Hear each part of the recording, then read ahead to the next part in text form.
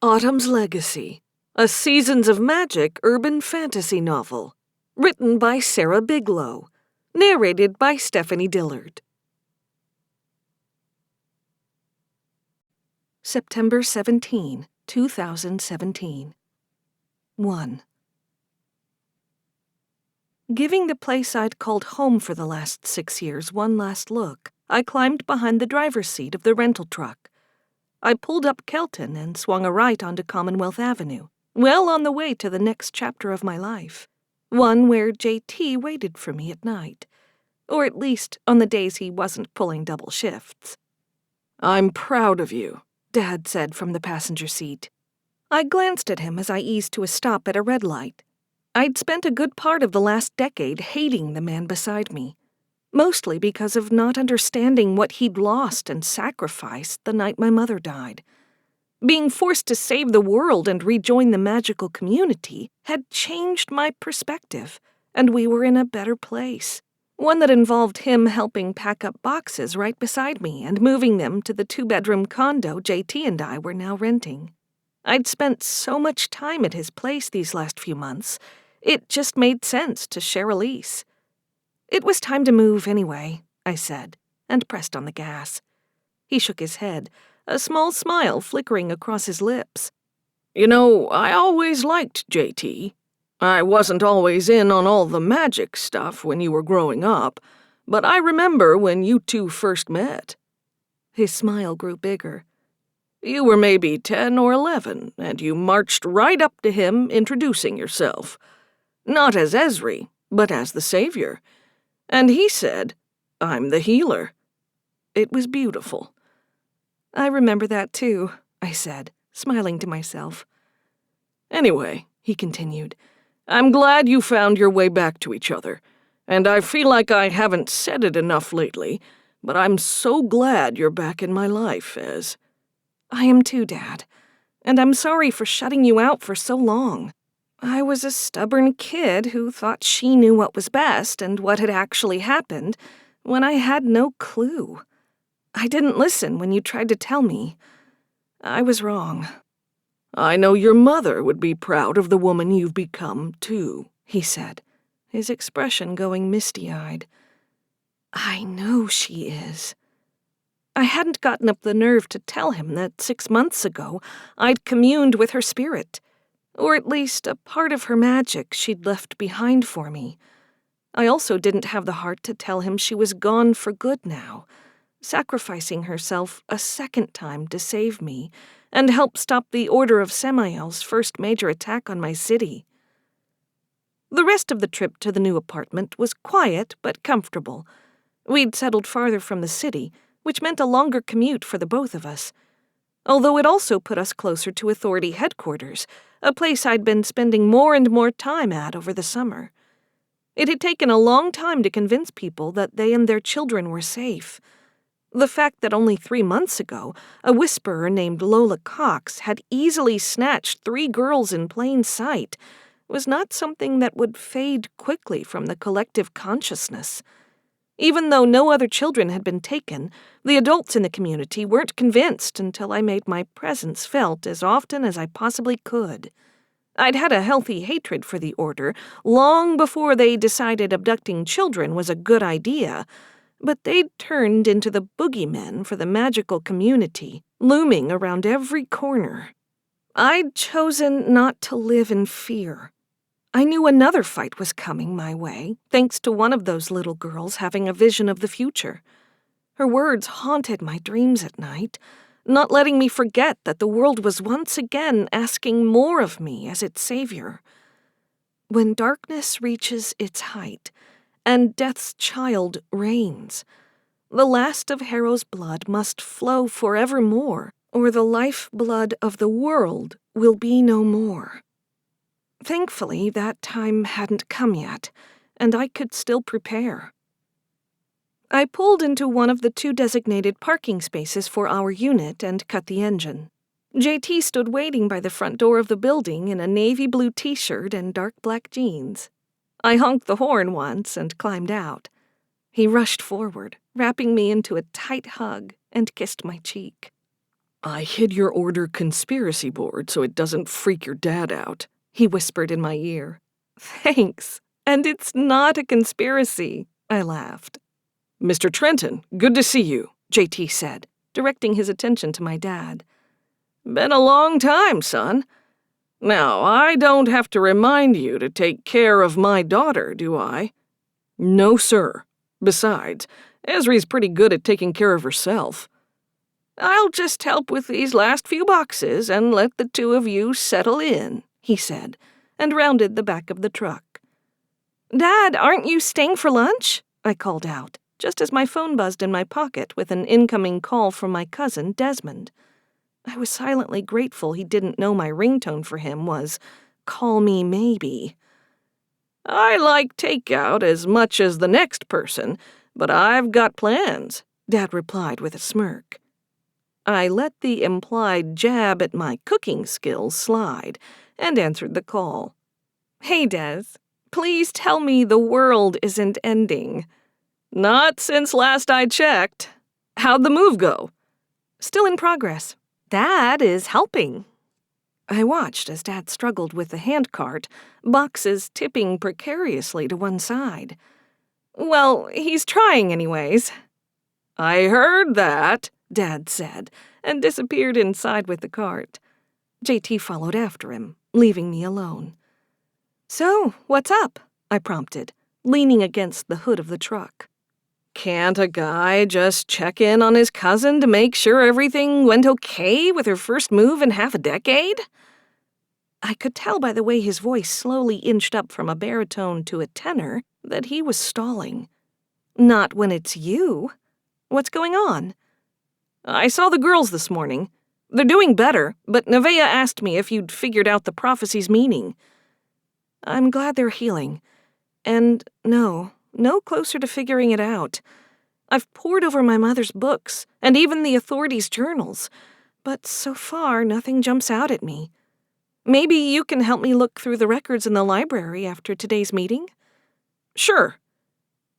The long pause signaled that whatever else he had to tell me wasn't something he really wanted to share.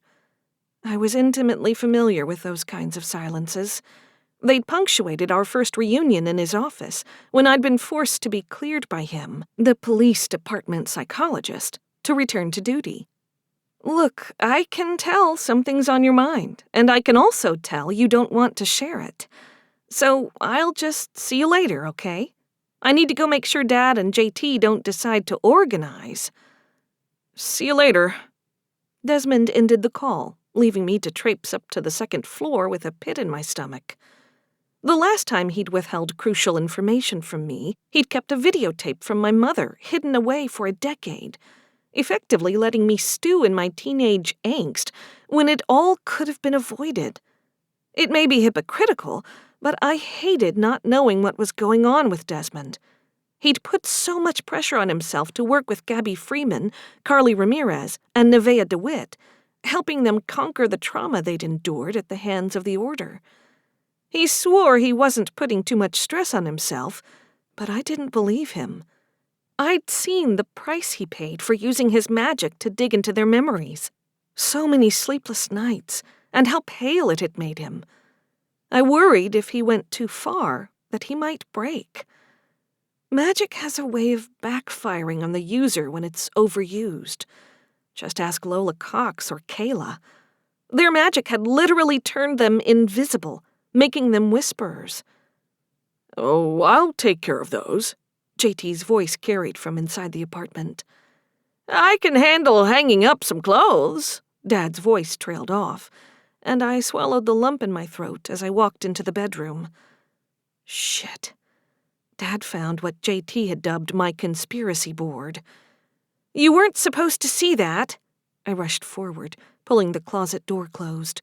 And what is it, exactly? My default was to keep him in the dark about magic.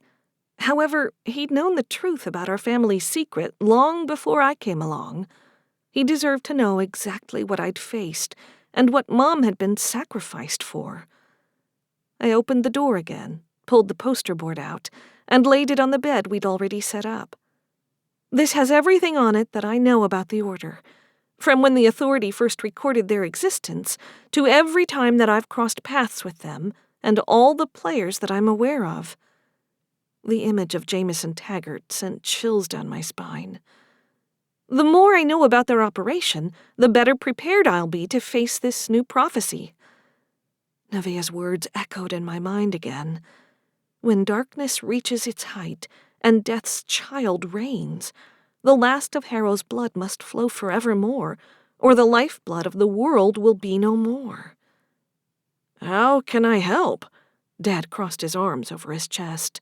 It must be an inherited trait, because I could swear it was me, and jutted his chin out defiantly. I appreciate the offer, Dad. I really do, but it's a magical problem. I set the board back in the closet and scooped up clothes hangers, setting them inside so they obscured the board. I know you want to do things on your own, sweetheart, but I'm here for you. I want to help. If it means protecting my daughter, I'll do whatever it takes. It can't hurt to get fresh eyes on what you've already looked at. Maybe a non-magical perspective will catch something we missed, JT said, fixing me with a look that clearly said, let him in. Yeah, okay. I guess that can't hurt. But I'll have to dig them out of boxes. I knew exactly what boxes contained my mother's pilfered magical texts. Yet I wanted to keep my dad out of the magical shitstorm that was surely on its way for as long as I could. How about this? I'll swing by in the morning after you've had a chance to unpack a little. I'll see what I can find then, Dad offered. Sure, that works. I wrapped him in a hug, and he kissed the top of my head like he'd done 1,000,000 times since I was a kid. I love you. I love you too, Ez. I didn't wait for JT to turn off the car before I jumped out of the passenger seat and raced inside, up the staircase to the meeting room. Instinct told me Desmond would be waiting for me. I found him standing by the far windows, staring out at the scenery beyond. Avery, his girlfriend, and my favorite tech whiz stood beside him. She turned first and gave me a smile. Hey, Ezri, she said. Hi. I focused in on Desmond. What couldn't you tell me over the phone? Avery nudged Desmond in the side, and he gave an audible exhale before he turned around, a broad grin on his face. Don't be mad, he began, closing the distance between us. But we didn't want to make a huge deal out of it. A huge deal of what? I demanded, my gaze shifting between the two of them. Desmond reached out and took Avery's hand. My eyes followed the gesture, noticing a slim silver band on my cousin's ring finger. Shut up! Surprise! Avery beamed, holding out her left hand to show off a matching band. We went down to City Hall this morning. Why didn't you tell me you were getting married, you jerk? I pulled him into a bear hug. Like I said, we didn't want to make it a huge deal, he repeated. I turned to eye Avery. You didn't want the whole church and reception? Nah, religion's not really my thing. Besides, we'll have a party later to celebrate. She leaned in. I told him we should have you and JT as witnesses, but he insisted we keep it quiet. What are we keeping quiet? JT appeared in the doorway behind us. Desmond got married without me, I answered before Desmond could speak. You know she's going to hold that against you for the rest of your life. JT laughed, but offered his hand to Desmond. Worth it, he replied. I stepped to the side, and Avery followed me. He was really worried that you were going to be mad, she whispered. I've never seen him as happy as when he's with you. I'm thrilled. Avery twisted the band on her finger. Is there another reason you didn't want a big wedding? I gestured toward her stomach. Oh, no. Maybe one day, but no, not now. I mimed wiping sweat off my brow, and she laughed. I mean, it's awesome either way, obviously. It feels good to be part of the family, Avery said, just as the doors to the meeting room opened. Belladonna Montez appeared, The color drained from her usually dark complexion. I hadn't seen much of her since her son Adrian died 3 months ago in an explosion. The same incident had claimed 3 law enforcement officers, too. Part of me still felt responsible for not bringing her son home alive. "You need to come quickly," she said, her eyes wide as she addressed me. "Something's happened. Yvette Covington's lost her magic." So much for the world not ending. 2. We followed Belladonna back down to the first floor. Instead of making the turn to the library like I expected, she led us back to the kitchen. Memories of our first meeting flashed through my thoughts. The kind way she'd spoken, and the overeager interest her son had expressed. We still weren't entirely sure he'd been a willing participant in the kidnappings 3 months ago, but I'd clearly missed something upon meeting Adrian. A regret I'd have to live with for the rest of my life. I left my entourage in the hallway. Yvette Covington sat on the bench, resting her head in her hands, as a young boy clung to her side. His big brown eyes tracked every movement around him. As I approached, he burrowed further into his mother's protective embrace. Yvette was relatively new to her seat on the council, and I didn't know her well. "Yvette, what's going on?" I sat across from her on the other side of the table. "It's gone," she whispered, not meeting my gaze. "That's not possible," I stated. Her gaze shot up to meet mine. "I can't feel it anymore. I even tried to do a simple spell, and nothing happened. I feel empty, like a piece of me is missing." "Let's not panic. I'm sure there's an explanation for what's going on," I said, and tried to give her a calming look. "How long ago did you try to do the spell?" "Right after I got here." "Okay. If she'd done magic that recently, I should be able to pick up traces of it without trying too hard. I'm going to try something, but in order to know if it works, I need to know what your magic smells like." "Eucalyptus?" I nodded and reached beneath my shirt to find the pentacle pendant and sandalwood charm I always wore. I inhaled deeply, letting the charm wash my senses clean. Every time, this ritual came with a little tingle at the back of my nose, preparing me to take in the world anew. I blew out the breath and let the space tell me about all the magic that had been used recently. I picked up on a hint of strawberry from my own magic, putting my intent out into the world, and a vague taste of spearmint. Desmond must have done some magic recently, too. No sign of eucalyptus anywhere.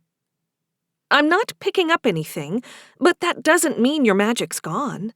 Like you said, the spell didn't work, so that could explain why I'm not picking it up." I opened my eyes to find Yvette's dark gray gaze boring into me. Her short blonde bob framed her face, highlighting the paleness to her skin.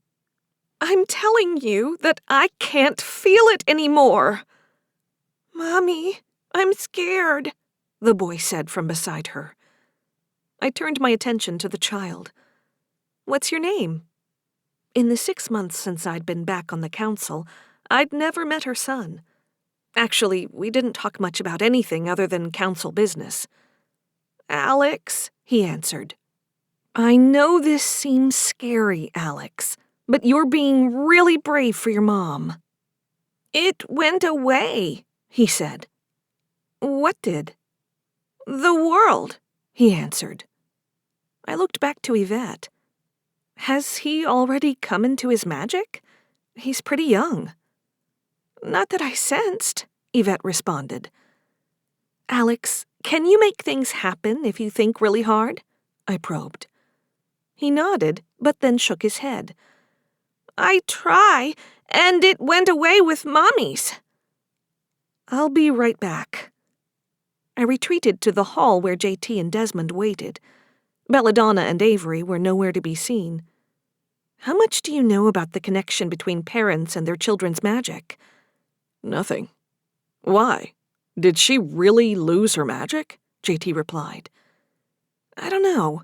She claims to have tried to cast a spell when she got here, but it didn't work. I didn't pick up on her magic just now either. Yet, if the spell didn't work, then I would expect it not to show up. I rubbed at my chin. But her son, who seems awfully young to have come into his powers, says he can't feel his either, that it disappeared at the same time his mother's did. Well, I mean, magic is passed through the maternal bloodline. That much we do know. So if something happened to his mother's abilities, theoretically it could affect his too, Desmond chimed in. I've just never seen it manifest in a kid as young as Alex. I mean, I knew about magic, but I couldn't really do much with it until I was at least 8 or 9. He can't be more than 5. Every child is different, Desmond answered, and for a second, the haunted look he'd had right after we'd rescued Nevaeh surfaced. I'm going to see what else I can get out of Yvette. I mean, if we can figure out where she was or what she was doing when it happened, that will make it easier to undo whatever it is. Be careful, JT and Desmond said in unison. Guys, relax. I'm just going to ask her questions. I waved away their concern that I was about to do something foolish and returned to Yvette in the kitchen. I'm going to help you in whatever way I can. You have my word on that. But I need to know more about what you were doing when it happened. Where you were. Everything you can tell me. I sat back down across from her. Yvette scrunched up her face and shook her head. It's hazy. Kind of like I know it's there, but I can't remember. I looked at Alex. Do you remember where you and your mom were before you came here and the world went away? The boy shook his head. It's empty. Okay. I have an idea of how to see what you did. It's risky, but it works. Have you done it before? Yes, except the last time was on a dying woman in a coma. Plenty of times. She nodded for me to go ahead. I could see Desmond and JT lingering just out of view in the hallway. Somehow they had known what I was about to do before I did. Time to throw caution to the wind. 3. I focused on Yvette's face, reached across the table, and took her hands in mine. The more points of contact, the better chance I had of connecting. Her hands trembled against mine, and I squeezed them in reassurance. Alex still sat beside his mother, watching me work with eyes wide. All you need to do is breathe and focus on the last thing you do remember from today, before everything went weird, I instructed. I'll try, she whispered. After a beat, she added, I remember being at home. We were going out somewhere. Good. Just hold on to that memory. What are you going to do? The tinge of nerves made her voice jump an octave. I'm just going to come along for the ride. Now, remember to breathe. She gave several audible inhales and exhales. I took in air through my nose and expelled it through my mouth, letting the world start to fall away. The scent of fresh fruit bloomed around me, wrapping around our joined hands, securing the bond between us. I could feel my own magic calling to hers, seeking a boost, but nothing happened. Maybe she was right and something had suppressed her magic. I pushed that question aside and turned my focus to following her memory. I eased into Yvette's memory. Alex sat at a small kitchen island, kicking his feet against the chair on which he sat. Yvette stood by the stove, a look of panic on her face, as she tried to salvage burned French toast. Mommy, I'm hungry, Alex whined. I know, sweetie. I want Daddy to make breakfast. Daddy isn't home right now. Yvette set the spatula and burnt remnants aside. But how about as a special treat, you and Mommy go out to breakfast? Just the two of us. Can we? He hopped off the chair, a broad smile on his face. Go put on your shoes. Alex raced from the room. Yvette turned off the stove and grabbed her car keys. The next moment, they were sitting in a restaurant that bustled with patrons. A thick stack of pre-cut French toast sat on a plate in front of Alex. Thanks, Mommy, he said, before digging in. I put a little distance between myself and the memory, trying to take in the surroundings, reaching out with my magical senses for anything that didn't belong. It was a skill I'd been developing since the summer, especially with memory manipulation being a go-to trick for the Order. The diner wasn't one I recognized.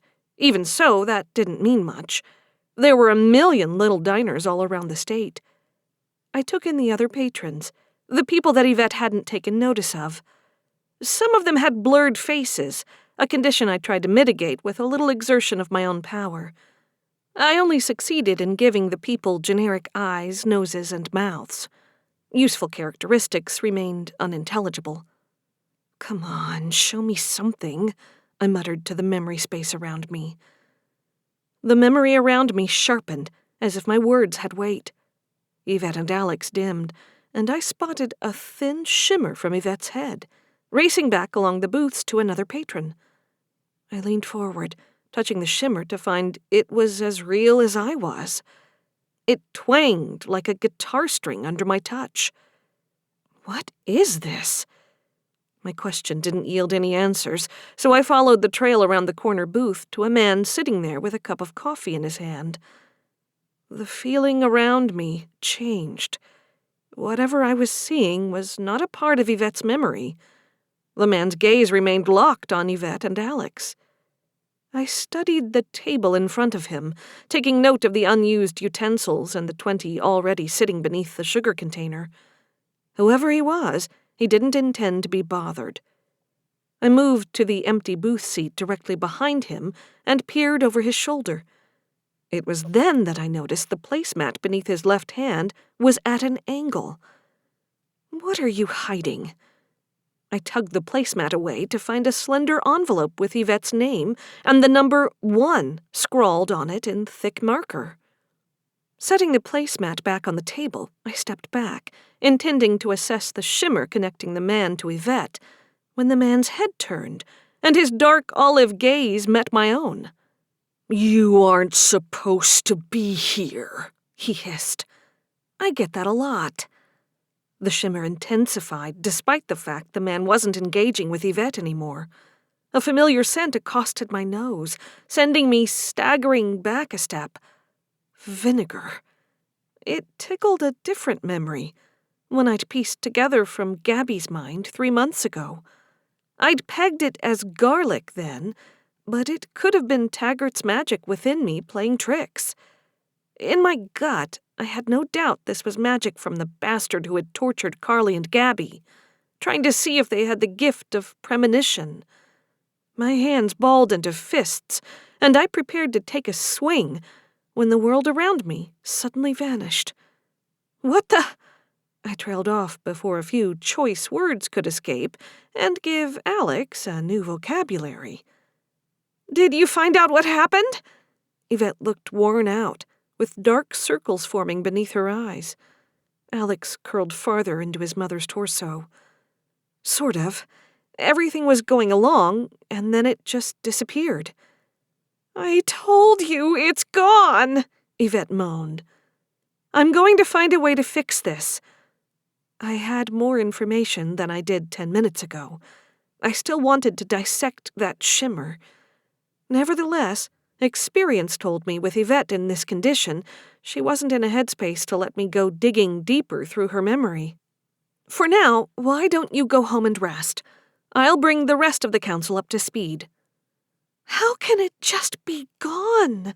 Yvette whispered, clutching her son close. That was the question I intended to answer. Just because my closest allies hadn't heard of it didn't mean it hadn't happened in the past. Clearly, someone had figured out a way to achieve this result. I wasn't convinced it meant her magic was wholly gone, either. Besides, the way magic had always been taught to me was that it existed in the world like a natural force, similar to gravity or inertia. It existed inside us, too, and could never be truly destroyed. It's why I carried Taggart's stone spell inside of me. I was strong enough to keep it from turning me into a statue, but it had to go somewhere months ago. It couldn't just disappear. Meaning if I could find the asshole from the diner, I could find Yvette and Alex's magic. Walking back into the meeting room set my nerves on edge. The semicircle of chairs had been assembled, and 11 of the 13 seats were filled. The door closed behind me, and all eyes landed on me. So, I'm not sure how many people know yet, but it seems that someone has taken Yvette Covington's magic and her son's abilities along with it. I stated it as matter-of-factly as possible before taking my spot beside Desmond. "What do you mean, taken?" Richard Henley, a balding man in his 50s, demanded. From what I could tell by going through her memory, someone siphoned it off. She can't feel her power anymore, and she doesn't remember the attack, I answered. Magic is part of a person's makeup, just like blood or DNA. It can't be gone, Belladonna insisted. I understand that. I don't have a better explanation right now, but what I can tell you is I'm going to figure out what's going on and why, and stop it from happening again. JT leaned close and whispered in my ear, "Please tell me the Order isn't rearing its ugly head again." Looks like it. Sorry. Damn. I waited for more questions, but none came. Either everyone had the same questions as Richard and Belladonna, or they were too scared to probe more.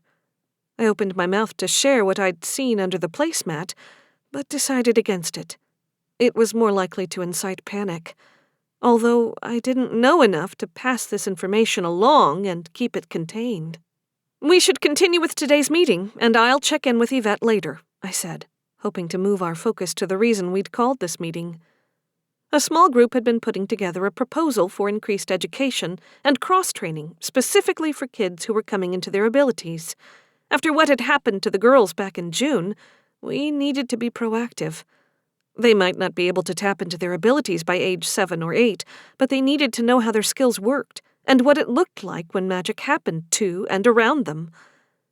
We're all agreed that general classes need to begin with the elementary school-aged children, Richard said.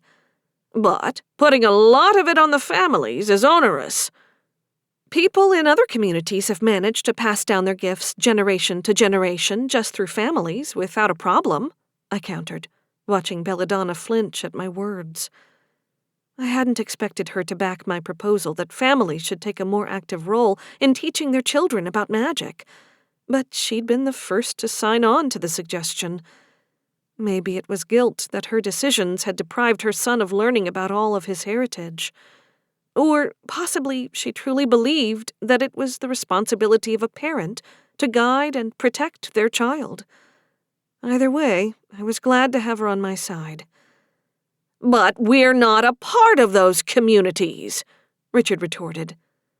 Careful, Rich. Your privilege is showing, Desmond said, just loud enough to make the other man flush. I don't think it would be that hard, Laurie McGinn said from the other end of the semicircle. We could develop a standard curriculum that all families would use as a starting point. Sure, some instruction would vary depending on the family and their magic abilities, but we can put that together. When Richard gave her a raised brow, she fixed him with a knowing smile. I'm a public school teacher, remember?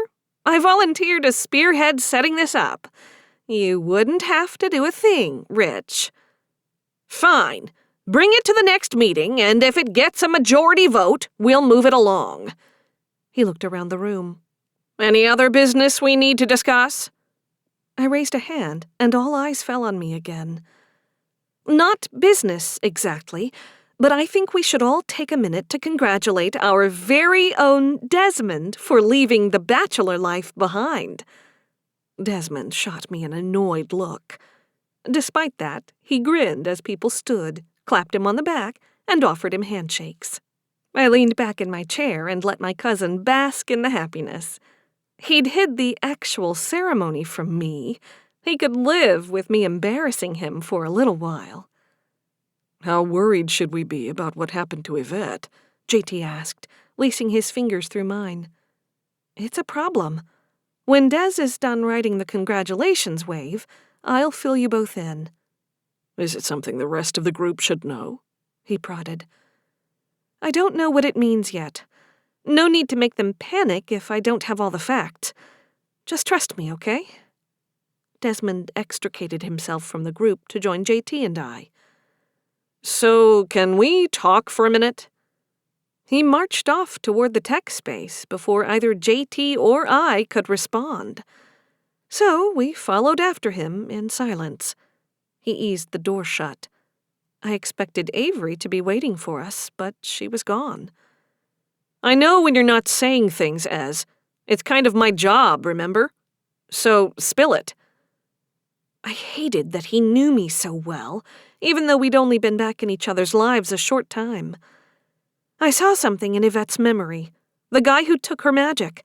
He had an envelope with her name and the number 1 written on it. I didn't see what was inside, but I'm guessing it had pictures or something, so he knew who to target. Number 1 typically means there's more to follow, Desmond said, the joy melting from his features. I know, but I haven't figured out where that information came from, or how he even managed to take her magic. JT reached down and squeezed my hand. Why do I get the feeling this means another trip into Yvette's memory, but in your own head? I flashed him a small smile. Because you know me so well. You're not doing it alone. You throw yourself into danger too easily, Ez. Besides, it's reckless, Desmond added. Des, I'm the savior. It means I go first into this fight. We both love you, but you aren't indestructible. Or did you forget you've almost turned to stone twice now? Des scowled at me, clearly unnerved by the memory. I haven't forgotten. I reflexively touched the left side of my ribcage. I carry that possibility with me every day. Even so, if I'm afraid of it, that gives the bad guys power. I refuse to cede anything to those murderous assholes. I reached out with my left hand and took Desmond's so that I held both their hands. Look, I'm not going to be alone in this. I've got both of you backing me up. JT turned to Desmond. I'm not going to let anything happen to her. You have my word. The minute you find out anything, you need to call me, Desmond replied. They're worried out there as it is. The more information we can give them, the better. I'm on it. I gave his hand one last squeeze before he left the room. You can bring people into memories with you, right? JT asked as we followed in Desmond's wake. I'll need you on the outside, monitoring me, I said, not answering his question directly. You've been physically attacked doing this more times than I'd like. I'm going in as backup. I huffed in annoyance. Fine, but we better get to it. Desmond's not wrong about everyone being on edge. The sooner I can solve this, the better. Now I just had to hope my own memory of what I'd seen was enough to provide the answers. 4. Settling on the couch, our only piece of living room furniture assembled at the moment, I cleansed my magical palate again. The cushions shifted as JT sat beside me, taking my right hand in his left. So, how do we do this? You try not to do anything magical. I've signal-boosted Des before. However, the last time I went into my own memory, I had a non-magical person along for the ride. Got it. Keep my sweet powers in check. God, his puns were terrible, and I love them. You should be able to move around inside as an observer, I added. Concentrating, I let my own magic build up around us, wrapping tight around our joined hands and pulling the memory to the forefront of my brain. With a single exhale, we slipped into the memory. I watched myself watching Yvette with Alex, and the Order member. This is wild, JT said from beside me. Yeah. Look, I need to examine that shimmer. See what else you can find out from the envelope under that guy's placemat, I directed. You mean the guy you just approached? I looked to find memory me examining the man. Give me a second, I told JT, and poured out a little extra power, willing the memory to pause. Okay, try it now. The mental pause button thrummed at the base of my skull, reminding me that even I have limits in a memory of my own making. So I closed in on the booth where Yvette and Alex sat to get a close-up look at the shimmer connecting her to the man across the room. Upon closer inspection, it looked like single strands of hair or fiber. I ran my fingertips along the top and bottom of it, expecting it to be wispy and vaporous, but it was a solid mass connecting the two. It was only my memory of someone else's altered thoughts, but if I could figure out how to reverse it here, I could duplicate it in the real world. So I poured out even more will, strawberry permeating everything around me, trying to get the siphoned magic to reverse course and return home. Instead, everything around us began to shake, the memory within a memory starting to break down. "We need to go," I called to JT. "I've almost got it," he said, holding up the folder. The space around me tilted on its axis, and my stomach sloshed. "Leave it here! I don't think we can take it with us, and we really need to go. Now!" JT tipped the envelope on its side, letting the contents spill into his hand. I couldn't see what he'd found, but my vision began going blurry at the same time. My head pounded as the memory resumed playing out. The man's head swiveled to look at memory me. At the same time, I reached out and pulled JT with me, back to the safety of our condo. The space spun in dizzying circles around me, and I hung my head between my knees to keep the nausea at bay. JT's hand pressed into the small of my back, rubbing concentric circles. "Told you that you needed backup," he said, before the couch cushion shifted beside me, and his hand fell away. "Heal now, please. Lecture later," I moaned, as he handed me a glass of water and some aspirin. Not what I'd hoped for, but I couldn't expect my healer boyfriend to use his own powers every time I had a headache. Magic comes with a price, even if it's a small one. So I downed the pills and drained the glass, tasting a hint of honey in the aftertaste. Maybe he'd given them a boost after all, because the pain in my head subsided faster than normal. "So what did you find?" I asked, sitting up and leaning against the back of the couch. I closed my eyes to ensure the world didn't continue to spin. "It looked like city records of Yvette's house. How long she's owned it, property taxes, and things like that. There was also a list of names scrawled on the back." The way he trailed off told me there was more to what he'd found. I opened my eyes and looked at him. "Whose names?" He rubbed at his chin, not meeting my gaze. "Ours. The whole council." A lump formed in my throat, making it hard to breathe. The Order had found out who was on the council. I shouldn't have been surprised. It's been primarily hereditary since its founding, and I knew of at least one high-ranking Order member who'd started out on our side of the fight. Before he was a sleazeball FBI agent hell-bent on orchestrating ritual murders, Jameson Taggart was just another authority member. Shit. "It definitely doesn't look good. What about you? Could you figure out the spell?" JT's words washed over me, pushing thoughts of Taggart away. "No." I propped my elbows on my knees, gesturing with my hands. In the memory, at least, it felt solid, like a cable connecting two machines. I tried to reverse the flow, and that's when everything started to destabilize. "It was a memory, though. You couldn't change what happened," JT commented, sitting back down beside me. "I just thought if I could figure it out there, I could do it here. Maybe give Yvette and her son back what was taken." "And you pushed yourself too much in the process. Even you, oh great savior, have limits." "I'm aware of that, but the title also comes with responsibility that only I can bear," I reminded him. He cupped my cheek in his hand. "I love you, but you take too much on yourself.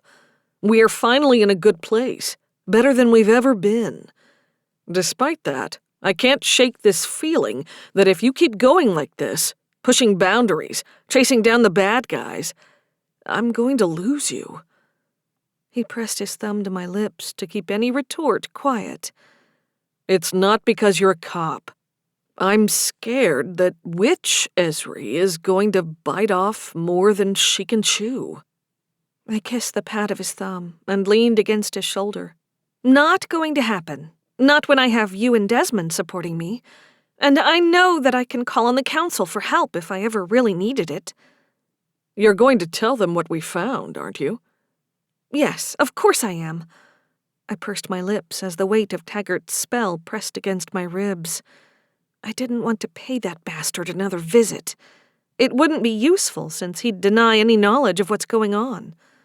Besides, if he'd passed on the names of the council, he'd have done it when he switched sides, not now. Which posed the question, why now? "You got lost for a minute," JT whispered. I snuggled deeper into his embrace. "Sorry. Just thinking about whether or not it's worth it to see Taggart." "I'm off shift tomorrow. If you do decide to pay that creep a visit, I'll go with you. I don't like the idea of you being alone with him." "He's shackled, JT. And the last time I saw him, I beat his ass, magically speaking. He doesn't scare me. I just have a feeling he wouldn't tell me the truth, even if he knew what was happening." "Your dad's coming over tomorrow, right? Maybe he can dig into records and see if anyone else changed sides." "It does seem pretty safe, sticking Dad on research duty. After all, he wasn't magical, so he shouldn't be in the Order's crosshairs." JT fell silent beside me, and I let the peacefulness of our new home wash over me. Sure, there were boxes to be unpacked and art to hang, but it still felt like home. "So you really didn't know anything about Des and Avery?" His question broke the silence. "Not a thing. I can't believe he didn't even want me there. So much for him being all about family," I grumbled. "I know. It did seem a little out of character for him to make such a big decision without the rest of his inner circle being involved." JT leaned forward. "Do you think it's a baby?" Avery said no. I didn't ask in so many words, but it was heavily implied, and she shot it down. "What about you?" Last I checked, we were using protection," I said, unintentionally putting distance between us. "I meant marriage. What do you think about the idea of marriage?" "I love you, but we're still young, JT. We just found our way back to each other. I don't want to rush into something." His face fell, and I knew it wasn't the answer he'd been expecting. "I'm not saying never, just not right now. Besides, you know Des would say we were just copying him." Images of JT trying to dress and act like a pre-teen Desmond flashed through my brain. Back before I'd pushed everyone I loved and who loved me away. JT nodded and smiled, though it was tight-lipped. "You're right. I was just joking." "No, you weren't," I said, brushing strands of hair out of his eyes. "And I love you all the more for it. Now I need to check in at work. I'll be back in an hour or two. Don't eat all the takeout without me." "Wouldn't dream of it." I left him sitting on the couch, no doubt trying to piece together how that conversation could have gone a million different ways. He wasn't the only one. I hadn't dated seriously since high school. I'd had a good example of a solid relationship from childhood with my parents. Even so, like everything else in my life, my mother's death cast a dark shadow over wanting to let anyone in. Before her death, I would have swooned at just the thought of marrying JT, and would have jumped on board with it at the drop of a hat. That wasn't me anymore. Neither of us were who we were back then.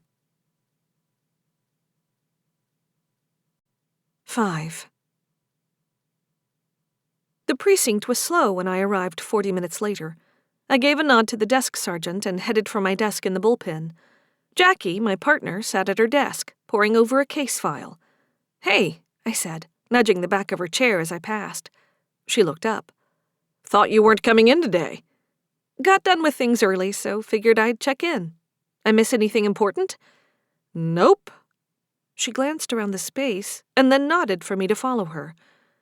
I ignored the unease creeping up my spine as I followed her into a vacant witness interview room.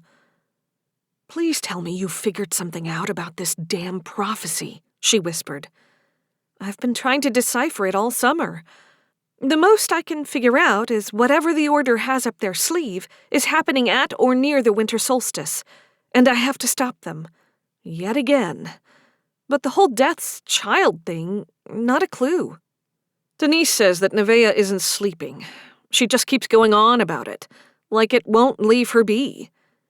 Desmond mentioned she was doing better in their sessions. Jackie crossed her arms over her chest and hung her head. "I think she puts on a brave face for him and the other girls. She wants her friends to heal and be okay, but she's putting her own trauma on the back burner." I leaned against the closed door behind me. "Do you know if Desmond has gone through her memories with her to try and parse what she went through?" Jackie shook her head. "She doesn't talk about it with me. She knows you're my partner and that you rescued her. Even so, I think she's realizing that I can't protect her from magic." "Jackie, I'm sorry. It has to be hard being on the outside, but knowing everything you do," I said. "Don't worry about my feelings, Ezri. I get it. But I think she'll feel better and be able to move forward once she knows that you've gotten it sorted out. That you know what's coming and you're ready." "I'm working as fast as I can, but prophecies are kind of vague by nature. And with everything else that's just dropped in my lap." "What's happened now?" Now was as good a time as any to fill her in. I let out a slow breath. One of the council members, Yvette Covington, had her magic stolen, and it's affecting her son, too. It looks like it was a targeted Order attack, and if I'm right, she's only the beginning. I think there was a list. They could be coming after all of us." "How do you know it's them?" Her words said they didn't believe me, whereas the way her face paled and her gaze narrowed said she believed me. "I went into her memory and I saw the man who was taking her magic. I could smell his magic." I paused and swallowed. It was the same man who tortured the girls. My partner's gaze turned steely, making her usually dark brown irises look metallic. "I'm in." I appreciated her unwavering support, but this wasn't a case for the police. "I'm not sure what you can do on this one. There's no crime we can investigate. Yvette doesn't even remember what happened. And it's not like we can say she was drugged, because we both know that's not the Order's MO. Whoever this bastard is, he hurt my niece. I want his balls in a vice." "Believe me, I want him to hurt just as much as the girls did. We don't have any concrete evidence to get you involved officially." "Unless Nevaeh or Carly identify him," Jackie offered. "The cases are closed. Lola Cox admitted to kidnapping them, and none of the girls could identify the people holding them. They couldn't even offer up a sketch, remember? Trauma victims recall pieces of memory months later. Ezri, please. Nevaeh isn't the only one haunted by what happened.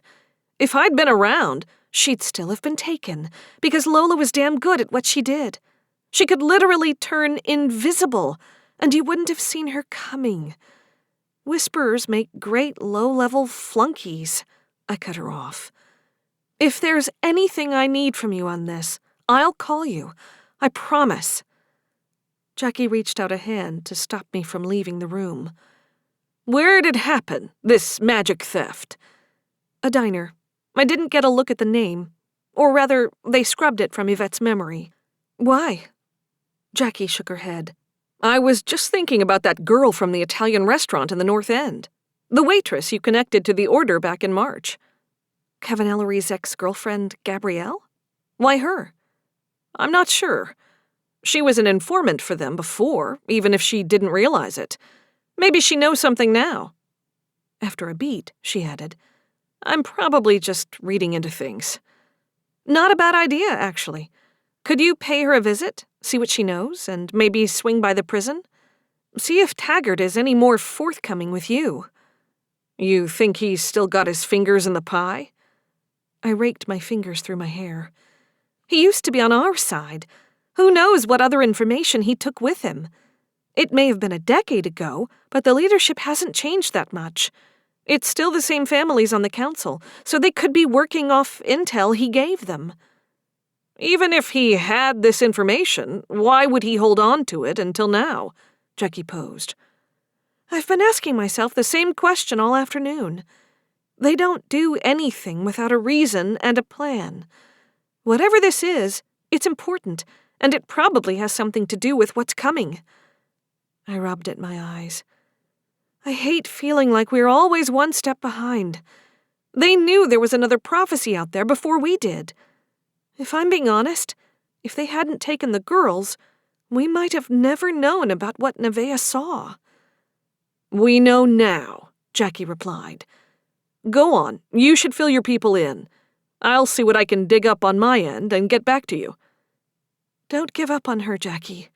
Whether she knows it or not, she needs your type of protection just as much as her magic. Thanks. Jackie gestured for me to open the door, and together we stepped into the hallway leading back to the bullpen. I'm going to dig into Taggart's known associates while I'm at it. See if any of them pop up as being possible members of this little cult. I didn't entirely agree with her assessment of the Order as a cult, mostly because, when it came right down to it, our recruiting methods weren't all that different. We approached new magical families offering them guidance, protection, and a place to learn magic.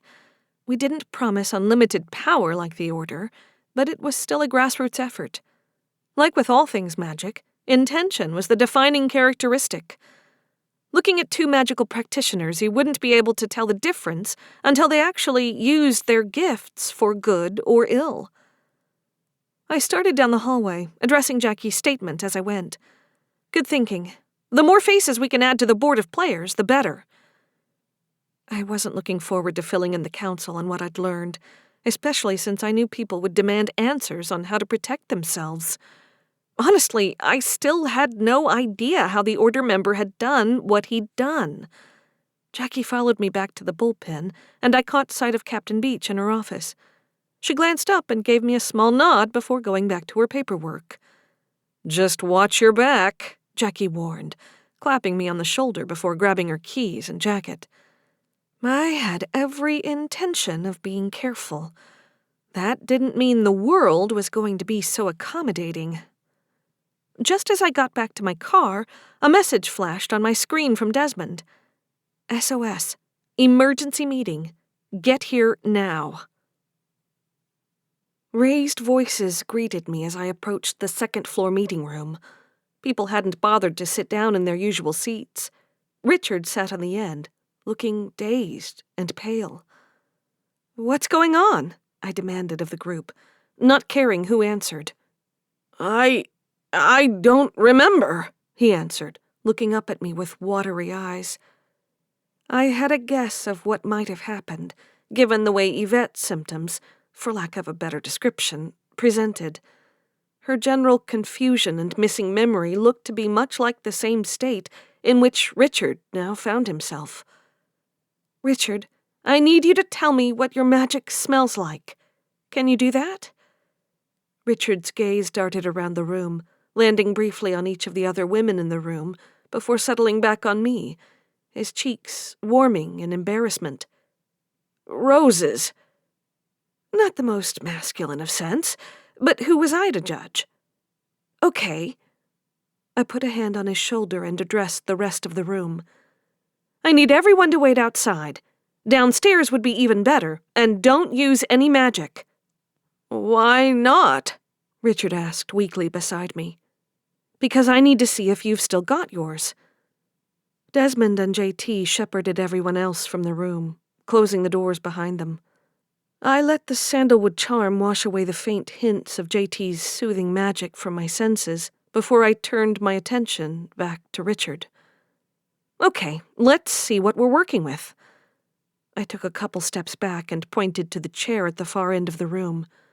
Move that chair to right below the window. I gestured to the far side of the room. I'll try. The bluster and macho attitude were gone as he squinted and held out a hand, like a magician on television. I guess those depictions had to come from somewhere. Beads of perspiration broke out along his hairline and upper lip, but nothing happened. I didn't detect any hint of roses.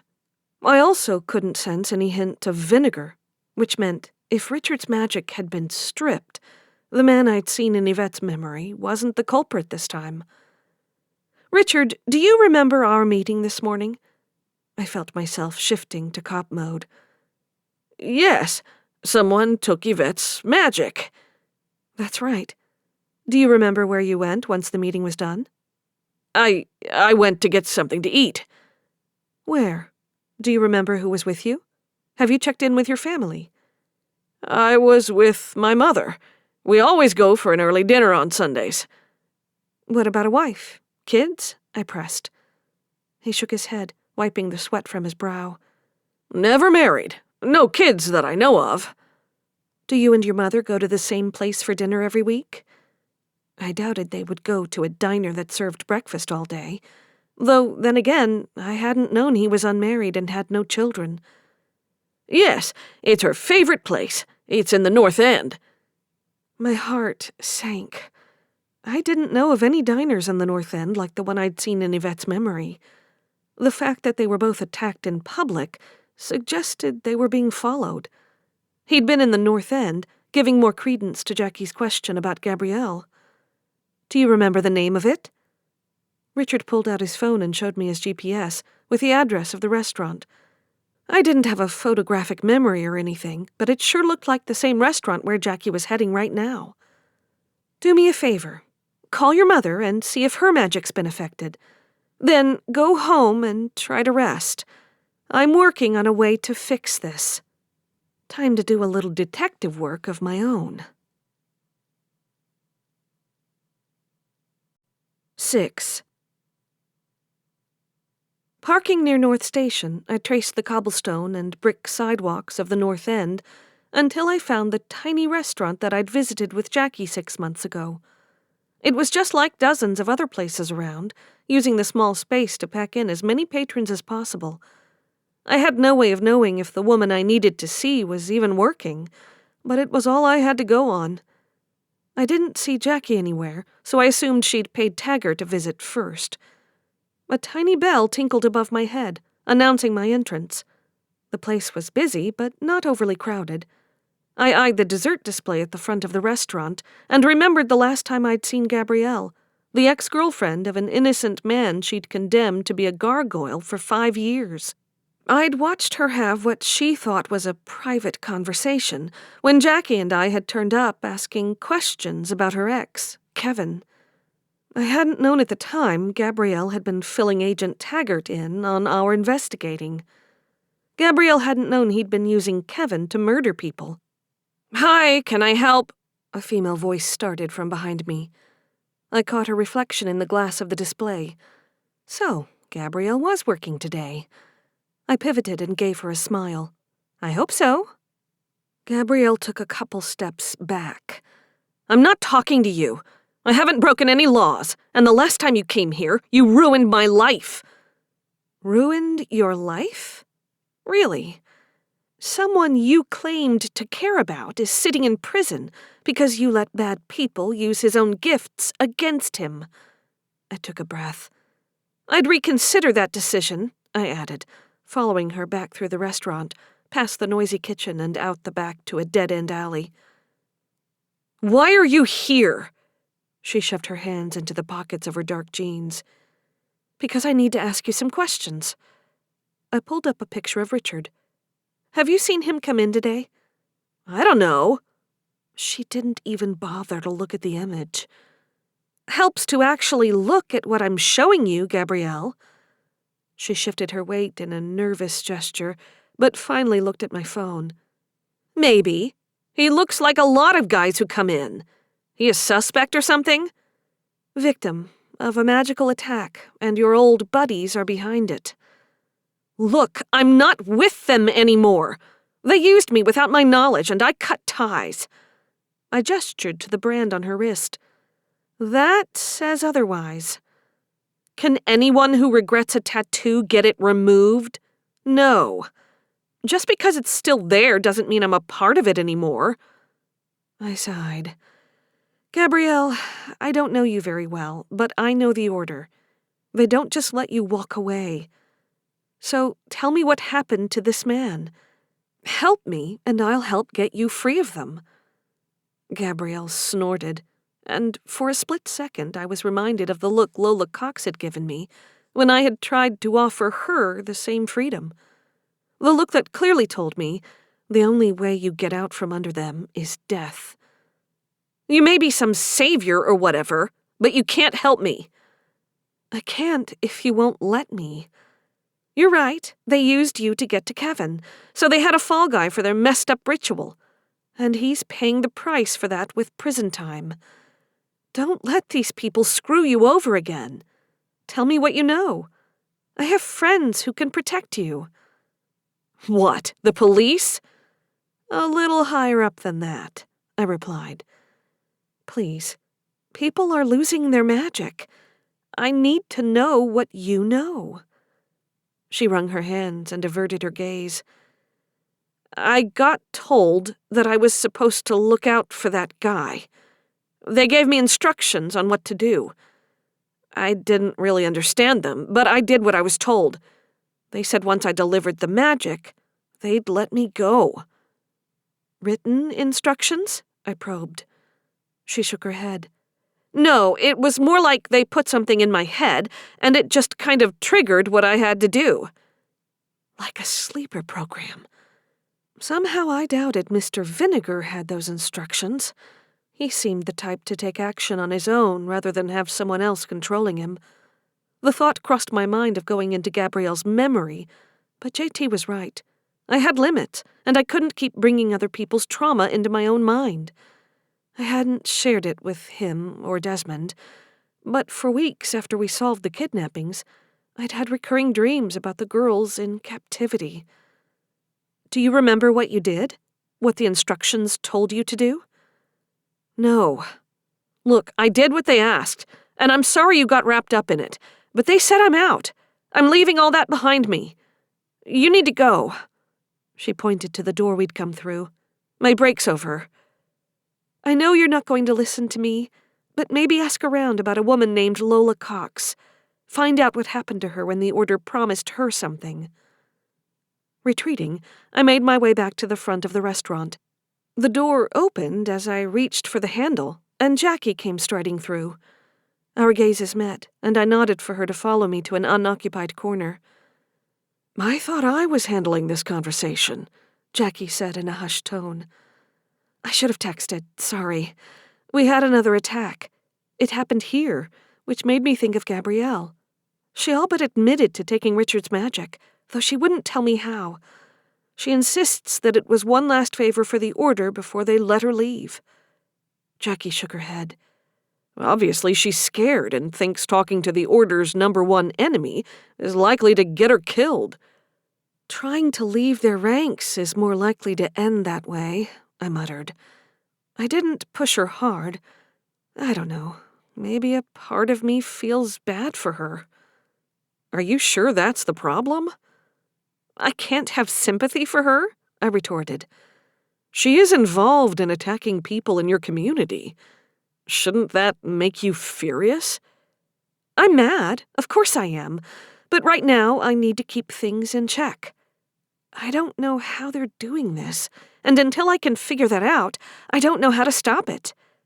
So you map where everyone's been and see if there's any overlap. Both attacks have happened in very public places, an all-day breakfast diner and a hole-in-the-wall North End Italian restaurant, nowhere near each other from what I can gather. They probably aren't dumb enough to attack in someone's home or at headquarters. The amount of magic in either place is enough to make things go sideways. So maybe you institute a quarantine for everyone on the council, Jackie suggested. It made sense. Moreover, I had no idea how I would enforce it. I couldn't babysit a room full of adults and their families, in addition to solving the threat to my people at the same time. They wouldn't go for it. That's a lame excuse, and you know it, Ezri. I nudged her arm. Can we talk about this somewhere else? I don't need Gabrielle overhearing us. She may think she's free of the order, but we both know that isn't the case. Couldn't you have tried that whole memory walk thing you did with the girls? Jackie held the door for me, and I stepped into the crisp evening air. I've done that twice today already. Plus, I tried to go through someone else's memory in my own head. I need time to recharge first.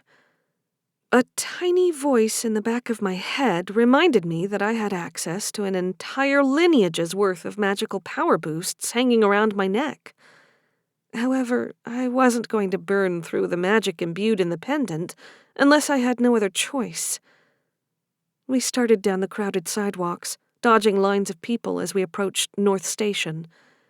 I paid our old buddy Taggart a visit on my way here, like you asked, Jackie said, once the crowds around the station dissipated.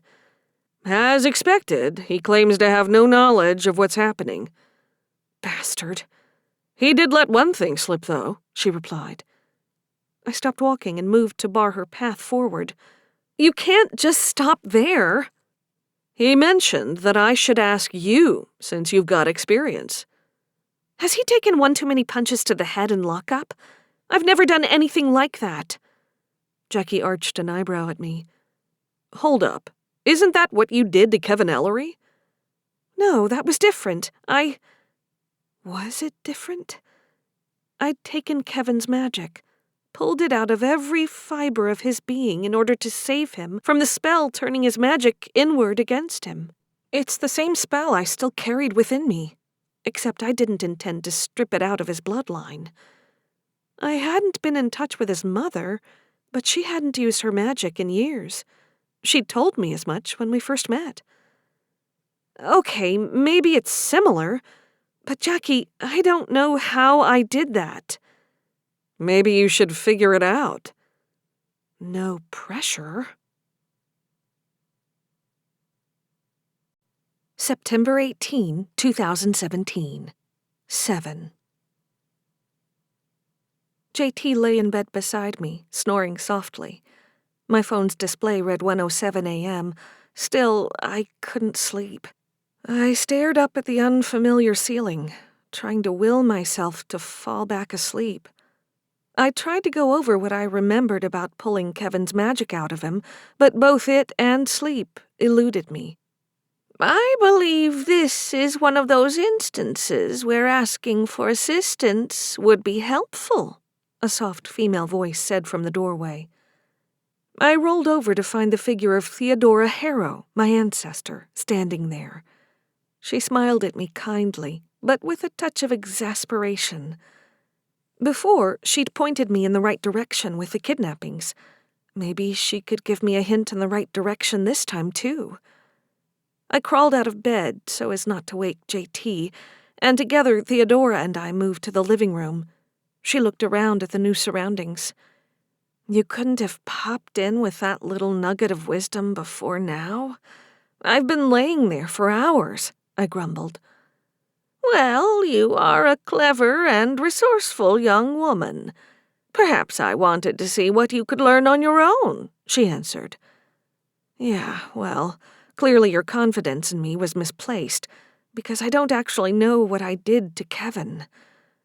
I pushed hair out of my face and began to pace among the boxes strewn around the room, my breathing starting to pick up. I could feel my heart starting to beat faster in my chest as my frustration rose. Child, be still and look at me, Theodora commanded. I stopped moving and locked eyes with her. I watched her inhale and exhale in a steady, slow rhythm, despite the fact she wasn't really alive. I mirrored her breathing, and with each breath, my heart slowed back to normal, The anxiety ratcheted back down to manageable levels. "Sorry," I mumbled. She closed the gap between us and took my face in her hands. "You carry the weight of the world on your shoulders, my dear. For that, I feel I must beg your forgiveness. But you also carry great strength in you." I nodded. "I know. Our family magic." "There's more to it than you understand, but that's for another time. Let us turn our minds to the problem at hand. The young gargoyle." "I told you, I'm stuck." "Describe what happened," Theodora said. "The details of what your surroundings and your magic felt like." I stepped out of range of her touch and settled on the couch. I closed my eyes and let my magic build up around me. It wasn't exactly the same as a trip down memory lane, not like I'd been doing all day, but it was enough of a boost to help me recall what happened. We were in the public garden. It was a little cold, but a pretty clear night. It was after midnight. Eleanor helped me create a binding circle to talk to Kevin. "What did your magic feel like?" Feel like? I'm not sure. I told Kevin to try to use his magic. We were going to try and redirect what it was doing to him. I didn't mean to strip him of his powers. "No, you had intention to change what was. That is a starting point," Theodora replied. I'd gone in intending to turn him back to human from stone.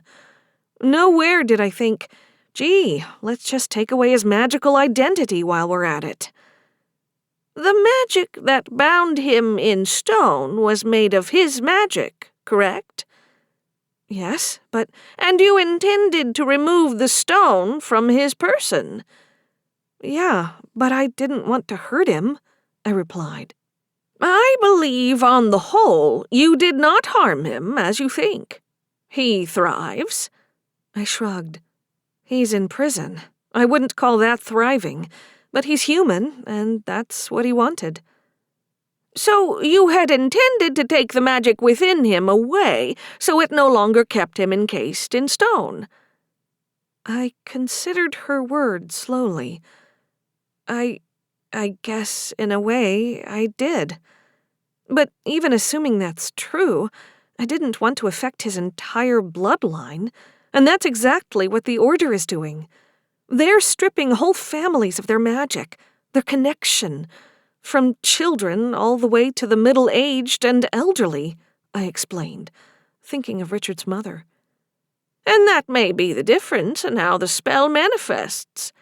Perhaps you would like to confirm whether your actions had the same result." "I'm not calling Mrs. Ellery in the middle of the night," I answered. "Ez, who are you talking to?" JT stood in the doorway to the bedroom looking sleepy and so adorable. "No one," I lied. I wasn't sure he'd understand the magical assist. I knew Desmond would be pissed if he found out about this special family connection, and that I'd shared it with someone other than him first. "It's the middle of the night. Come to bed. You need to get some rest." "Couldn't sleep, so I came out here to think." "Sorry, I didn't want to wake you up," I told him, leaving the couch and wrapping my arms around his torso. "You know I can tell when you're lying, Ez. You were talking to someone. Who was it?" I trusted JT. After everything I'd put him through, I knew he deserved the truth. "Sometimes I get visits from dead relatives." Explain, because it just sounded like you're saying you're haunted by ghosts. Magic can do a lot of amazing things, but I'm pretty sure raising the dead is out of even your wheelhouse." He'd clearly never met a necromancer before. "They aren't ghosts, exactly." I touched the pentacle around my neck. "You know this was passed down through my family since the witch trials, right?" "Yeah, your mom gave it to you on your birthday before she died." I felt his back stiffen as the words left his mouth.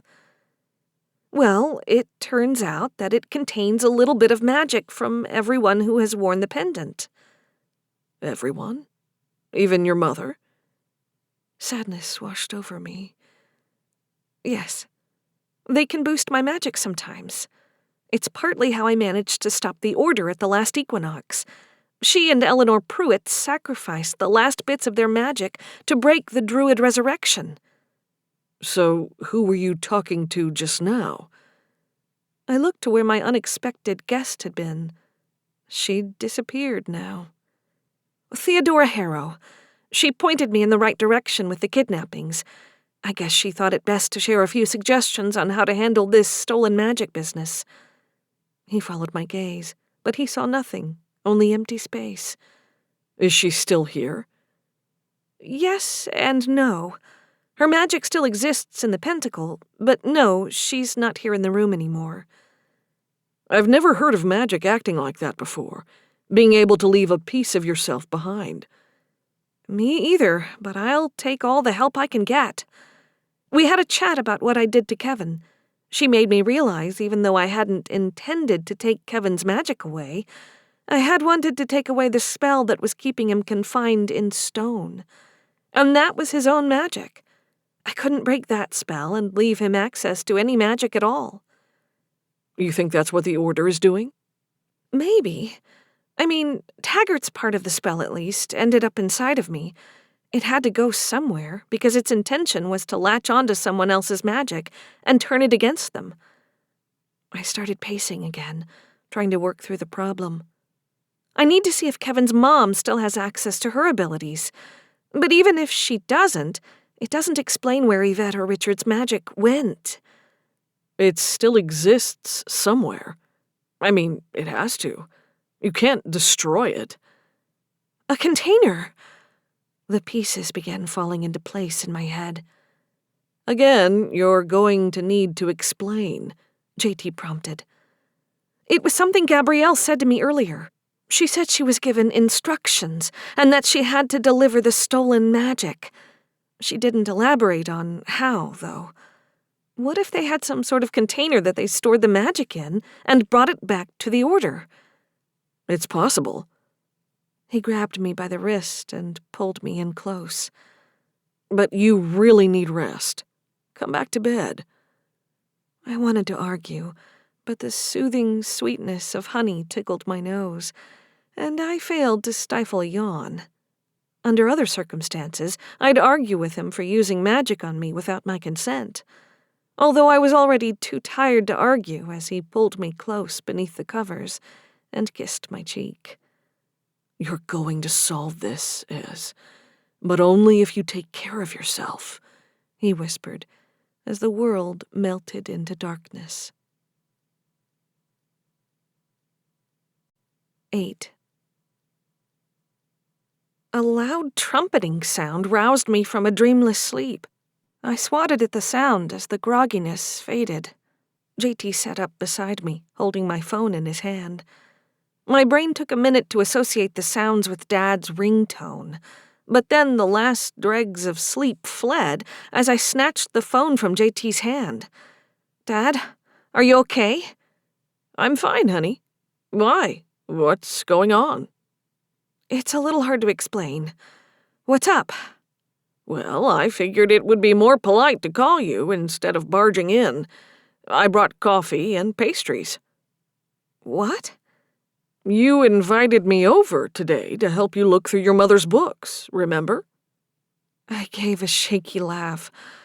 Right, of course. Give me like 5 minutes. I ended the call and looked to JT. He brought breakfast. Let's not keep him waiting then. 5 minutes on the dot later, I pulled open the front door and ushered Dad inside, snatching the coffee cup with my name on it. It was strong and heavy on the sugar, just like I preferred. When did he learn my coffee order? So, seeing as I'm here, why don't you tell me what's going on that's so complicated to explain? JT disappeared into the kitchen, leaving Dad and I standing in the living room, staring awkwardly at one another over to-go coffee cups. Well, members of the council are losing their magic.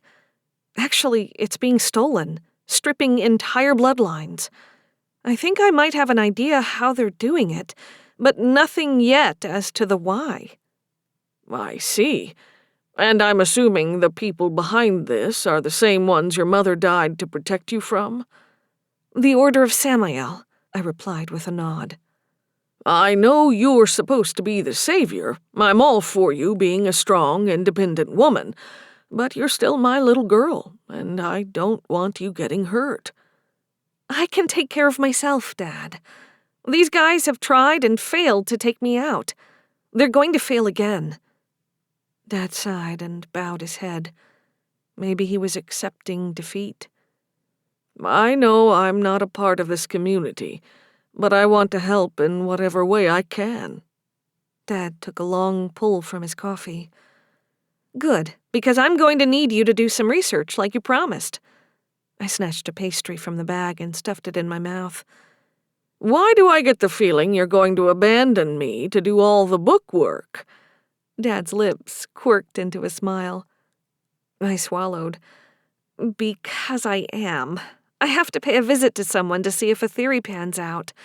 And as much as it pains me to admit it, we need to convene another emergency meeting of the council and come up with a game plan.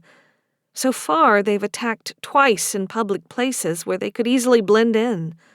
We were already down 2 of 13 council members in a day. We need to figure out a contingency plan to keep the rest of the members and their families safe." "I've already called my parents and told them to stay indoors for now," JT said, returning from the kitchen with plates and utensils. What a gentleman. Good.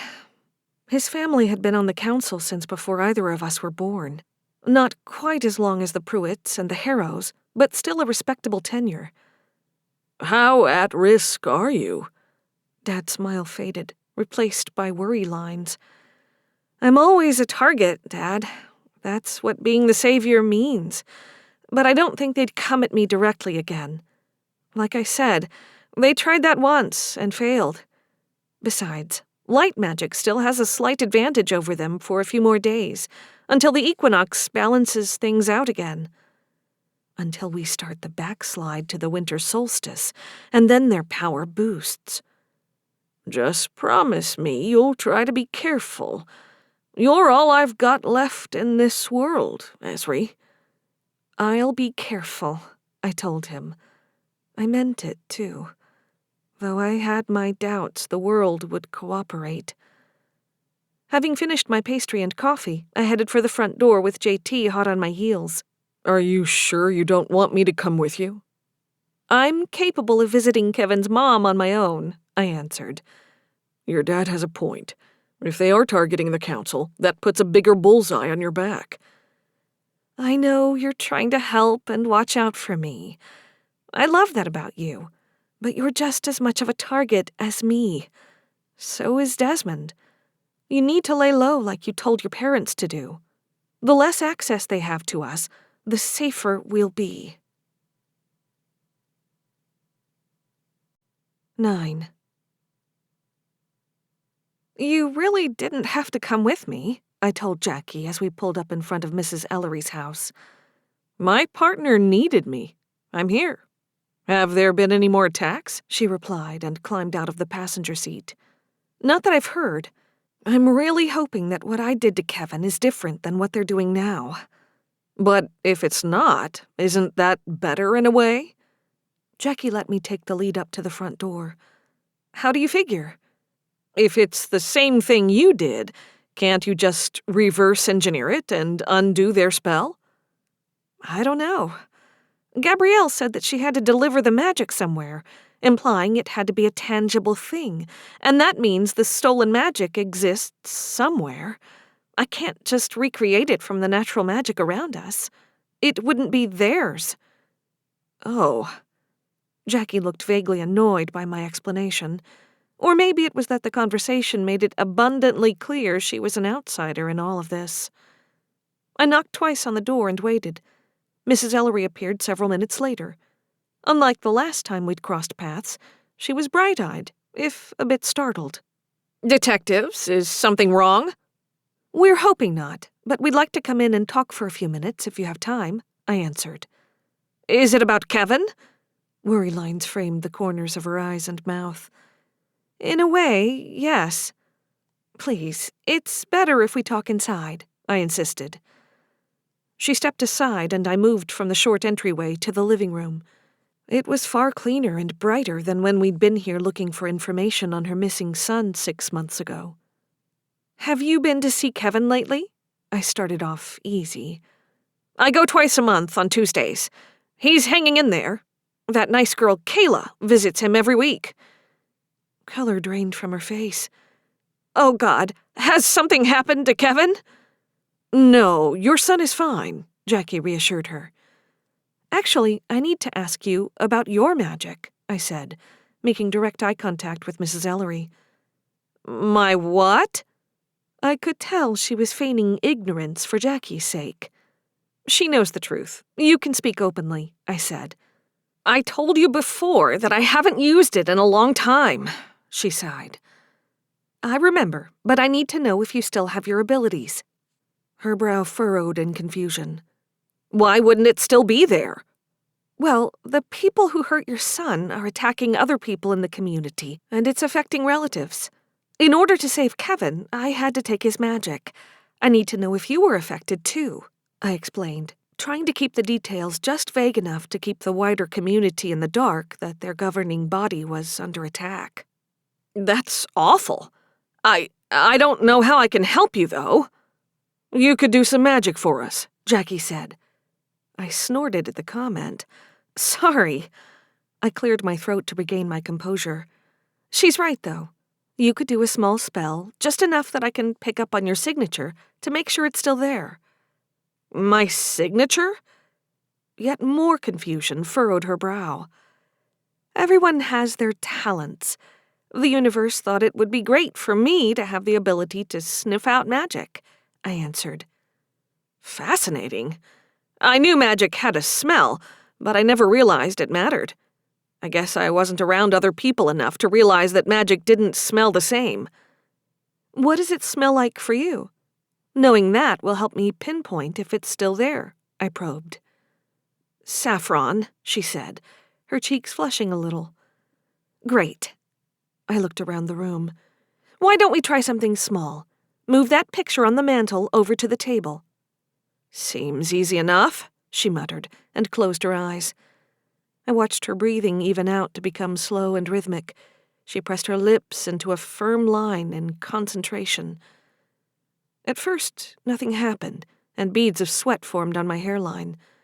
Maybe I had done exactly what the order did to Yvette and Richard. Then the fragrant scent of saffron filled the room, and the picture frame zipped through space, landing on the table. I think that answers that question, Jackie offered. Relief washed over me, and I pulled Mrs. Ellery into a bear hug. Thank you.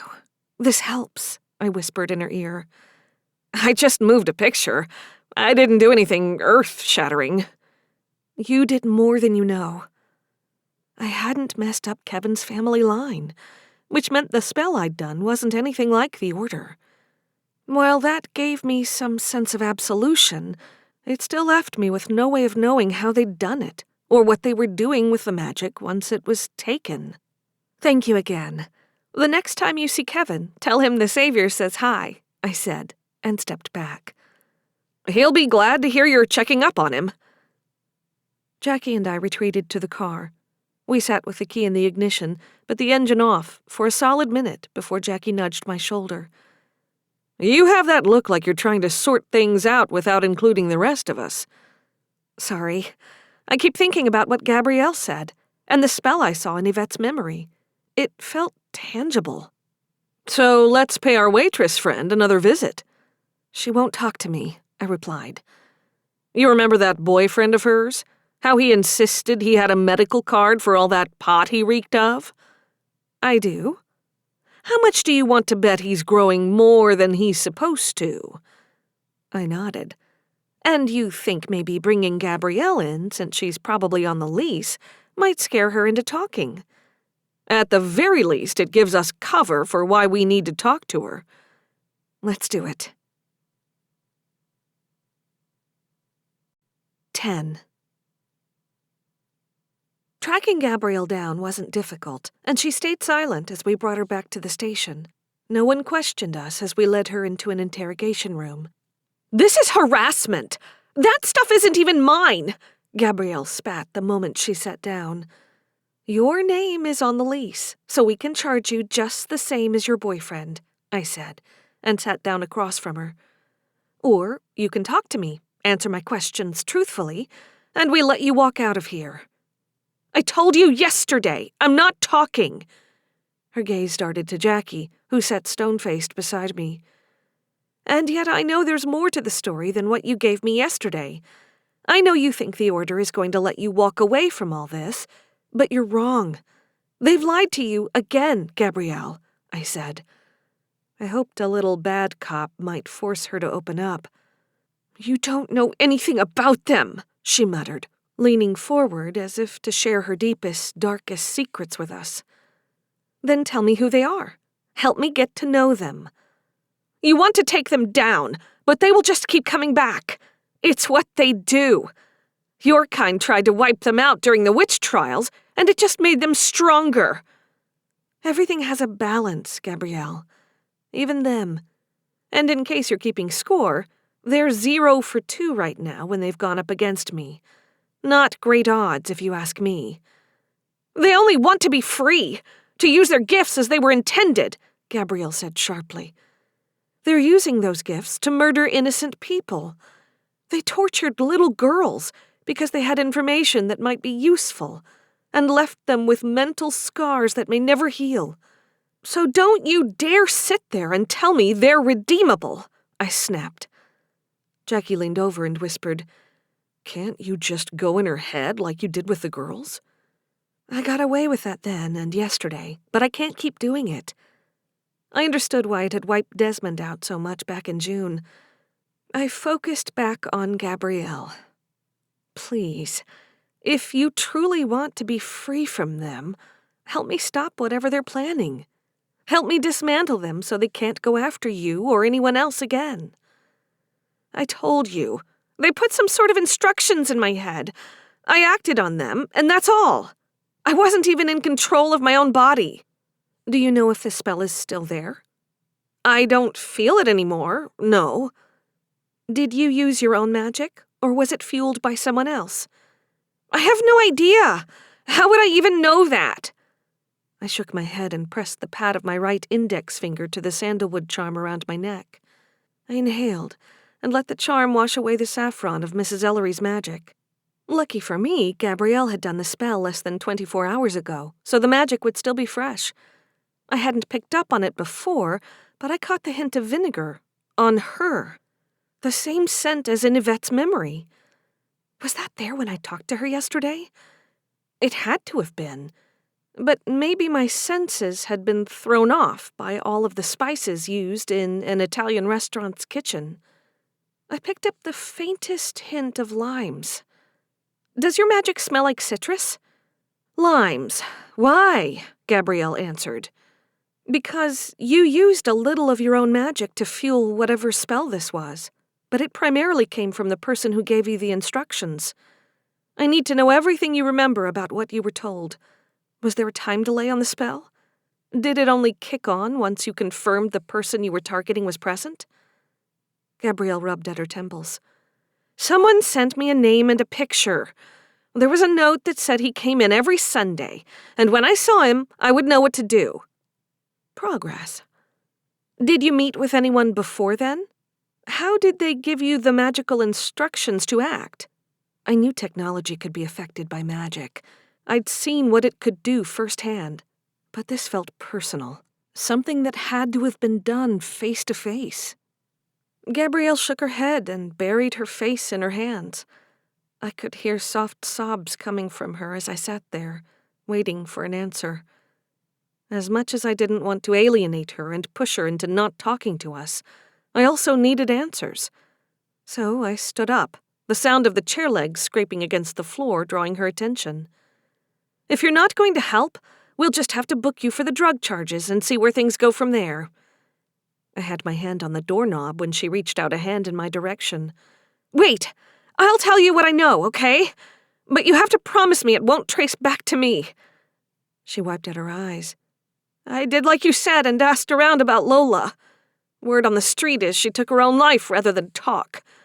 She may have done the deed herself, but I don't want to end up dead." I returned to the chair. "Good choice. And we'll keep your name out of it. Now start talking." Gabrielle pushed hair out of her face and dried her eyes. "I don't know why they're doing all this now. I just know they said it had to happen. So they gave me that man's name and picture." "Via text or hard copy?" Jackie chimed in. Gabrielle pulled out her phone and passed it over. There was a message with Richard's name, and the picture looked to have been taken while he was out and about, unaware that he was being followed. The message beneath the picture said, "Wait for further instructions." The message was dated 3 days ago. "You get the text? Then what happens?" I asked. "This guy I didn't know showed up at the restaurant on my break Saturday. I knew he was from the Order because of the brand. I don't know, maybe he joined up recently or something. All I know is he took my hands, gave me a necklace, and told me that when I saw the man, I'd know what to do." "Gabrielle, this is very important. When he took your hand, could you feel his magic at all?" "Maybe. I was just so scared, you know?" I did.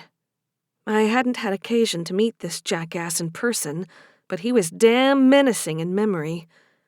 "So you took the necklace, and when Richard came in the next day, you took his magic?" She nodded mutely, her fingers clasped tightly in front of her. "That's all I know.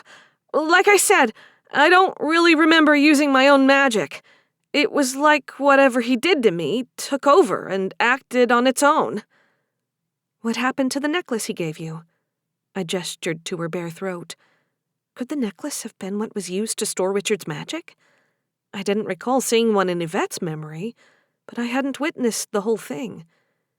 "I got another text saying to drop it off at a pawn shop, tell the owner it was a family heirloom, and I just needed to leave it there for safekeeping." "You happen to remember the name of the shop or where it's located?" Jackie asked, sliding a pen and notepad across the table. Gabrielle bit her lower lip before scribbling something down. "I swear, that's all I know. I dropped it off late last night. That's all I had to do." "So they only gave you one person to target?" I had a feeling the answer was yes, but I needed to hear her confirm it. "That's all I got," she replied.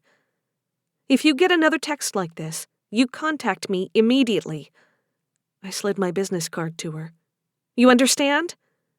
Gabrielle pocketed the card but rolled her eyes at me. "Whatever. Can I go now?" Jackie and I exchanged a look before I gestured to the door. "You're free to go." Gabrielle marched out of the interview room, and I leaned back in the chair.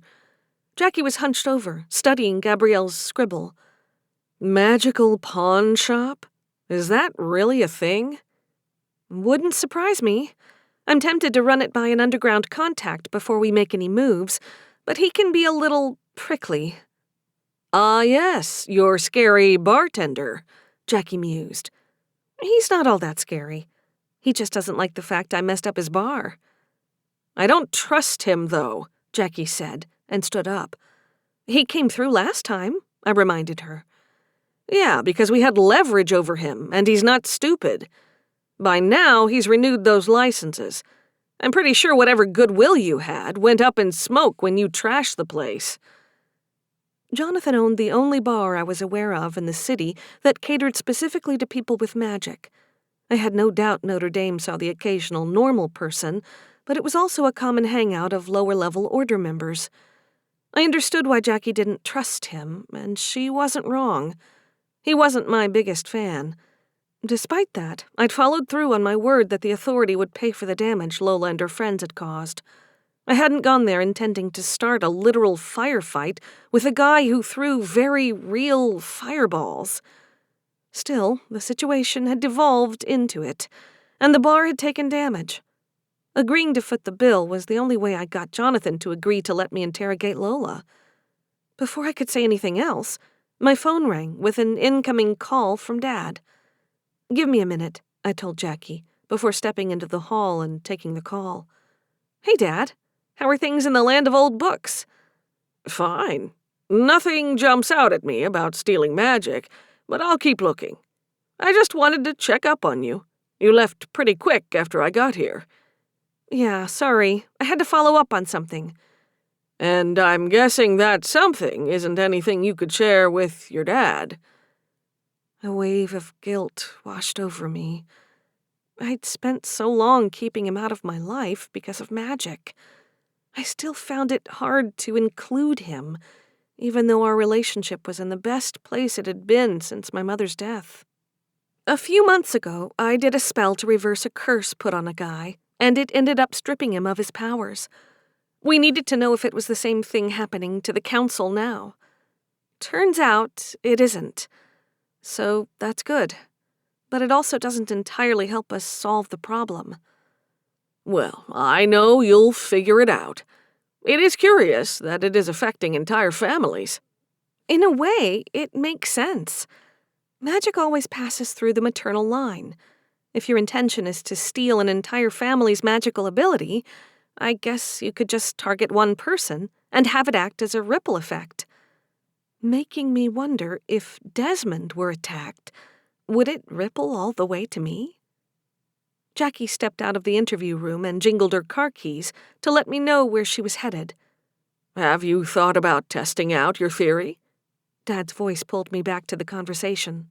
What do you mean? Well, you know what you did with the curse, and you know what the end result is for what they're doing now. Can't you try to recreate it? 11. Shortly before noon, Jackie and I sat in her car across the street from Kenny's pawn brokerage out near Fenway.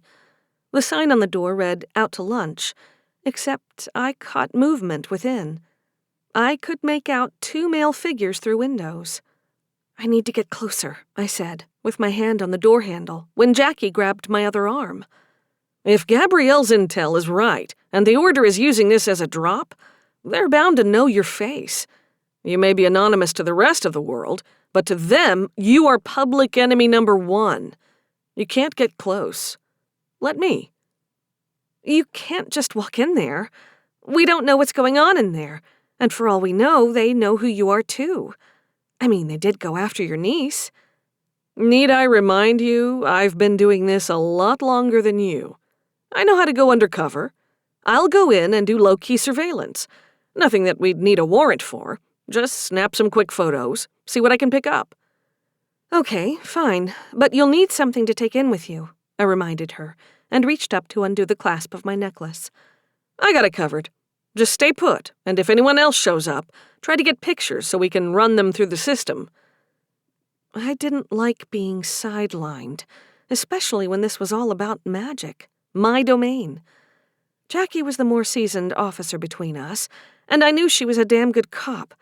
I just prayed her appearance didn't scream law enforcement when she walked through the door. The way she walked and carried herself after years of concealing a gun on the job were hard to hide.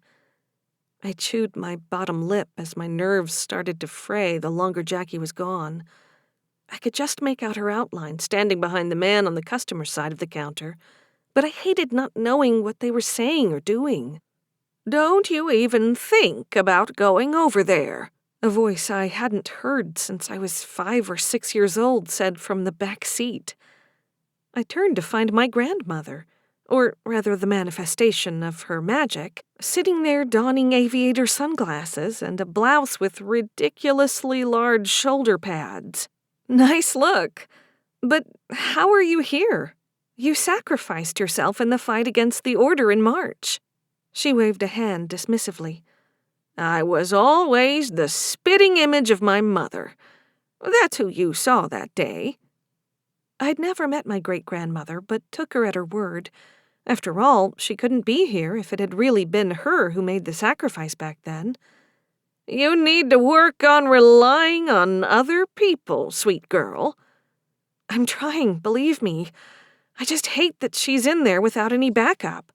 Without having magic, she's not equipped to fight these kinds of bad guys. Not like I am. Ezri, you're a good girl. I'm sure you're an excellent partner, but you need to have faith that the world's gonna keep turning, even if you can't save the day every single time. She was the only person who ever called me that. It hadn't stuck for the rest of the family, and I was both a little sad and grateful. Yet, in that moment, it warmed me to know she still had my back. Did you ever think it could have been you or Mom that was supposed to be the savior? Every day. I was a little selfish, truth be told. I prayed for a boy. I thought maybe it was wrong, or maybe it would be Eleanor's line. Yeah, we were wrong with that one. She always knew it would be Theodora's line. Heard that one straight from the horse's mouth, huh? Actually, I did. I studied her features, so much like what I imagined my mother would have looked like if she'd hit middle age before dying. How come you haven't visited before now? Because, darling, you haven't needed me. She pointed to my chest with a knowing smirk. We can tell what you need when you need it. Ain't magic grand? Yes, it is pretty amazing. After a pause, Grandma pointed to the center console where I'd set my phone. You're going to want to check that. I looked down at the screen to see an incoming text from Jackie, telling me to call her. How do you... I looked up, but Grandma was gone. I hit Jackie's name on my contacts. Please tell me you found it. This is the 5th shop I've been to, Jackie said in an exasperated tone. You need backup? The words were out of my mouth before I realized she needed to make whatever ruse she was playing out appear more real. Oh, thank God, her voice softer as she said, My daughter just found the ring. Thanks for your help. I could hear the bell above the door ring over the phone line as I watched the man who'd been inside leave, shoving his hands into his pockets. I flipped to my camera and snapped a few pictures. It certainly looked like the man who'd stolen Yvette's magic. Jackie followed 30 seconds later and crossed the street. I slipped down below the window in case she was being watched. She climbed behind the wheel and pulled away from the sidewalk without saying a word. Please tell me you got something useful, I prodded. I'll fill you in when we get where we're going. Please just tell me you got a clear picture of that guy's face. We ended up walking the common, finally settling on a bench away from any other groups of people. There was the possibility of an eavesdropper, but it was less likely in the middle of the day. The guy in front of me told the cashier he was there to pick up a necklace his daughter had left there for safekeeping the night before. He showed him a picture of the necklace on his phone, Jackie explained once we'd settled in. So he picked up the necklace. Any money exchanged? Did the cashier verify his identity in any way? I asked around a mouthful of food. I couldn't tell. The way he was holding the phone, it could have been at an angle to show off a brand on his wrist. Or maybe he'd been in before, so they knew they could trust each other. The necklace was in a clear pouch. It looked to be pewter with some sort of crystal at the center. It almost looked like it could have been a knockoff opal with the color. She passed me her phone. Didn't get great pictures, but it's better than nothing. I enlarged the image of the pouch with the necklace inside. It had the same color as the spell I'd seen in progress from Yvette's memory. If I had to venture a guess, this was what her contained magic looked like. I don't know that guy's name, but he's the same one who held the girls and took Yvette's magic. He's a major player. We ID him, and we have a shot at stopping this. My phone buzzed with an incoming text from JT. 3rd attack. My heart skipped a beat, and for a minute my lungs forgot how to breathe. Black spots danced in my vision, and I had to set the phone aside to regain control of my body. What's wrong? Jackie's voice sounded far away. There's been another attack. I don't know any of the details, but we are running out of time. They're escalating, and if they keep up this pace, there's going to be no one left on the council by the end of the week. 12. I was beginning to hate the drive to headquarters. Moreover, I hated being on the offensive. Dad's idea to reverse engineer the spell was sounding better and better, though we also knew whoever had the stolen magic in their possession was on their way to the pawn shop for a drop. From Jackie's report, Mr. Vinegar had only picked up one item. What's more, if the attack had just happened, we might have a window of opportunity to get the necklace and restore the magic to its rightful owner.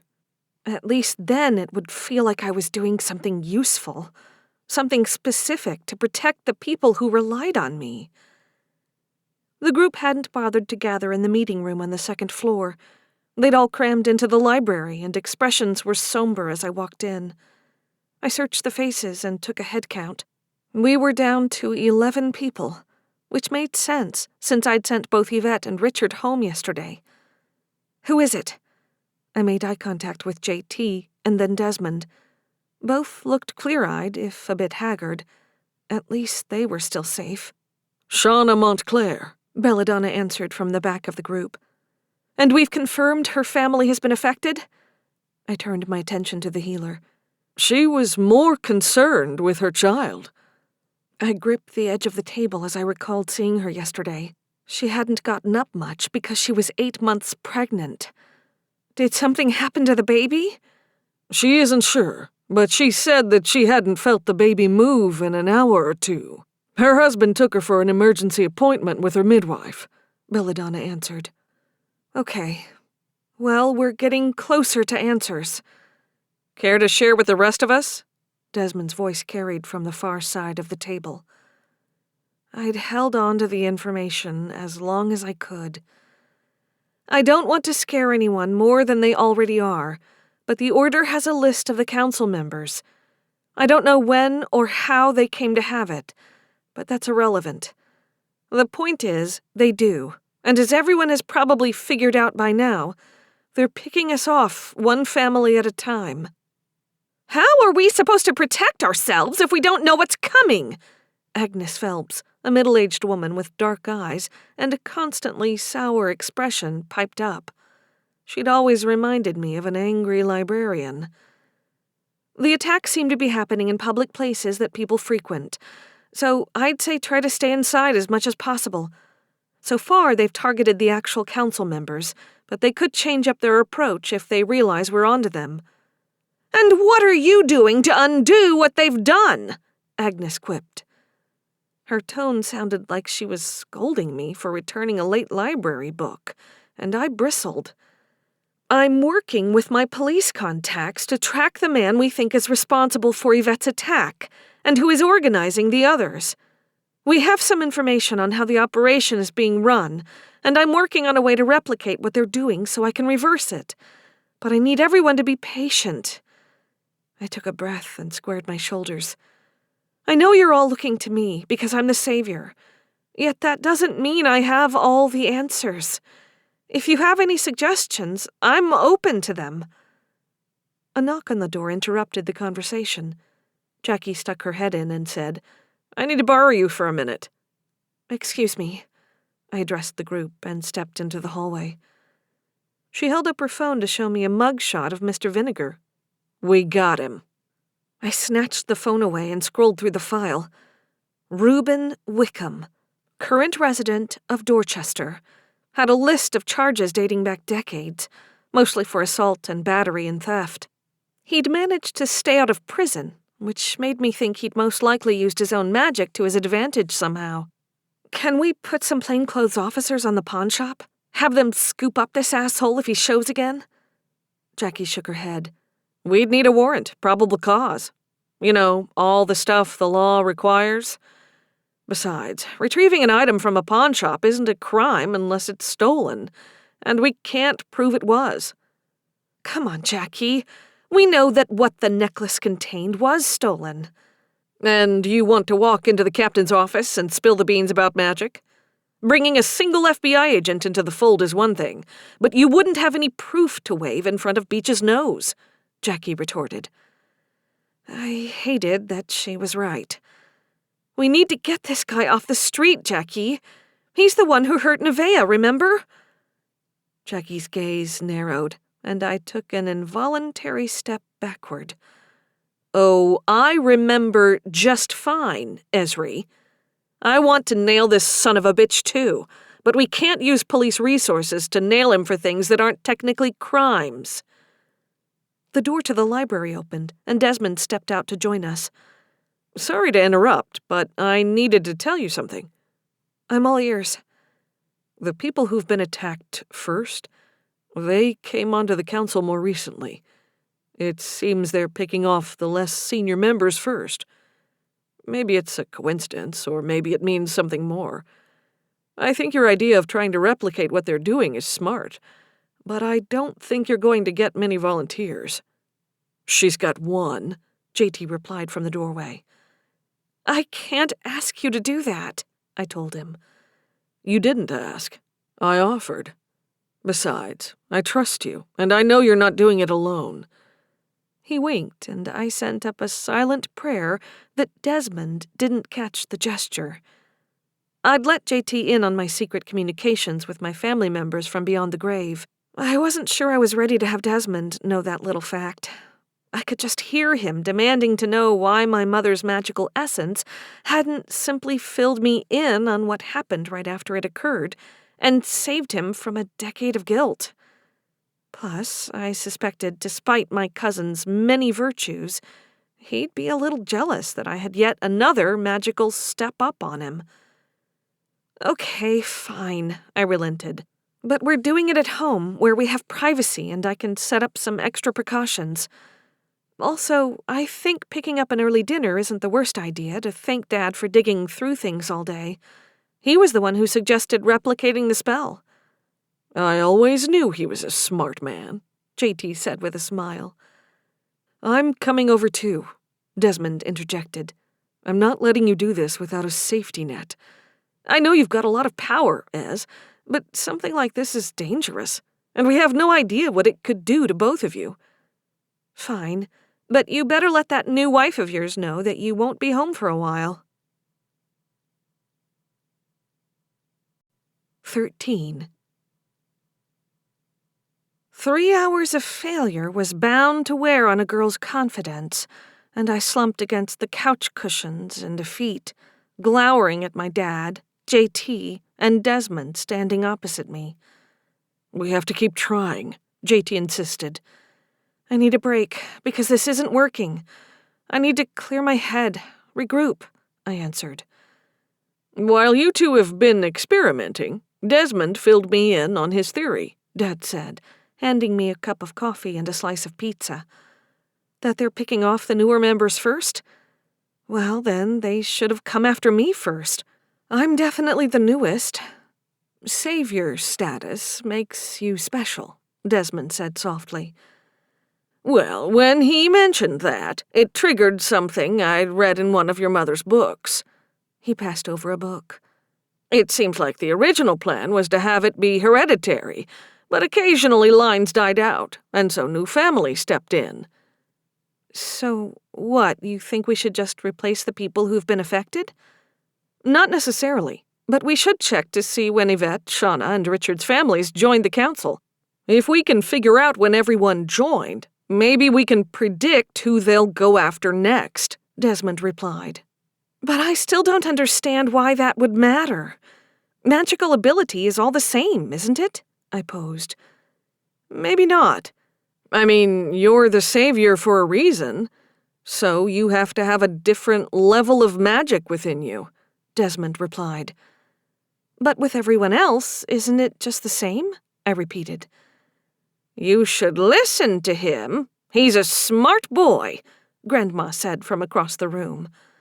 I glanced her way, not wanting to look crazy in front of my family and loved ones. Just give me a minute, I said, and headed for the bathroom. Grandma appeared sitting on the toilet next to me as I turned on the water in a pathetic attempt to obscure the conversation. You picked a really bad time to show up.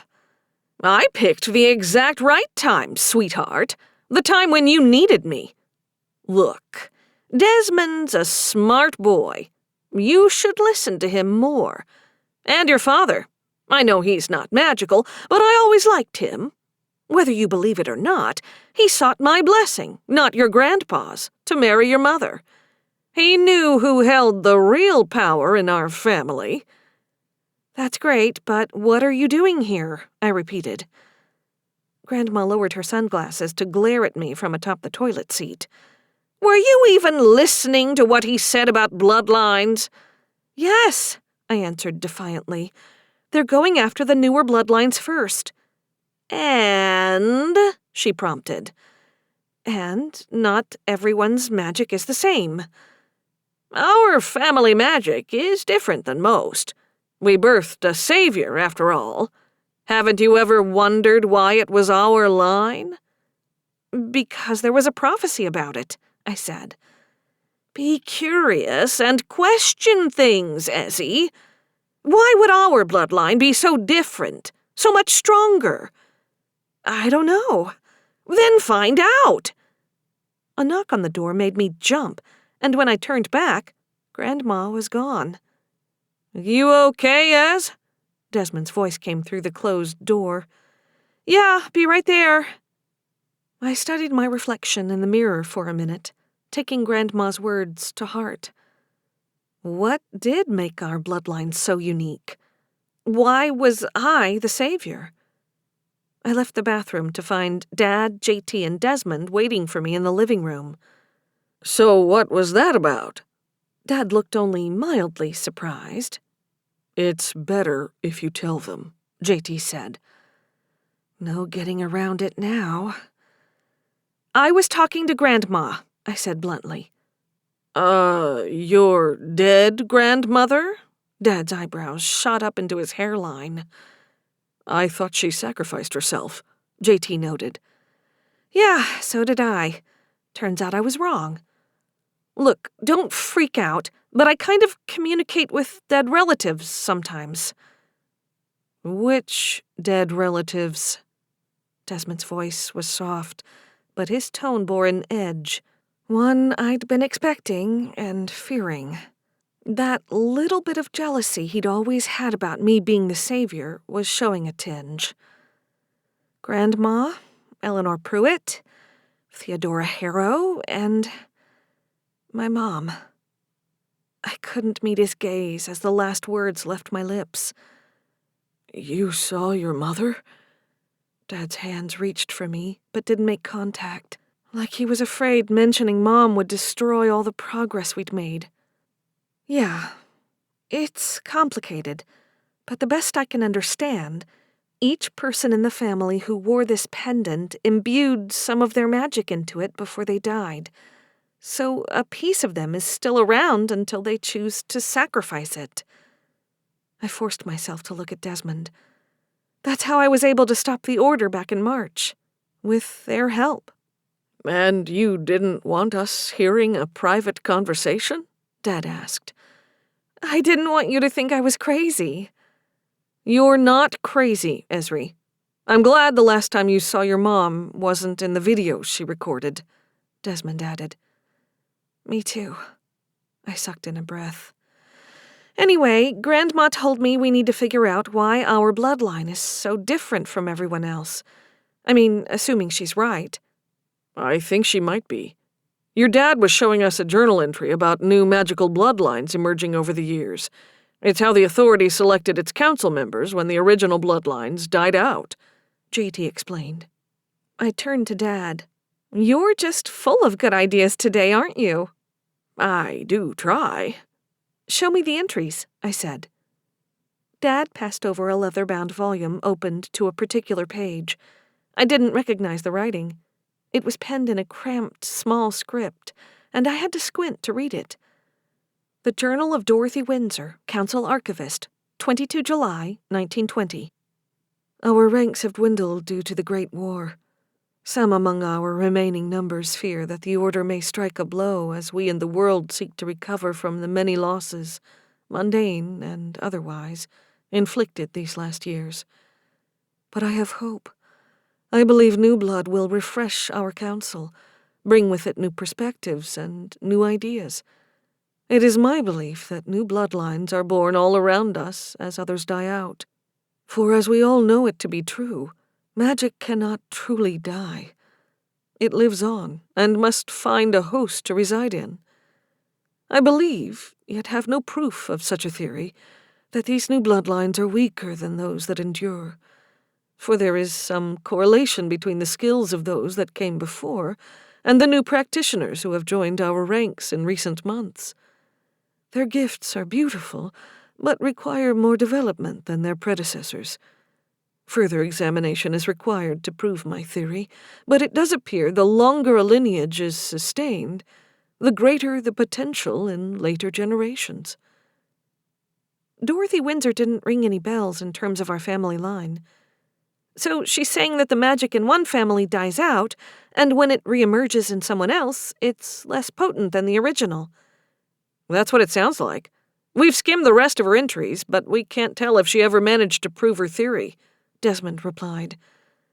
If her theory's true, though, that would mean the magic the Order has already taken is weaker than yours or mine, I said, setting the journal aside. That doesn't make sense. If they're trying to weaken us, the better plan of attack would be to take us out first, leaving the others vulnerable. You're not wrong. There's clearly something else going on that we don't understand. But this is more than we had an hour ago. Dad cleared his throat. There was something else in one of the books that talked about strength of ability, too. He turned around, rummaging through the neatly stacked piles of books with colorful little tabs marking different places. I didn't remind him that these were centuries old, and putting adhesive on the pages was probably a bad idea. He gently set them aside until he found the one he wanted, opening it to a tabbed page, and passed it to me. I settled on the couch, studying the delicate script on the page. I recognized the handwriting as belonging to Theodora Harrow. Your grandmother is correct. Following the strength of our lineage is wise, Theodora said from beside me. I looked up at her and realized everyone else was watching me. This was going to get very awkward and tiresome fast. In case anyone's interested, Theodora Harrow just showed up and said that we're on the right track. What prompted her to show up? JT wondered. This is her handwriting, I replied, focusing my attention back on Theodora's words. It has been 10 years since the passing of my dear sister Eleanor, and yet I feel her presence with me daily. I have done the work she had requested of me, to shepherd the young and inexperienced in their gifts to the ways of the light, but I fear my efforts are not enough. I cannot put words to the feeling, other than I fear it is not enough. It is not that they lack the skills, but rather that the power flowing within their veins pales to that of my kin. Many cannot trace the origins of their lineage, so we may never learn where their bloodlines truly came from. And knowing where one's blood begins is the start of learning to truly control one's gift. I turned to Theodora, my mouth slightly agape. So you knew this whole time that bloodlines mattered, and you couldn't have mentioned that at some point? Eleanor couldn't either? You never posed the question. That's bullshit. The 3 men standing around me shared awkward glances, no doubt wondering what she'd said. I didn't have time to give them a play-by-play. You could have told me bloodlines were significant 3 months ago. It could have changed things. I understand your anger, but it will do no one any good to dwell on what could have been. Your focus should be the past, yes, but even farther back, to the place where our family magic was born. Great.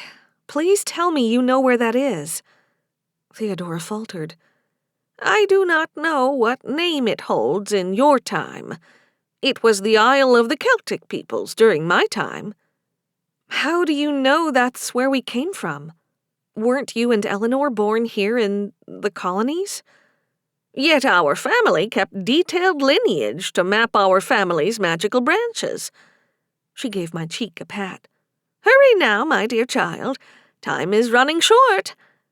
And just like that, she vanished. I looked over at Desmond.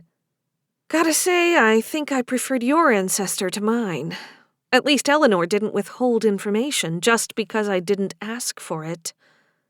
What did she say? JT interjected, moving to take the space Theodora had just occupied. That our family took great care to track our genealogy, and she says our magic originated in the Isle of Celtic peoples. Ireland, Desmond said. It's a big place. Not to mention we have no idea if it's in Northern Ireland or the Republic of Ireland, JT replied. We need to see what the genealogy says, I interjected, and moved to the table, sifting through books until I realized that I didn't know if Dad had even grabbed all of the books. I didn't see anything like a genealogy in there, Dad said, placing a hand on my back. I'm only going to say this once. As much as the idea of my daughter being an ocean away terrifies me, you being far away from these lunatics gives me some sense of relief. The farthest I'd been from home was a spring break trip up to Toronto my senior year of college. My passport certainly hadn't gotten much use since that time. Thankfully, it was still valid. Theodora, a little help? I muttered. The pentacle around my neck grew warm, and the edge of a piece of parchment appeared out of the back of one of the books I'd already moved out of the way. Thanks. I eased it free and spread it out on the table. I didn't know if Mom had updated it when I was born, but my name was there at the bottom right of the page in a script that matched all the other entries. For all I knew, it was magically done. I traced the line connecting me to Mom to Grandma, all the way back to Theodora and her sister Eleanor. I could see all the branches of their other children and their families who died out long ago to make up our family tree. It was a long line of women. As I passed each name, I could feel their magic rise to the surface of my senses, surrounding me with dozens of different smells, from lavender to peaches and hay. I moved my finger beyond Theodora's name to her parents, and further along up the tree.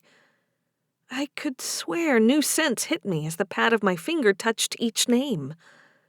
But the pendant had started with Eleanor and Theodora, not their ancestors, hadn't it? I reached the top of the genealogy with a woman's name I couldn't hope to pronounce. As I ran my fingers over the ink, air rushed out of my lungs, and the condo fell away, to be replaced by somewhere dark and earthy. A figure sat with their back to me, some distance away. I couldn't speak or move. They didn't seem to want to move or notice me either. All at once, the earthy smell disappeared, and I saw a flurry of images ending with an airport sign for Dublin, before the living room rematerialized. My balance abandoned me, and I fell backwards. Dark spots danced in my vision, and I fought to get air into my lungs. The beautiful scents of honey and spearmint eased the fight my body was currently in, until the world righted itself. I found myself sitting on the floor, JT on one side and Desmond on the other. What the hell was that? JT demanded, pressing his fingers to my throat to check my pulse. I have no idea, but I think we need to start in Dublin. What happened? Dad kept his distance. We'd never really talked about his involvement or lack thereof in Mom's magic. I guessed he knew enough to recognize something weird had just happened, and that the guys with healer's skills were better equipped to help me. Somehow I could feel each person's magic as I went back along the bloodline. Well, not everyone. I could even sense something as I went back beyond Eleanor and Theodora. Then I got to the top, and it was like I wasn't here anymore. I was somewhere earthy, and there was someone sitting there. It felt like they were waiting for me. I got flashes of hillsides and some other things, and a sign for Dublin Airport. Dad pulled out his phone and started tapping away. I wanted to ask what he was doing, but I figured he would tell me when he was done.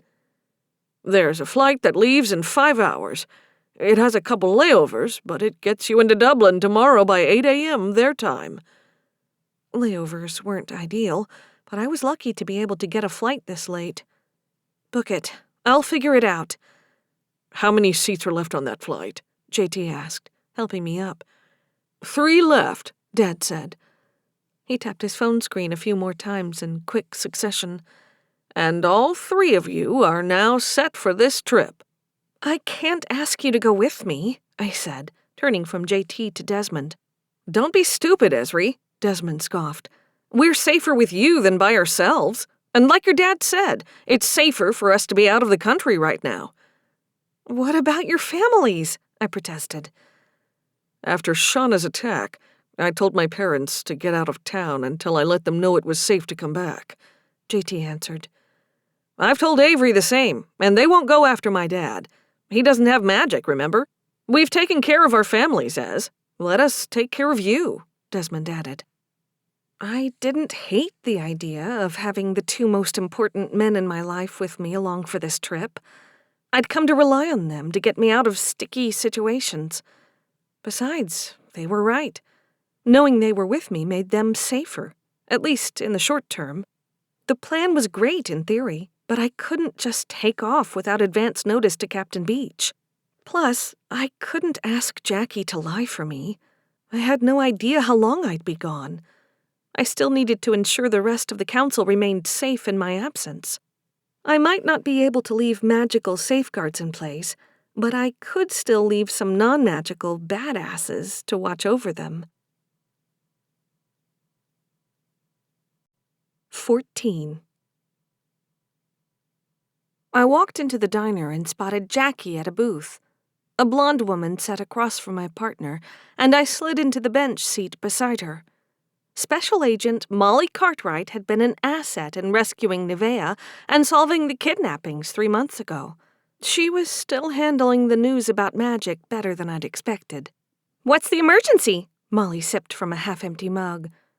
"You didn't fill her in?" I addressed Jackie.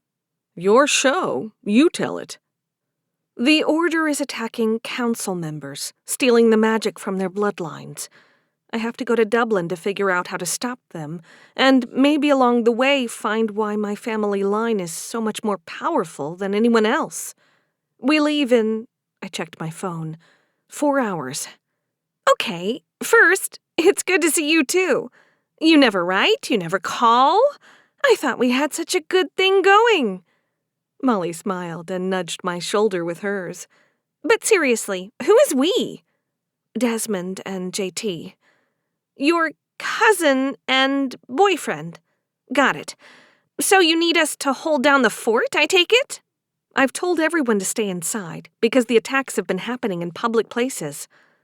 Jackie slid a file across the table to Molly. This is the guy behind it.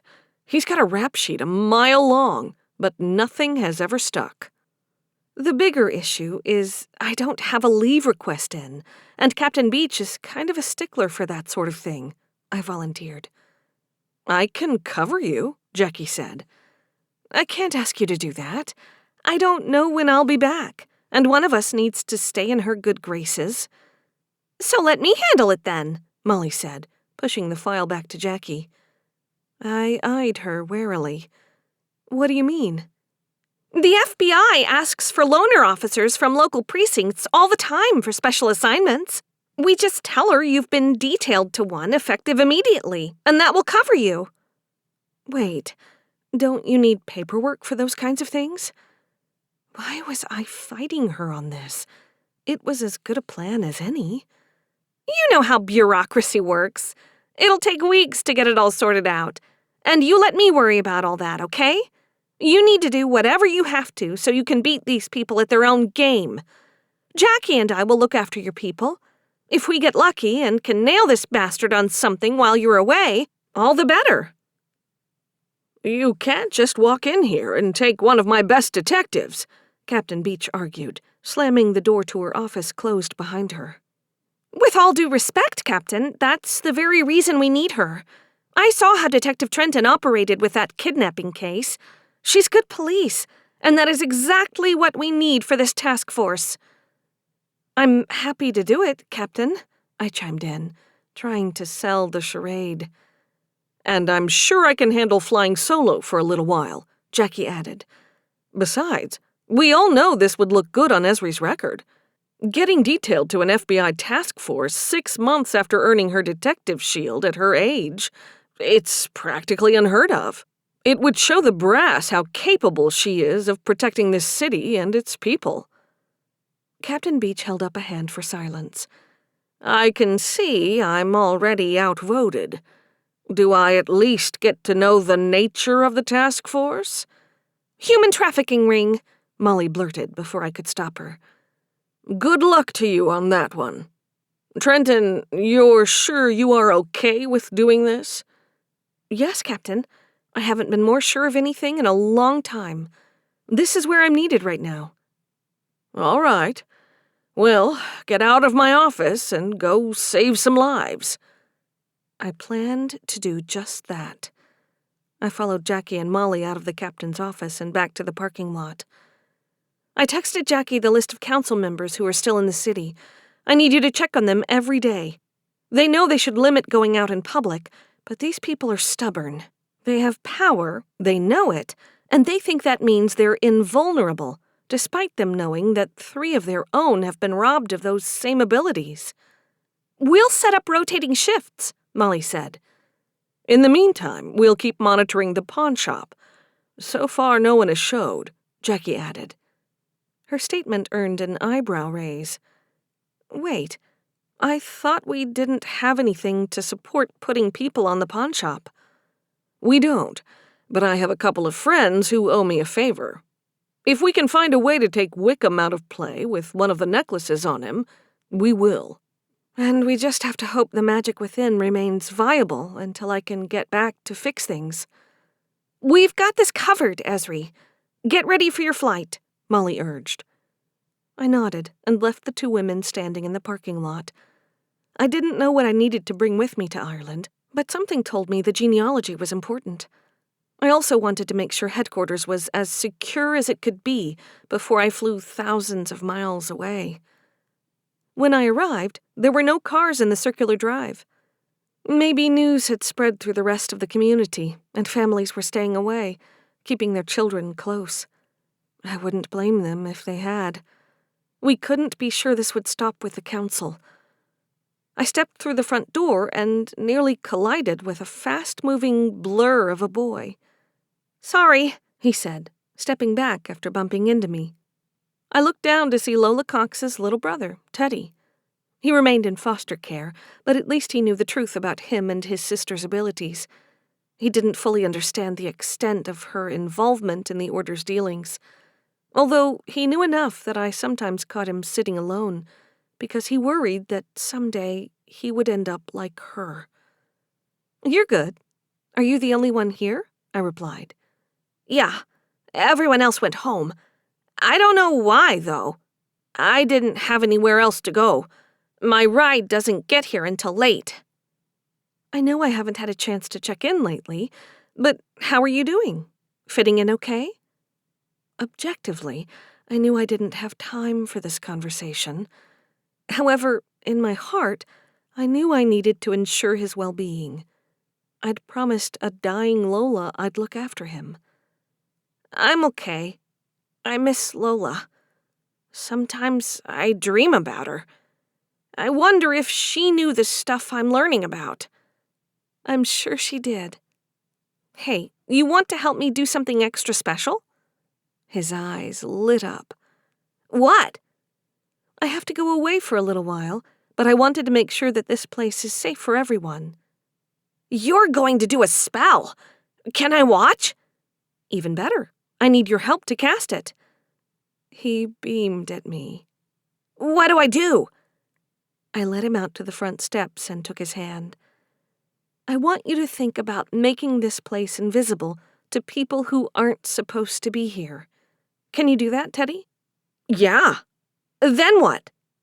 Then I want you to close your eyes and imagine a giant protective bubble around the whole building. He nodded wordlessly, and I caught a hint of time as his magic bloomed weakly beside me. I lent it the strength of my own power and watched as the magic raced along the walls, the windows, and into every crevice and crack, sealing in the good magic and keeping away the bad. Now it will be protected, and it will be even stronger when you're here, I said, patting his shoulder. I'd told Lola I would look after and protect him. Despite the Order's plans, for a little while at least, he could still be safe. September 19, 2017, 15. Aching pain in my neck woke me before the gentle jabs to my rib cage. I cracked one eyelid open and found a red-headed man with a neatly trimmed beard standing at the end of our row, handing out forms. I tried to straighten up, but tendrils of agony shot down my spine. I realized that somehow I'd been sleeping in a position that had made the entire right side of my body go numb. "Here you are, miss," the flight attendant said, and passed 3 forms our way. I awkwardly took them, passing them to Desmond and JT, who sat crammed in beside me. "We should be landing soon," Desmond noted, and started on the form. I stared blankly at mine, my brain not quite caught up with the rest of me, as pins and needles cascaded down my body. I let out a hint of magic to ease the transition, and it buoyed me to fully alert. "They want to know when we're leaving. We don't know the answer to that question," I hissed to Des. "Put a week. Chances are, if we haven't found what we came here for by then, we're screwed anyways." I scribbled down the same date as him, feeling almost like I was cheating on a test. As soon as we landed, I intended to check in with Jackie and Molly back home. If they could give me something positive, like they'd arrested Reuben on something like a traffic violation, I'd be happy. I knew he had other people doing his dirty work for him, although having him off the street meant that he wasn't collecting the necklaces, and maybe, just maybe, we could get back the rest of them and return what was stolen. "So while we were in New York, I looked online and found a cheap hotel not far from the airport," JT said, setting his already filled-out customs form in the seat pocket in front of him. "I don't know what I'd do without the two of you," I said, and gave him a grateful look. I'd kiss him if Des wasn't wedged in between us. Desmond smiled at me. "Did you think you'd be saying those words 6 months ago when you walked into my office?" He'd apparently told the department he was putting in vacation time for an impromptu honeymoon. "No, I didn't. I'm glad you proved me wrong." The flight attendant returned to our row to review our forms. He flipped through them, and my anxiety spiked as he studied each one in turn. I'd been exhausted by the time we'd made it to this leg of the trip, and I'd fallen asleep not long after takeoff. That much I remembered. Since we hadn't given anyone else the flight details, my brain was clearly panicking over nothing. Yet I hadn't seen him examine anyone else's forms. My hands gripped the armrests until my knuckles went white. "What's wrong?" Desmond hissed in my ear. "Does he look like he's overly interested in what we wrote?" Desmond leaned forward to get a better look. By now, the flight attendant was handing them back, moving down several rows. "Not really. Why, are you getting a bad vibe?" I rubbed my face. "I don't know. It's probably just stress and all the traveling. Maybe I'm just out of whack. I mean, for all we know, the Order was watching all of us, and they followed us to the airport. Ez, your dad said the flight was booked completely after we got our seats. So, even if they did figure out where we were going, they wouldn't beat us there. They certainly wouldn't be able to slip an operative on this exact plane either," Desmond said, using his reassuring therapist voice. "I just can't shake that they know what we're doing and laughing at us. We've been a step behind them since the very start." JT nudged Desmond in the arm, and the two did the awkward dance of switching seats. With JT now by my side, I leaned against his shoulder. He squeezed my hand. "You have a right to worry that they're tracking us. It would make sense, but you took precautions before we left. You put the Council's safety and security in the hands of 2 extremely competent law enforcement agents." "I know. I just need to know that no one else has been hit while we were away. That's all." "And once we land and get our phones figured out, we will do that. I promise." Tell me about the hotel, I said, needing the distraction. Just a single room, 2 beds. It'll be cramped, but it will do until we figure out where we're headed. I still didn't know where that was. I hadn't had time to try and interpret whatever the vision had been. As I settled against JT for the rest of the flight, I tried to figure out what I'd seen and how the magic had been able to do what it did, pulling me in from a single touch to the genealogy. I was certain other members of the family had touched it too, yet none of their essences hinted at recognizing what I'd witnessed. Intent fuels all magic, good or bad, and the family pendant proved that intent could last even after the practitioner had passed away. But why? Because the magic never truly dies. Theodore's voice whispered in my head.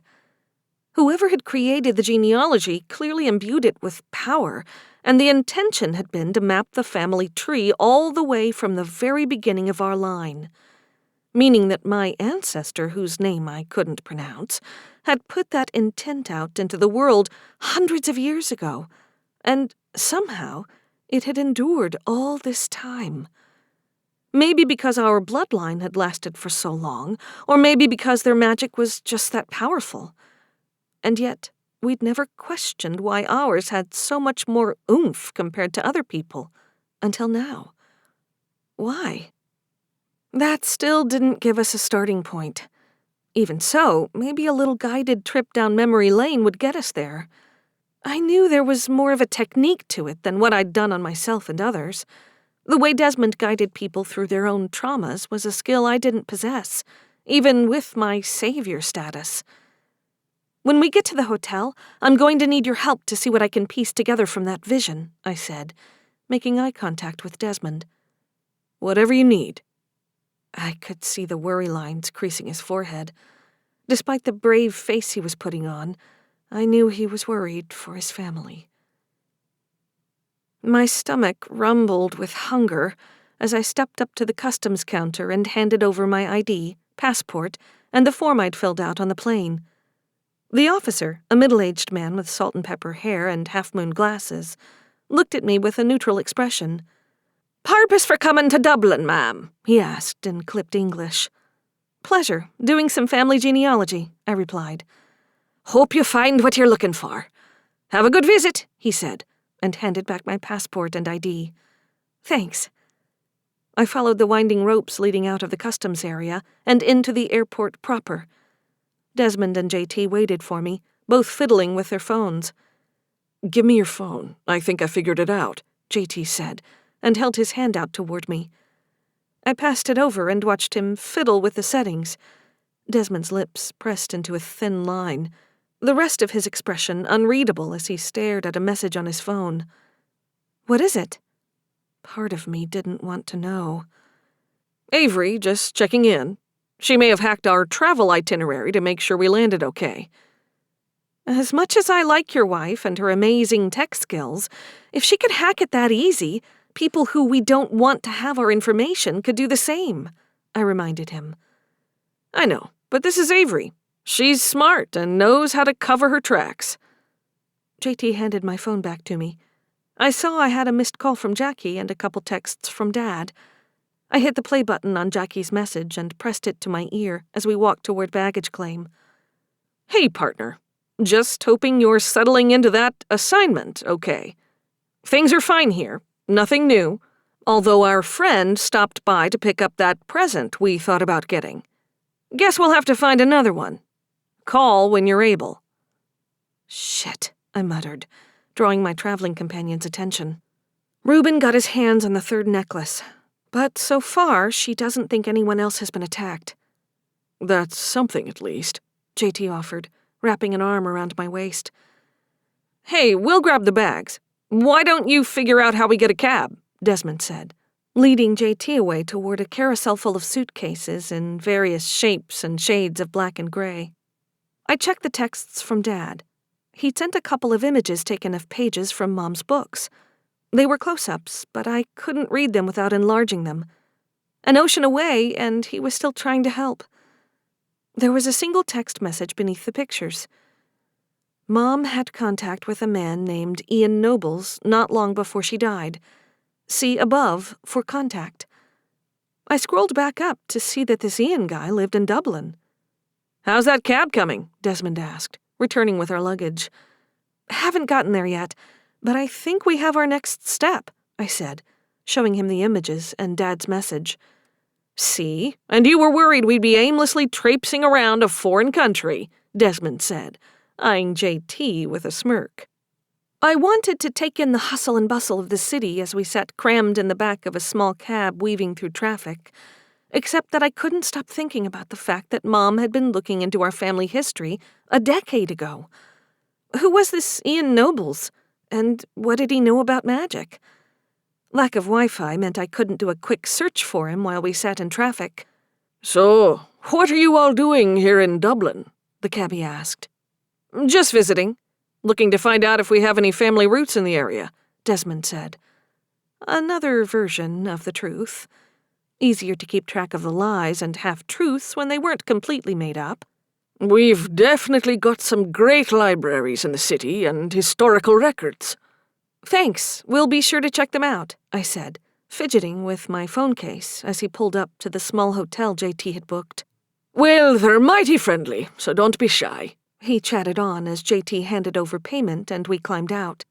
He must have done a currency exchange while I was still in the customs line. "A local historical society might not be a bad idea," JT suggested as we stepped into the chilly lobby. We have a point of contact. First, we need to see who this guy is and why Mom thought he could be useful. Remember, we're on borrowed time, I snapped, regretting my tone immediately. Sorry, I didn't mean to get all cranky. I'm just tired, hungry, and my body doesn't know what day it is. "I forgot you haven't traveled much," Desmond said, patting my back and stepping up to the counter. I lingered by the front door, studying the cars and people as they passed by on the street. It all looked normal, but felt much older. I let the sandalwood charm do its thing and wash away the scent of my own magic from the plane ride. Breathing deeply, I concentrated and closed my eyes to let my other senses take over. The air grew heavier as the magic in the world here bumped up against my skin, wrapping around me like a cat greeting a new person and claiming it as its own. It wasn't an unpleasant feeling. It almost felt like the magic was welcoming me home, even though I'd never been here before. Though all signs pointed to my family's magic originating from here, so, in a way, I was coming home. A host of scents wafted toward me as a door opened, but I couldn't identify all of them. My frame of reference was suddenly too small. I always longed to visit the land of our forefathers, Theodora said beside me. "It's a pretty sight, I'll give you that," Grandma said from the other side. What do you know about a man named Ian Nobles? I whispered, addressing my grandmother. "Never heard of him," she said with a shrug. "But if your mother was looking to contact him, then I'd say you're on the right track. Still, you need to be careful. You're not on your home turf anymore, Ezri." I know, but it feels like I belong here, I murmured. "You ready to get some rest?" JT said, stepping up behind me and kissing my ear. Yeah, I said, as Grandma and Theodora faded back into the pendant. They'd be there when I needed them again. 16. Food and a nap refreshed both my body and my mood. I sat up and looked around the small room. JT slept soundly on the bed beside me. Desmond sat at the tiny desk shoved in the far corner beneath one of the 2 exterior windows, poring over the genealogy. Find anything new? I asked, and hovered over his left shoulder. No, yet even I can feel the magic in this. It's ancient, older than anything I've ever experienced, but I don't see anything when I touch it, even though we're both descended from the same ancestors. He traced his family line back up to Eleanor Pruitt. I think maybe the message, or whatever it is, was meant specifically for me, I said. Des nodded, a somber look on his face. That's what I figured too. I just hoped that for once, being a part of this bloodline would give me something extra. You have helped me do so many things, Des. If you hadn't come back into my life when you did, I couldn't have stopped the Order from raising those demons or rescued the girls. You may not be the savior, but you're damn well mine. I appreciate the vote of confidence, but sometimes I feel jealous of you having this epic destiny. Trust me, it's not all it's cracked up to be. The chance of dying is like 1,000,000 times higher, and you don't want that many people hating you, I told him with a soft laugh. You're right. So, while you were recovering, I did a little digging on our mystery man, Ian Nobles. Please tell me he's still alive, I muttered. Desmond pulled out his laptop and turned it so I could read the entry on the screen. A man with just a touch of gray in his jet-black hair stared back at me. Professor Ian Nobles taught metaphysics at a nearby university. Definitely not dead, I said, feeling just a little guilty about the rush of hormones flooding my body at the sight of the handsome man, while my equally attractive boyfriend lay in bed near me. It lists office hours for lunchtime. We could pay him a visit and see what he knows, Des suggested. We don't even know if he's magical, I pointed out. Des tapped the side of his nose. It's too bad we don't know someone with the ability to pick up on magical signatures. Asshole, I said, and slapped his arm. I should check in with Dad again and make sure he's doing okay. You do that, and I'll get JT's butt out of bed, Desmond said. Let him sleep. No need for all three of us to go running around a city we don't know, chasing ghosts and maybes. I'll be ready to go in 10, he said, and disappeared into the tiny bathroom. After double-checking that international calling was active on my phone, I dialed Dad's number. I tried to calculate the time difference in my head as the phone rang and realized, too late, that it was really early in the morning back home. On the 5th ring, Dad's voice came through, groggily. Hello? Dad, sorry. I forgot what time it was there, I said. It's fine. Are you okay? Did you get my messages? I did. We're on our way to meet with the professor now. Thanks for still looking for answers. Of course. I'm glad you got there safe. Hey, Dad, you haven't noticed anyone hanging around the house lately, have you?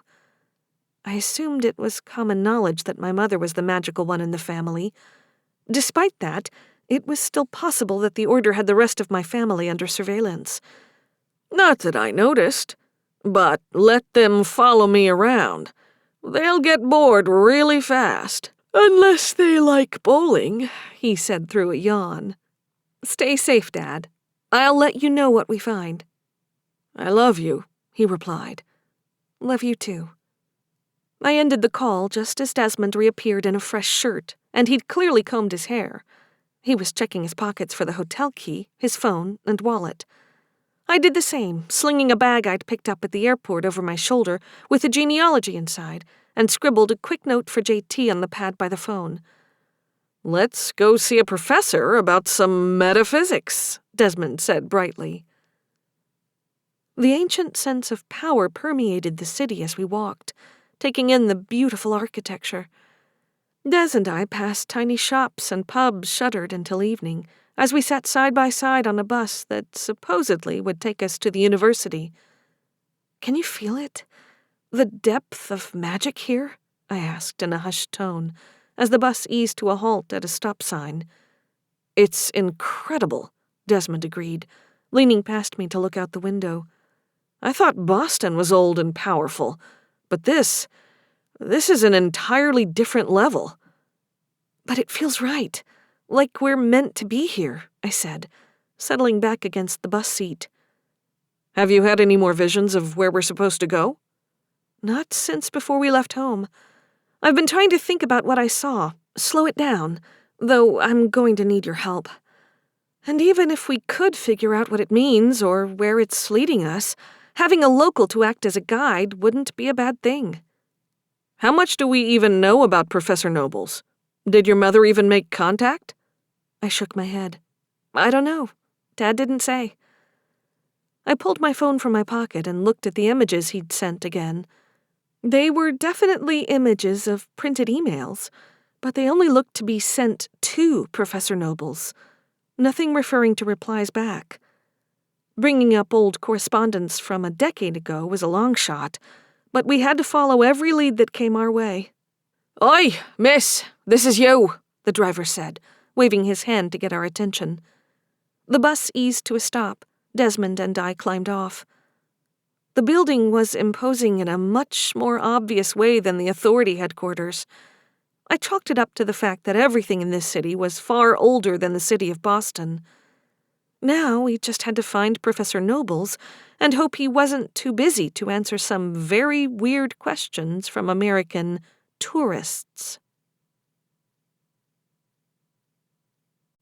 17.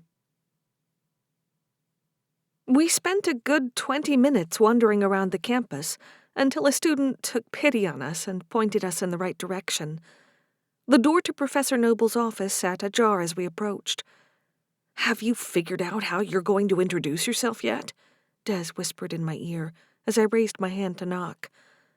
My mouth went dry, and I stopped mid-motion. He wouldn't care that I was a police detective from another country's jurisdiction. Besides, for all we knew, he didn't know anything about magic, so introducing myself as the savior seemed a bit much, too. I didn't have time to formulate an answer before the door swung inward and a force collided with me. "Oof," I groaned, and staggered backwards, falling against Desmond's arm. "Oh, so sorry." The owner of the body who'd slammed into me absently apologized. The man looked up from a cell phone, and his gaze narrowed. "Have we met?" "No, but you're Professor Ian Nobles," I replied, and steadied my balance. He looked exactly like his picture, and that rush of attraction hit me again. "Oh, I am. And who exactly are you?" "My name is Ezri Trenton," I began, desperately searching for the best descriptor for why I mattered to this total stranger. "Wait, like the Prophesied to stop evil forces, Ezri Trenton?" I gaped at him, words utterly failing me. Beside me, out of the corner of my eye, I caught Desmond staring at him open-mouthed, too. Yes, but how do you—" "It's quite the long story." He checked his phone again. "I'm sorry. I'm guessing you've come a long way, but I'm late for a lecture. You're welcome to stay here until I get back in an hour. I'll have some food sent up if you like." "Sure, thanks." The words left my mouth before I could be angry that we'd found our guy, but upon meeting, he was bailing on us. "Wonderful," he grinned. "Can't believe I've actually met you." His tone was that of a fanboy in awe. There were so many questions whirling in my head, competing for my attention. Like, how did he know about me? Moreover, why was he so eager to meet me? I led the way into Professor Noble's office to find a warmly decorated space that reminded me a little of Desmond's office at the precinct. There were bookshelves filled with thick-spined books in various states of disrepair. As I settled into the rolling chair behind the desk, I picked up the scent of something heady, like a spice I couldn't quite remember the name of. "Do you smell that?"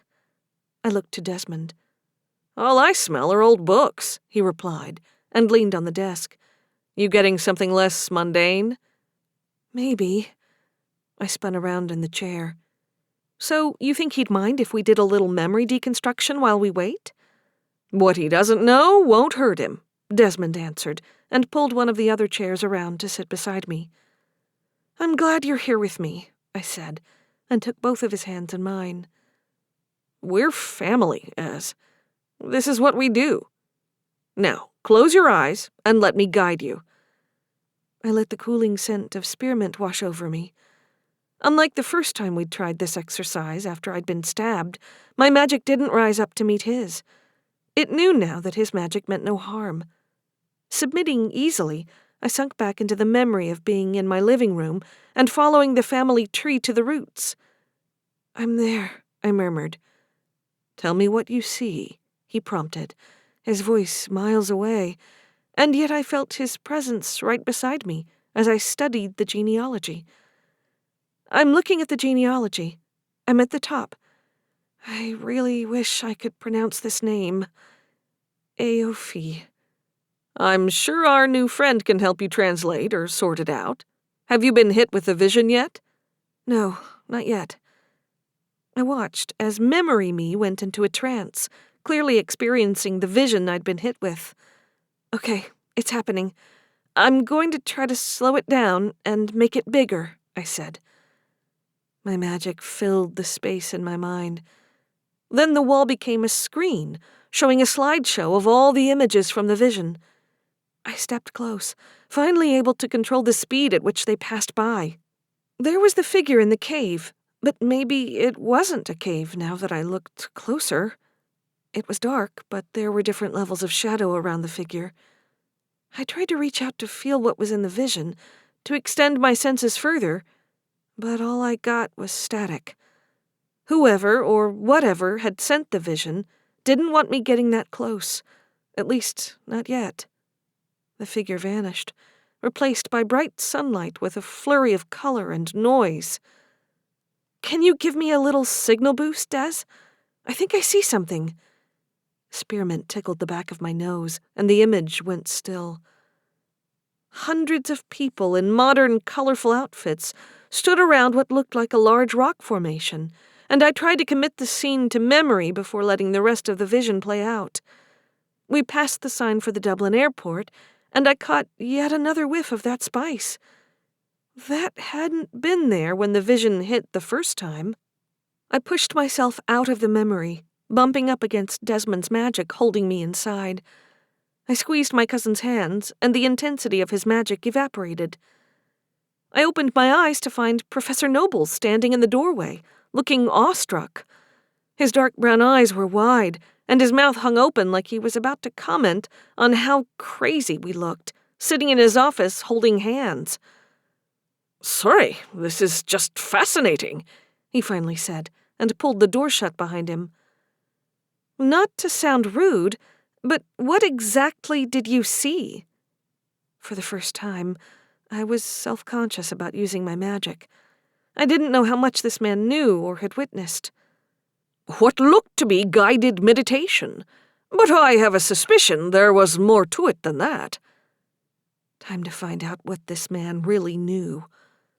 How do you know who I am? You're practically famous, he raved, settling into the other chair on the opposite side of his desk.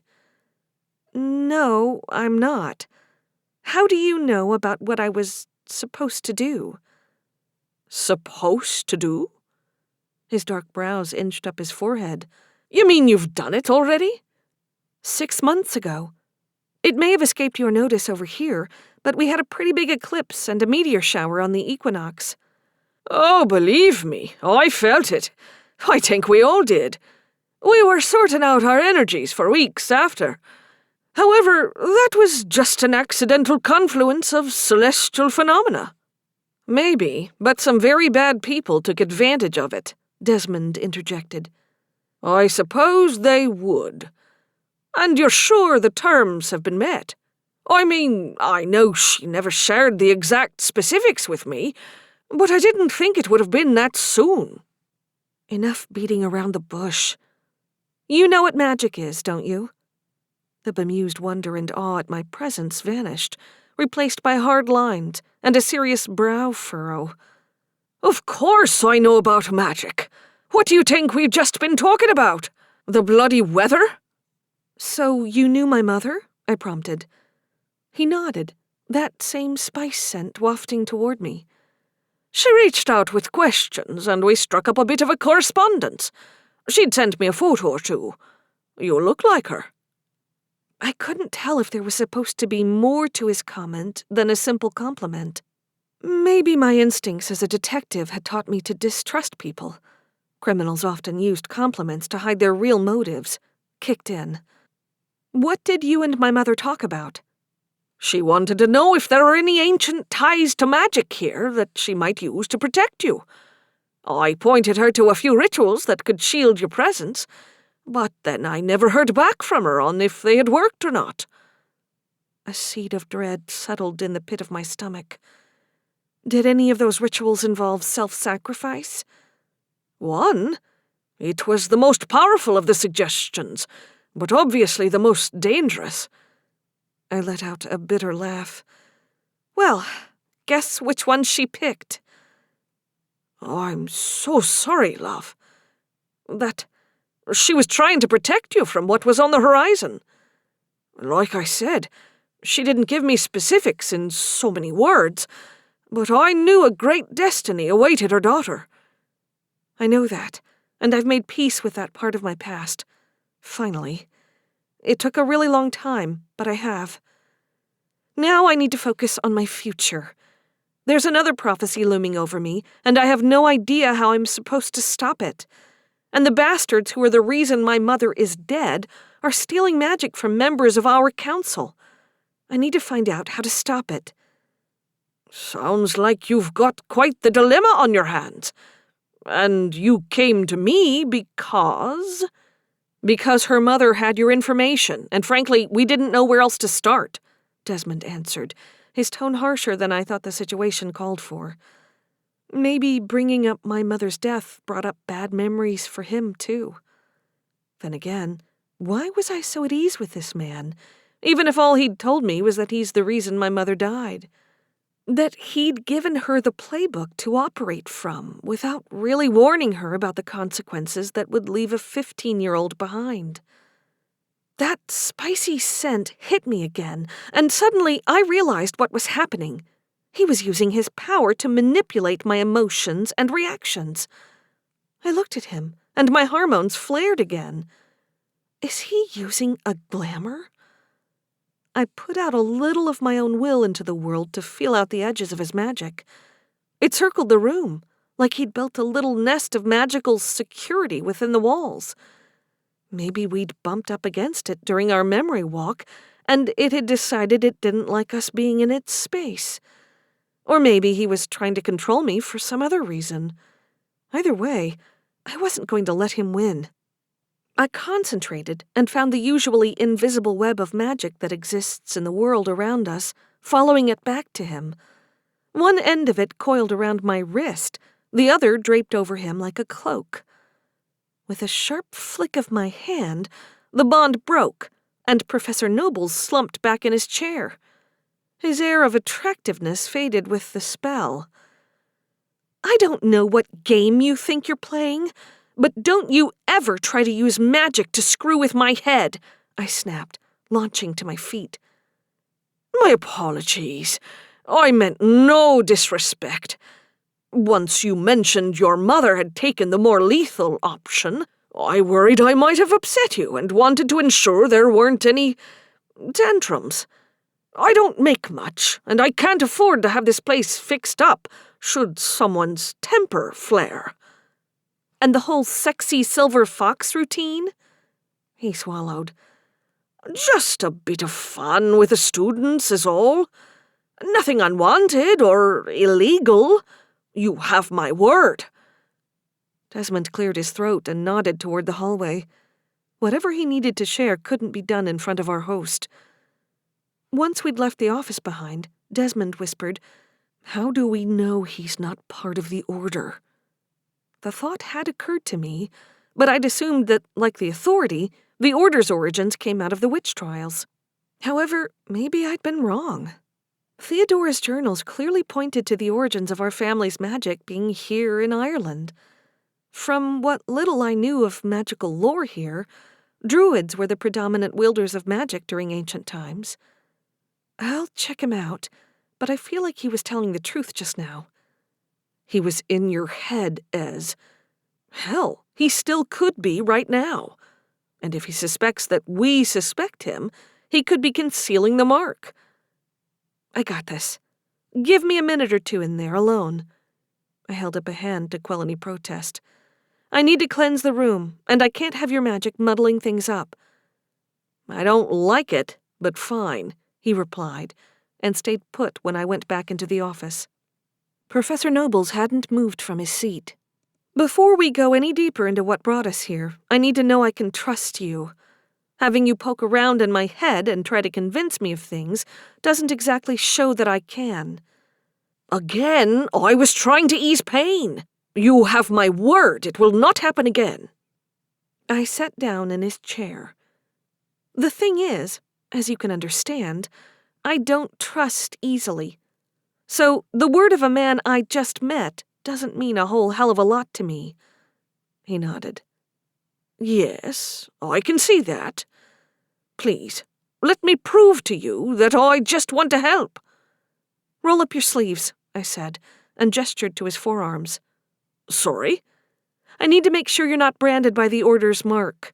And just so you know, if you're using magic to conceal it, I'll be able to tell. I swear I'm not concealing anything. Just do it, I said, a wave of irritation and exhaustion suddenly washing over me, sharpening my tone. He had at least 3 decades on me, but he flinched at my words and rolled up his shirt sleeves. No scythe and triple spiral marred his skin on either arm. I stood and rounded the desk to peer at his neck. Nothing appeared there, and I didn't feel any magic wrapping itself around him, not like before. You're clear, I said loudly, hoping Desmond heard me. Tell me, how did you end up here in Ireland? Nobles asked as Desmond returned and claimed the chair he'd been in before. Chasing our family lineage, I answered. My foot brushed the bag with the genealogy inside. He may not be an Order member, but I wasn't ready to let him see private family documents. I see. He rubbed his stubbled chin in silence for a few minutes. You also said something about stolen magic? The Order of Samael, basically the bane of my existence, is taking magic from our council members, and it's eliminating entire bloodlines. I haven't been able to recreate how they're doing it, and still have no idea why they're taking it either. We really aren't sure you can even help us, Desmond chimed in. Nobles let out a deep belly laugh. Oh, lad, you think that just because I teach metaphysics, I'm too much a scientist to solve your magic problem? Maybe, Des replied. I teach it so that those who don't have the blessing of our gift might seek to understand how it could be possible to exist, so that when they inevitably encounter it, they're inclined to believe what they see, rather than dismiss it. Great, so you can help, I said, before Desmond could say more. Aye. You said they've been eliminating entire bloodlines. That takes a great deal of skill. They're resourceful assholes, I answered. Tell me, is there a pattern to their targets? They're taking the younger magic first, the families who joined the council more recently. From what we've been able to gather, their magic isn't as strong as Desmond's or mine. Our families have been on the council since its inception in the early 1700s. And you say you don't know what they're doing with it?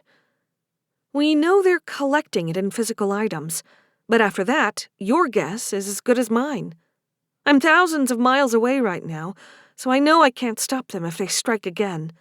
But if I can get my hands on what's been stolen, is there a ritual that can return the magic to its rightful owners? Love, there are rituals for everything. You just need to know where to look. He stood from his chair and retreated to the bookshelf across the room. I watched him browse the spines with a tender touch until he found the particular one he was looking for. Now, I'm not keen on lending out my books to people, especially those I don't know well. But given your status in the community, I'll allow it. He set the book down on the desk between us, and I studied the faded text on the pressed leather. I put a hand on the front cover, expecting to be hit with another vision, or at least a jolt of magic like I'd felt when we arrived in the country. But nothing happened. My face must have telegraphed disappointment, because Nobles snickered. It's just a book, lass. A history of magic in the region. A sort of catalogue of how magic was used and the clashes of the locals, going back centuries. You have your council and this order. Well, that struggle isn't new. It's been raging for long before your bloodline even began. Speaking of blood, I've been told the answer to my problem might lay in my bloodline, I said, reaching into the bag and pulling out the genealogy. If he was trusting me with something of great value to him, I could show a little in return. We traced it all the way back here. Noble studied the page and ran a finger from my name at the bottom of the page, all the way back to Aofi at the top. His lips moved, but no words or sound came out, as if he were reading to himself or trying to figure out how to say something. This can't be the same Aoife, he finally said aloud. The name flew out of his mouth so fast, and in such a low tone, I couldn't catch the way he pronounced it. I'm going to need more than that, I said. He pulled the book back toward him, setting aside the genealogy. Focusing entirely on the book, he flipped through the pages, passing spots and going back until he found whatever he needed to show us. Flipping the book around so I could read, he said, Long ago, there were two rival sects of druids, one light, one dark. That sounds familiar, Desmond offered softly. I studied the text on the page.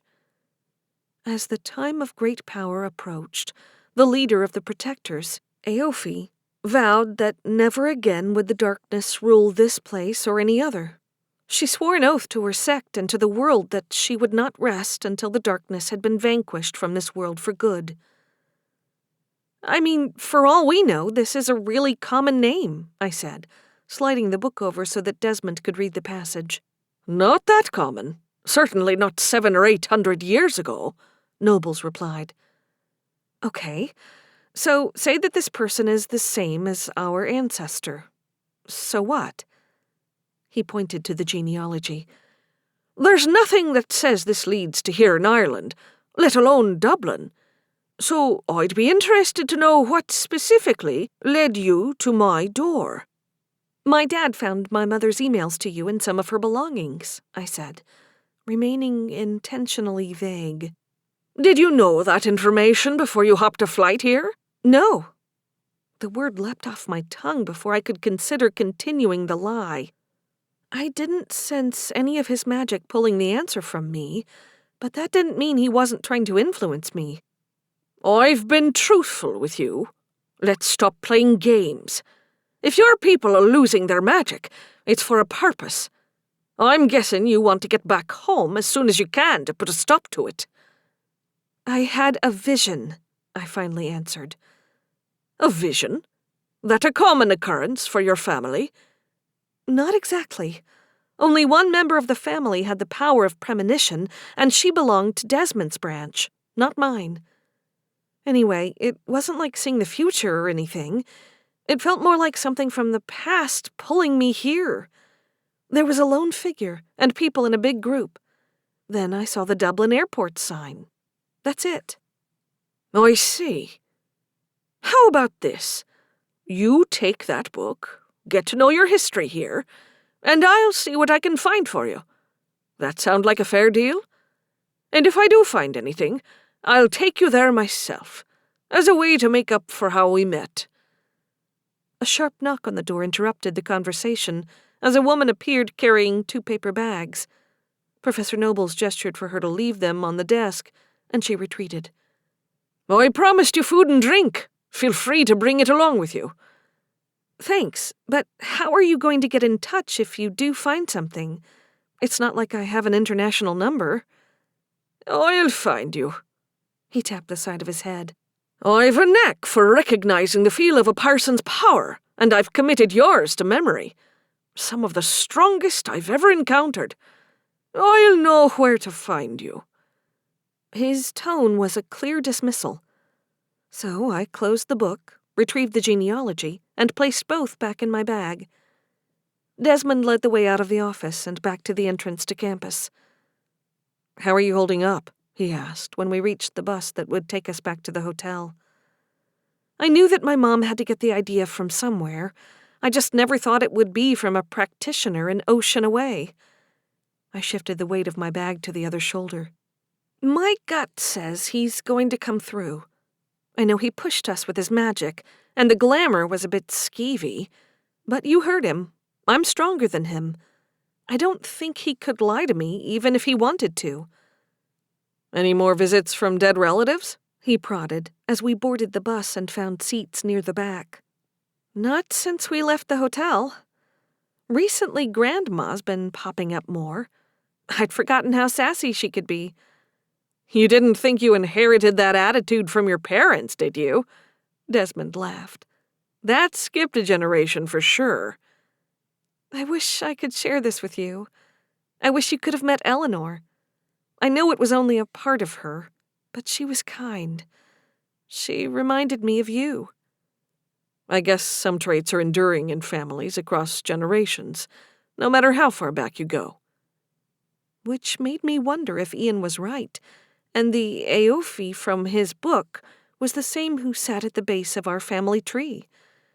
If she was, then what did that mean for the prophecy currently hanging over my head and the Order's plans for their pilfered magic?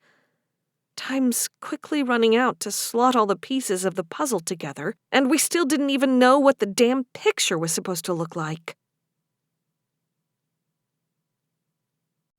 18. We got back to the hotel to find JT stepping out of the bathroom. He looked well rested. At least that made one of us. He tugged on a clean shirt and pulled me in for a quick kiss. So, what did I miss on your city-spanning adventure? We found Ian Nobles. He's a practitioner like us, I began, settling on the edge of the bed closest to the window. He gave Ezri's mother the spell that she used, Desmond trailed off. Oh shit. I'm so sorry. JT sat beside me and took my hand in his. Please tell me you didn't send him flying. I didn't. I'm okay, really. He is doing some digging to help with the vision I had, and he gave us some more information to look into. I pulled out the book. There were 2 ancient sects of druids back in the day, and a woman who has the same name as our ancestor led the light practitioners. JT squeezed my hand. And you think that's the key to figuring out how to stop the Order's plans? Maybe. There was a passage in here about how this woman vowed to fight until darkness was wiped from the earth and to protect people. I need to find out everything I can about her. Immersing yourself in this place's history is a start, Theodore said, appearing by the desk across the room. I needed to get out of the hotel and let the city's magic guide me to wherever I was meant to go. I'd spend time with the book, but I needed to do it somewhere other than a tiny hotel room with 2 hovering, if well-meaning, bodyguards. It would get too confusing conversing with dead relatives only I could see, while having to relay the other half of the conversation to them. I'm going for a walk. Maybe some fresh air will help this all make more sense, I announced, and slung the bag back over my shoulder. But isn't it safer to stay out of sight? We don't know how far the Order reaches, or what other trouble might be out there, JT protested. He's right. There's too much unknown, Ezri. We all agree you are powerful. However, you are still human, and that means you can be hurt, Desmond added. Just because Ian knew who I was, who I really am, doesn't mean everyone does. Just like back home, not every person with magic knows my face. I'll be fine, guys. I just need a little space. Theodora appeared beside me in the hallway, and as I eased the door shut, I heard Desmond say, I'll bet you $20 her grandma just showed up, and she doesn't want us to hear the conversation. He may have guessed the wrong relative, but his sentiment wasn't wrong. It wasn't that I didn't want them to hear the conversation. It was more I wasn't in the mood to translate half of the conversation. As a precaution, I stuck in Bluetooth headphones, so at least to the outside observer, it would look like I was having a conversation on the phone rather than talking to myself. Who would have thought you'd be learning about history to save the world? Grandma popped up on my other side as soon as I left the hotel lobby. So you're just going to tag team me now? I asked, and started wandering, not sure where I would end up. We are here to aid you, Theodora said. It would be more helpful if you could tell me what the Order is planning to do with the stolen magic, or what the new prophecy means, so I can stop it from happening. Premonitions of what is to come are meant for shaping actions, not to be prevented. Well, I definitely prevented the bad guys from winning last time, I replied. But you didn't know how that was going to happen until you were in the thick of it. You can prepare all you want, but so many things go into making a situation what it is, Grandma added. Though I won't know how to fight what's coming if I don't know what that something is. I stopped walking and turned toward a display in a jewelry shop. Pentacles of varying sizes, some with different gemstones at their center, hung in the window. Before I realized what was happening, I had stepped inside. A slender woman with gray hair sat behind the counter. "Hello, dear," she greeted with a thick accent. "Hi." I stepped up to the counter. "Looking for something in particular as a memento?" "Sorry?" She leaned forward and gave me a smile. "You're not from these parts. You looking for something to remember your trip by?" "No, I was wondering if you could tell me how old a particular piece of jewelry is." Undoing the clasp around my neck, I laid the pentacle on the glass countertop between us. The woman picked up the necklace and studied it under a bright light. "I'm not an expert, mind you, but I would say this is old. Very old indeed. I don't have anything close to its likeness here." "Would you say maybe 700 or 800 years old?" I probed. "Could be. If it is, I'm surprised it's lasted this long. You've kept it in remarkable condition. What makes you think it has that lengthy a history?" "Family stories," I answered. And in a way, it was true. I didn't know how else to explain the feelings I got when I'd touched the genealogy. It was like older magic had touched the pendant, but not in the same way as my family had since the witch trials. "If you're right, and it is that old, I'm quite surprised to see a diamond. They were quite rare in these parts back then. I'd say you aren't in need of anything from my shop. More likely, you need a proper appraiser." "Oh, I'm not trying to sell it. I just wanted confirmation on if it really could be that old," I said, extending a hand to take it back. She relinquished it, but continued to eye me. "There's something about you. I can tell. Something about your aura tells me you carry a lot on your shoulders, and this is just one more weight on you." I redid the clasp, and as the metal brushed the skin of my collarbone, the tiny shop vanished, replaced by the darkness of night, and the same figure I'd seen before in my vision. Except this time, the figure turned to reveal a woman with dark red hair and pale skin. Her eyes were seafoam green, and around her neck hung a pentacle without any stone at its heart. Even though I knew it was a vision, I reached to my own throat to feel the weight of the pendant around my neck. In her hands, the woman held something small and brilliant. The diamond that would come to be at the heart of my pendant? "Seek me, blood of my blood. I await you," a disembodied voice called. "Love, you all right?" The shop owner's voice disrupted the vision before I could call out or ask any more questions. "Yeah, sorry. Thanks for your help." I raced from the shop and down a nearby alley, pressing my back to cool stone as I willed my heart to beat slower. My right hand clamped down hard on the pendant, and strawberries bloomed all around me, begging the world to take me back there. If I had just another minute, I could sort this all out. "I need to see," I whispered, and felt hot tears dampening my cheeks. "The gift of foresight and vision does not work that way," Theodora said softly, taking my free hand in hers. "That is how Eleanor explained. It came when the world needed it, not when she wished to know what was to come." "But whatever I'm seeing has to be in the past, really far back if we're right about this ancient sect of druids. I'm not trying to see something that hasn't happened yet." I would believe the same rules apply in this instance.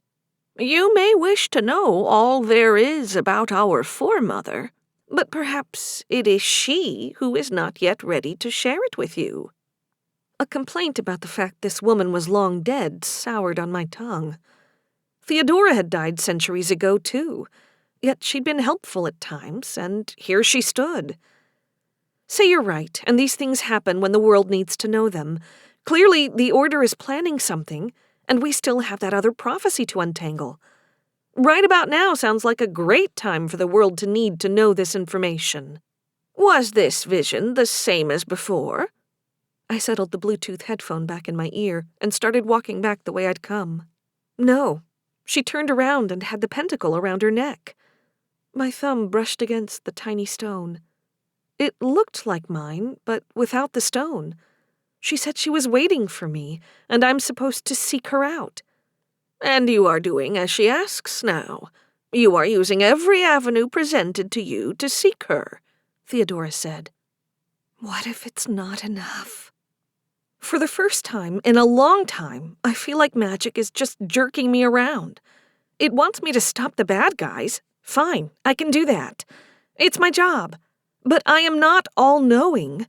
It could give me a bigger hint than visions played out in 10-second clips. I've done what magic has asked of me countless times. I feel like it's punishing me or testing me, and that's not fair. "Life isn't fair, sweetheart," Grandma popped up on my other side. "Never has been, truth be told. If it were, we'd all be a big happy commune of witches living it up. You haven't been given anything you can't handle." I snorted. "That's easy for you to say. You don't have to fight the torture-happy, kidnapping maniacs." "Do not forget, we are a part of you. Your struggles and triumphs become ours," Theodora interjected.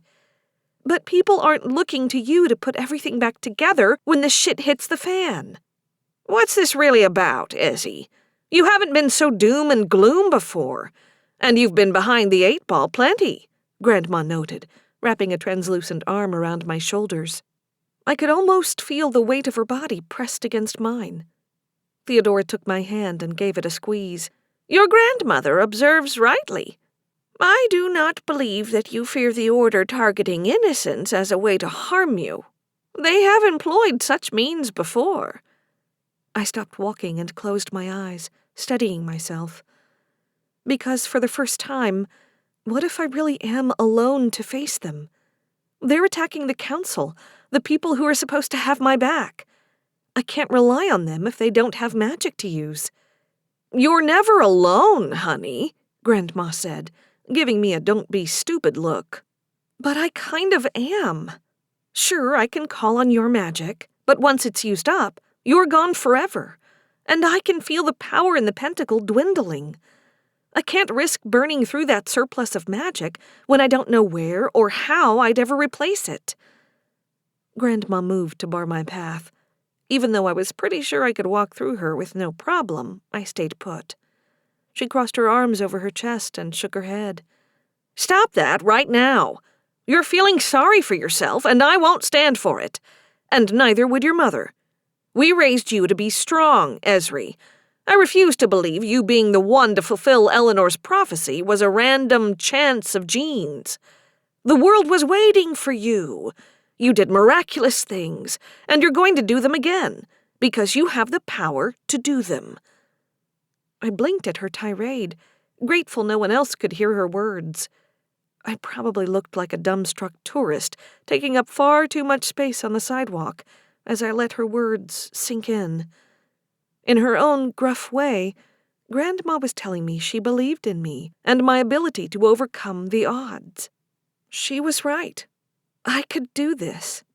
I'd made it this far, which is probably more than the Order expected. Yes, I'd left the council with less protection than if I'd stayed, but something told me they weren't worrying about my part of the prophecy. Whatever plans they were hatching were probably an attempt to fulfill their part of it.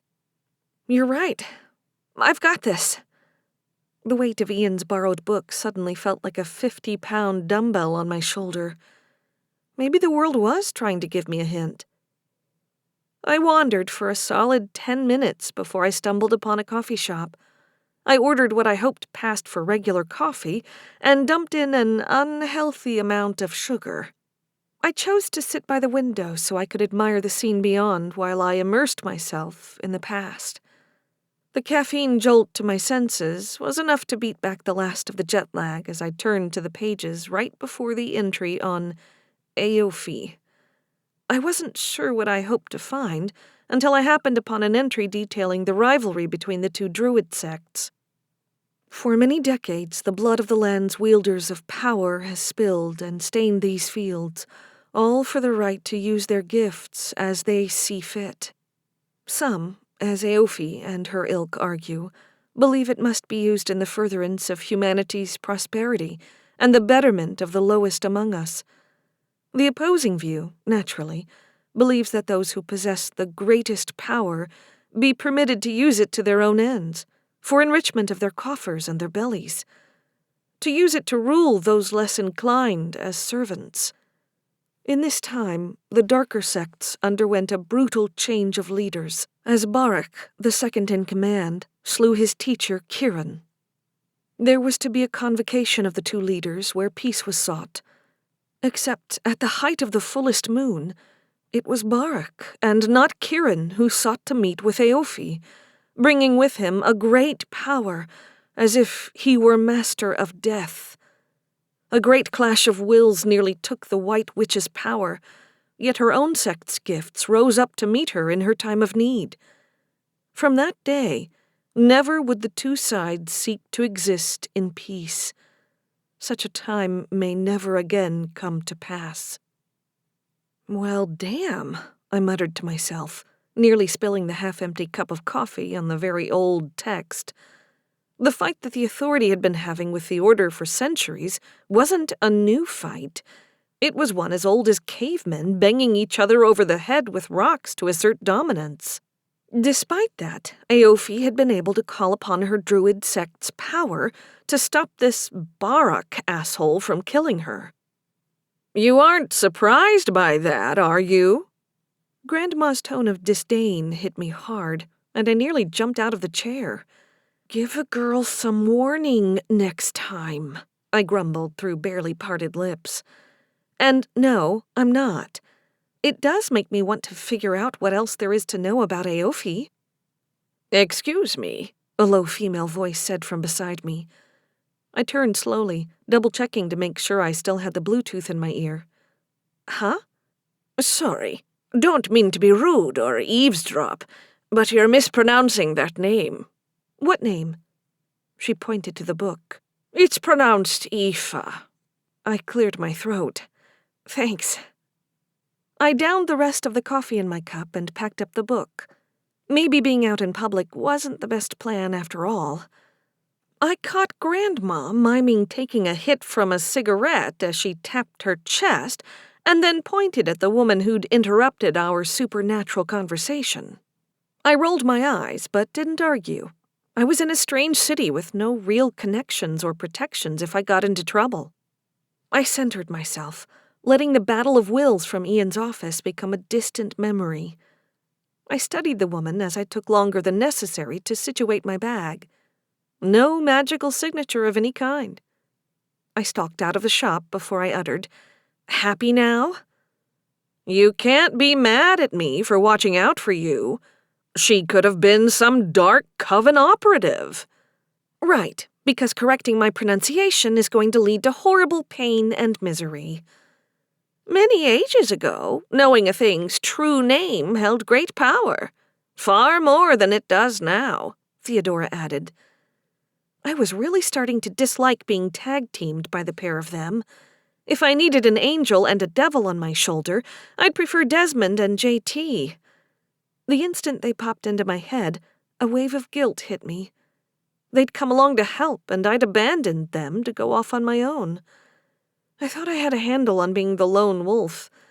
Clearly, I still had work to do on learning to accept help. I'm going back to the hotel. Both of you can go away and give me some space. Theodora vanished instantly. Grandma fell into step beside me. I'm not that easy to get rid of. I came here with them for a reason, I said. To keep them safe, which you seem to be accomplishing just fine, so long as they stay where you put them. They're people, not dogs, Grandma, I snapped. Point still stands, she muttered. I appreciate what you did, snapping me out of my freak-out. But I am strong, and part of that strength means I have to figure this out. There's more to the puzzle, and the picture's starting to become clear. But I have other allies to rely on, ones with access to the internet, and resources you don't have. Well, fine then, she huffed and disappeared, leaving me alone to find my way back to the hotel. At least I could enjoy the afternoon breeze as I followed my phone's GPS all the way back to the tiny building. I stepped into the lobby, and the hairs on the back of my neck stood straight up in warning. Forcing myself to take even breaths, I turned to the small sitting area by an out-of-use fireplace to find Ian Nobles lounging in one of the chairs. I told you I was good at finding people, he said with a smile. We need to talk. 19. The fact that he'd found our hotel this fast worried me. Either he'd followed us, or he had the ability to trace someone's magic in a similar fashion to me. If he'd come so soon, maybe he'd found the information we needed and wanted to share it out of a sense of urgency. I refused to accept that he was here to tell me he'd found zilch. As lovely as this lobby is, I'd be more inclined to have our discussion somewhere a bit more private. He stood and pointed to the stairs. Yeah, come on. I led him up 2 flights of stairs and through the narrow hallway to the room we'd rented. I slid the keycard into the lock and held my breath as I entered. I found JT lounging on the bed staring at his phone, while Desmond sat at the desk, Avery's face filling his laptop screen. Glad you boys aren't naked, I announced and walked in. My older Irish shadow stayed in the doorway, his foot blocking the door from shutting completely. And you've brought company. JT sat up and set his phone aside. And he's cute, Avery added with a wink, clearly meant for Desmond. A tickle from the spice of his magic hit my nose. He'd reapplied his glamour. Great, just what I needed. Why don't I let you get yourselves sorted? I'll wait in the hall, Ian offered, removing his foot and easing the door shut. Was your walk productive? JT scooted off the bed to wrap an arm around my shoulders. Sort of. I turned my attention to Avery. How is everything there? Please tell me something good. People are trying to stay inside, but we just got word that another family got hit. The Masons. Damn it. That only leaves 8 more families. I had Avery check, and it seems like the order may have some misinformation, Desmond said. What do you mean? Well, according to the authorities' records, the Mason family joined the council before the Montes family, and from what I could gather from some old meeting minutes, the Masons' bloodline is much older. So, if the order was trying to wipe out the younger bloodlines, they would have gone after Belladonna's family next. I filled in the gap. Now, we haven't been able to get in touch with Belladonna since you left. We aren't sure if she's just left town, figuring it was safer to not tell anyone her whereabouts, Avery began. Or maybe she's already been attacked and we just don't know about it, I finished. But you're staying safe, Desmond said, giving his wife an earnest look. Yes, I'm hunkered down with my parents. Plus, we're not actually on the council, so we're safe for now. Besides, you're off touring the world in search of meaning or whatever, so they can't come after you either. Even on another continent, this still felt like a personal violation that the Order continued to hurt people under my protection. I sensed the energy building up around me, crackling with the tart scent of burning sugar, as my magic reacted to the negative emotions. I didn't stop the anger from washing over me, and as a result, The lamp on the bedside table skidded half a foot toward the floor. JT caught it before it could smash to the ground, saving us an awkward explanation and whatever extra money we had on us, and set it down carefully. "Sorry," I said, turning back to Avery. "You need to check in with Jackie or Agent Cartwright. They're supposed to be providing security to everyone. Have them email me what they know so I'm in the loop." Avery's head bobbed out of frame. "Sure. You guys are planning on coming back soon, right?" "As soon as we can," I replied, glancing over my shoulder at the closed door. Sooner, if Ian had in fact found something that could help us. "We should hear what the professor has to say. I'll call you when I can," Des said, bidding Avery goodbye. The screen turned black as the call ended, and I pulled the door open. Ian stood across the hall, leaning against the wall. "You can come in now." "Bit cramped quarters, isn't it?" he commented, taking in our accommodations. "It's what we could find on short notice," JT answered, irritation coloring his tone. "You need to drop the glamour. I can't deal with all this macho bullshit right now," I said. Ian coughed, but I felt the pressure of his spell disappear, leaving him far less handsome than he'd been mere moments ago. JT's shoulders relaxed. Ian reached out a hand to JT. "Right, we've not been introduced. Professor Ian Nobles, practitioner." JT gave him a loose handshake. "JT Summers, paramedic." "You're a smart one, bringing the lads with useful training along as your backup," he said, giving me a smile. "You said we needed to talk?" I prompted. "I did, and we do." He glanced around the room. "Are you certain it's safe to speak openly here?" Before I could act, spearmint washed over the room, as Desmond set wards to keep prying ears away from our conversation. I was grateful someone else was bearing the magical load for the moment. It meant I could give Ian my full attention. I am now. "Right. Well, have you been able to learn anything about that ancestor of yours from the text I lent you?" "Only that if this is her, she was nearly murdered by some guy named Barak, the usurper, and she had to take her druid sect's power to stop him." "He sounds like a barbarian," JT snickered. "Not far off.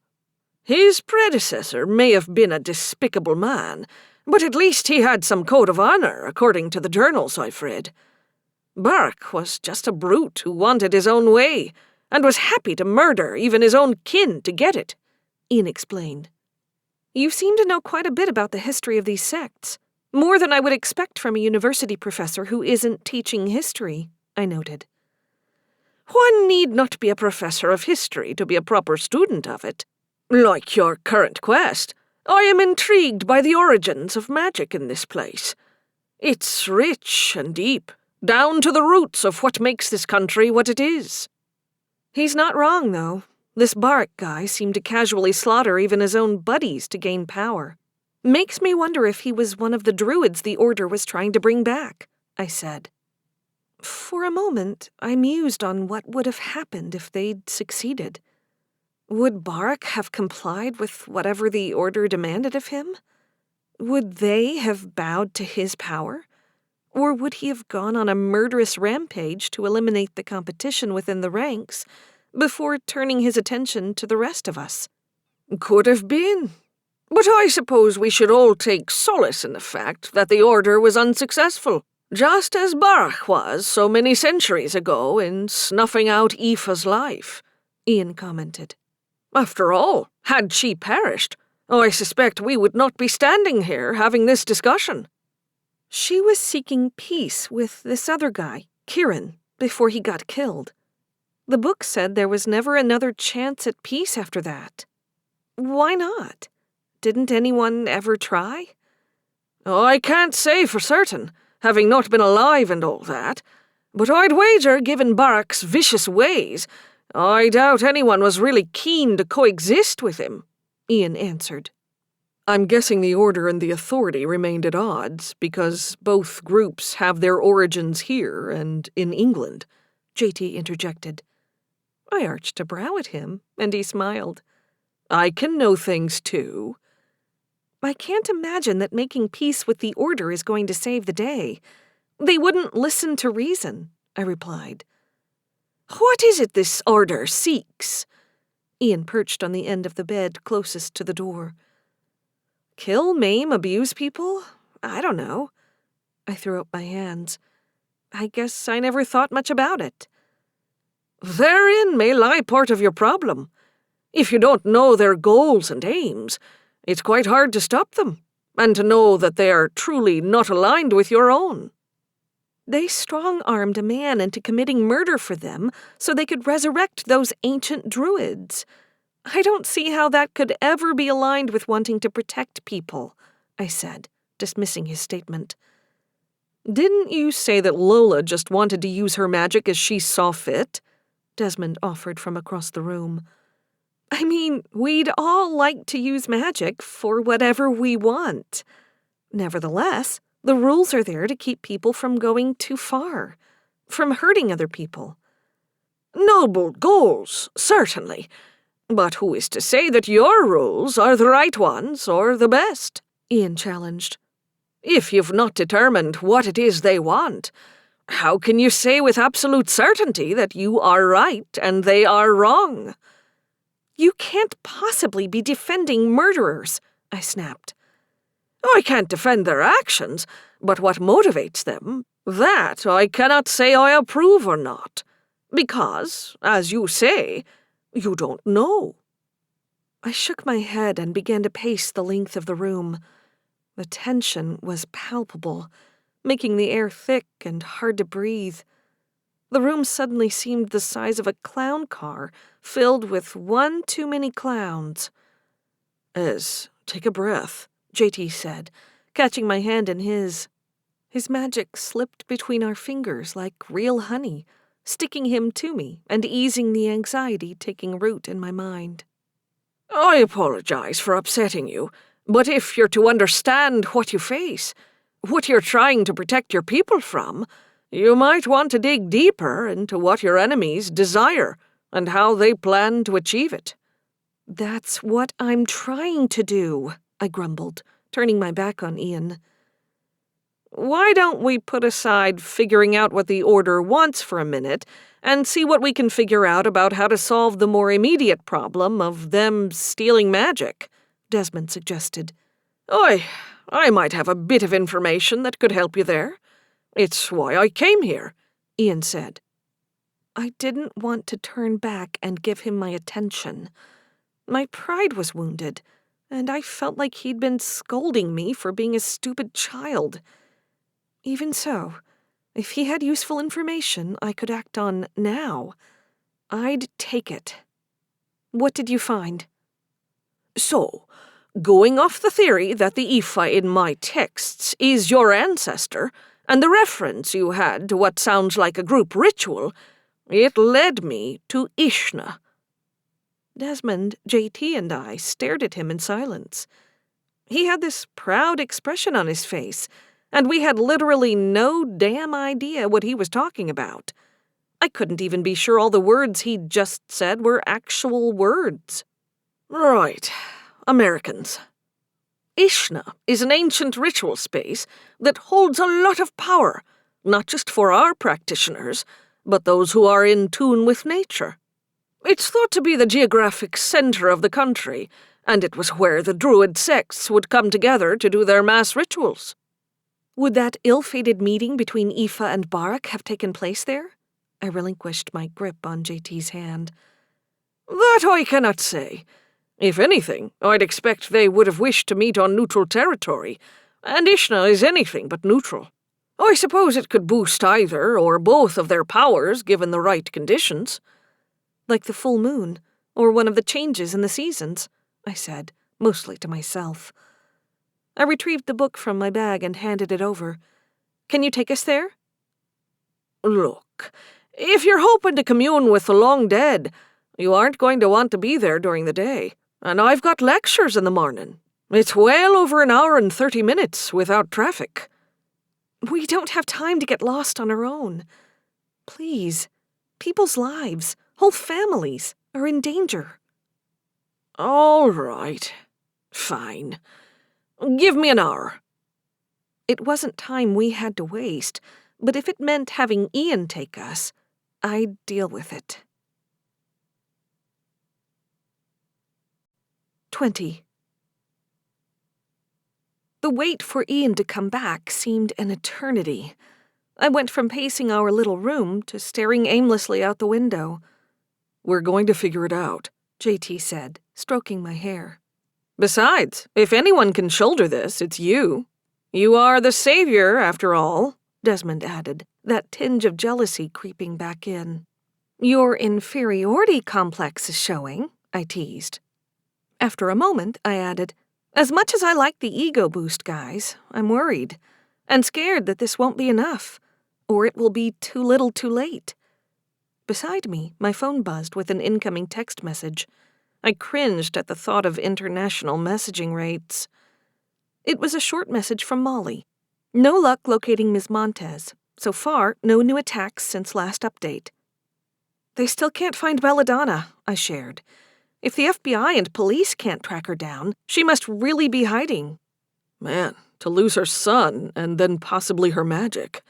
I can't imagine the sort of pain that could inflict, JT murmured. Death, a female voice whispered in the back of my head, a voice I didn't recognize.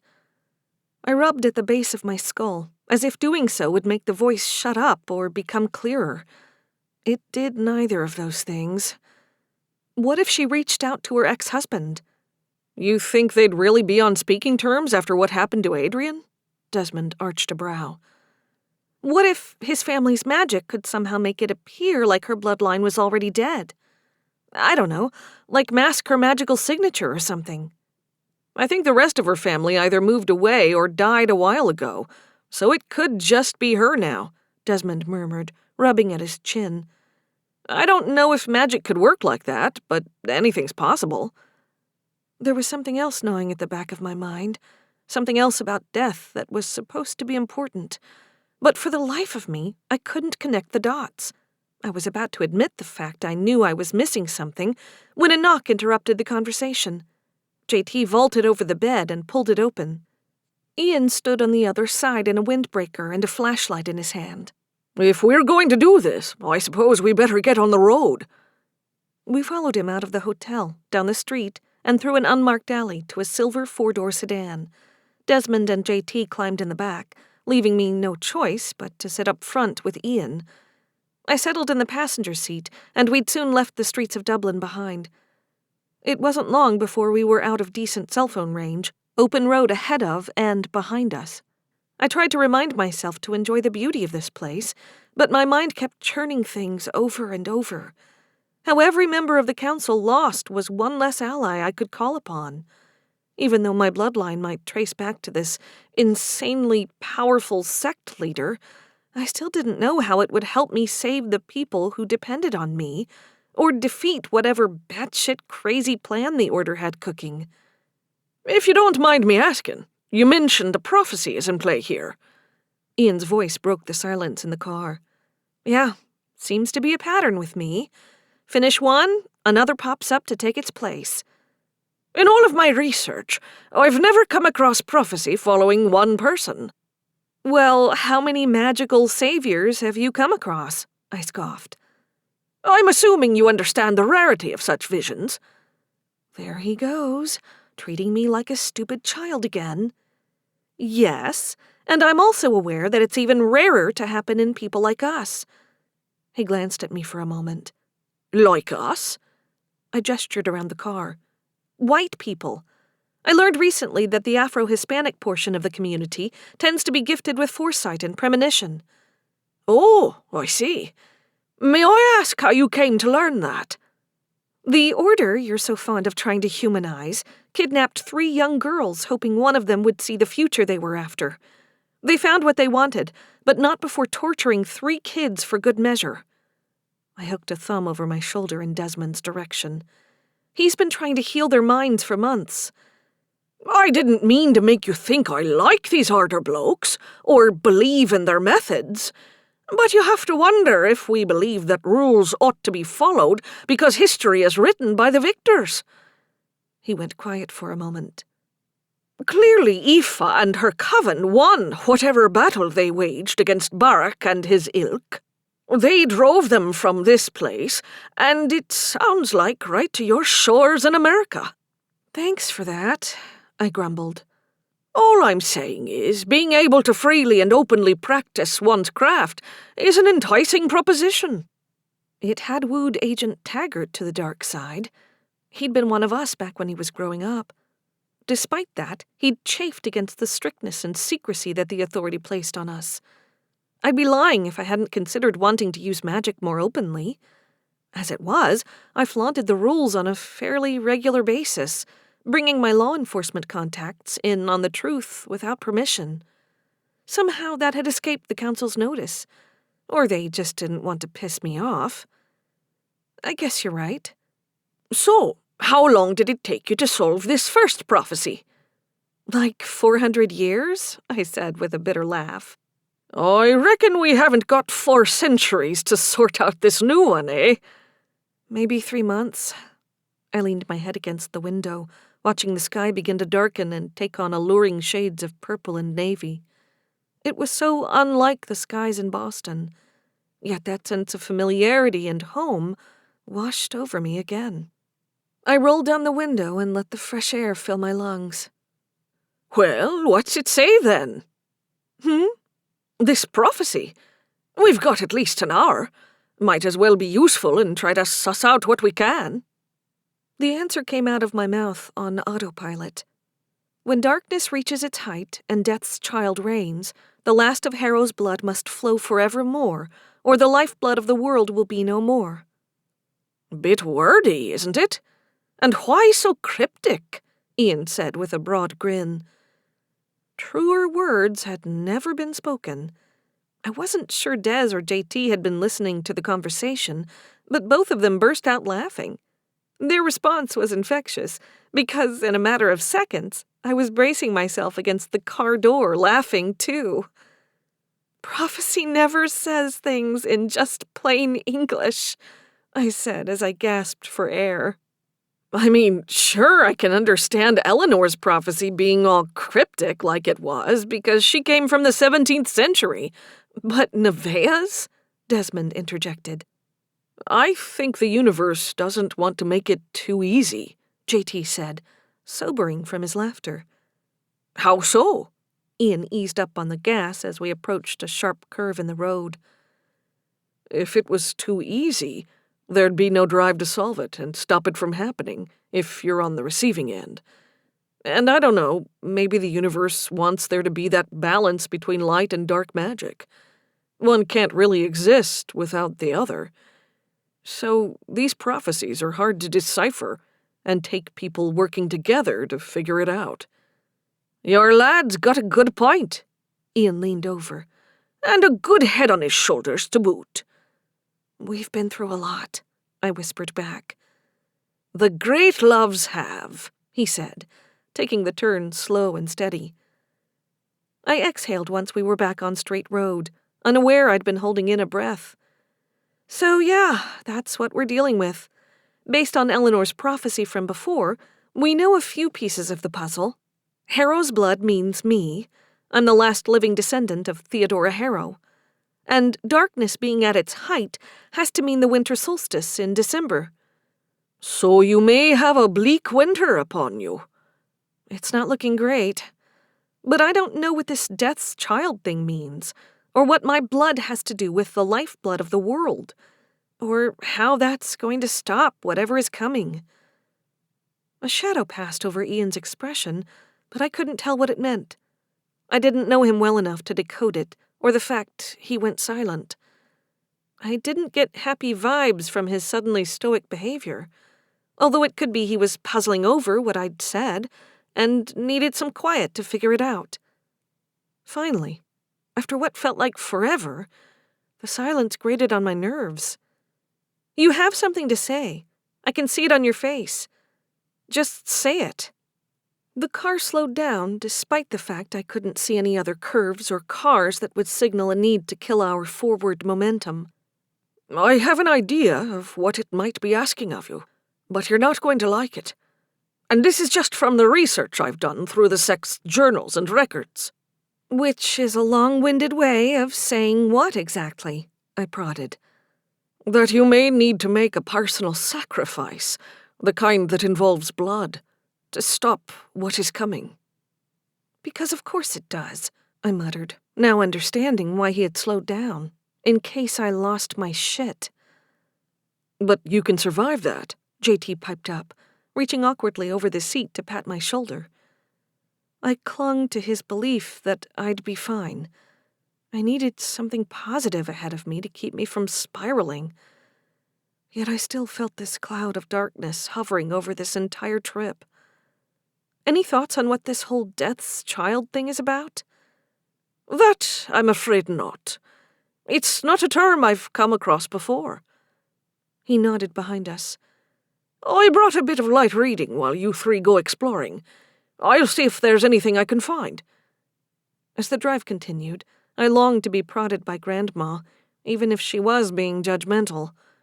Just something to distract me from the idea that the universe was going to ask far more of me than it ever had. Why do you want my blood now?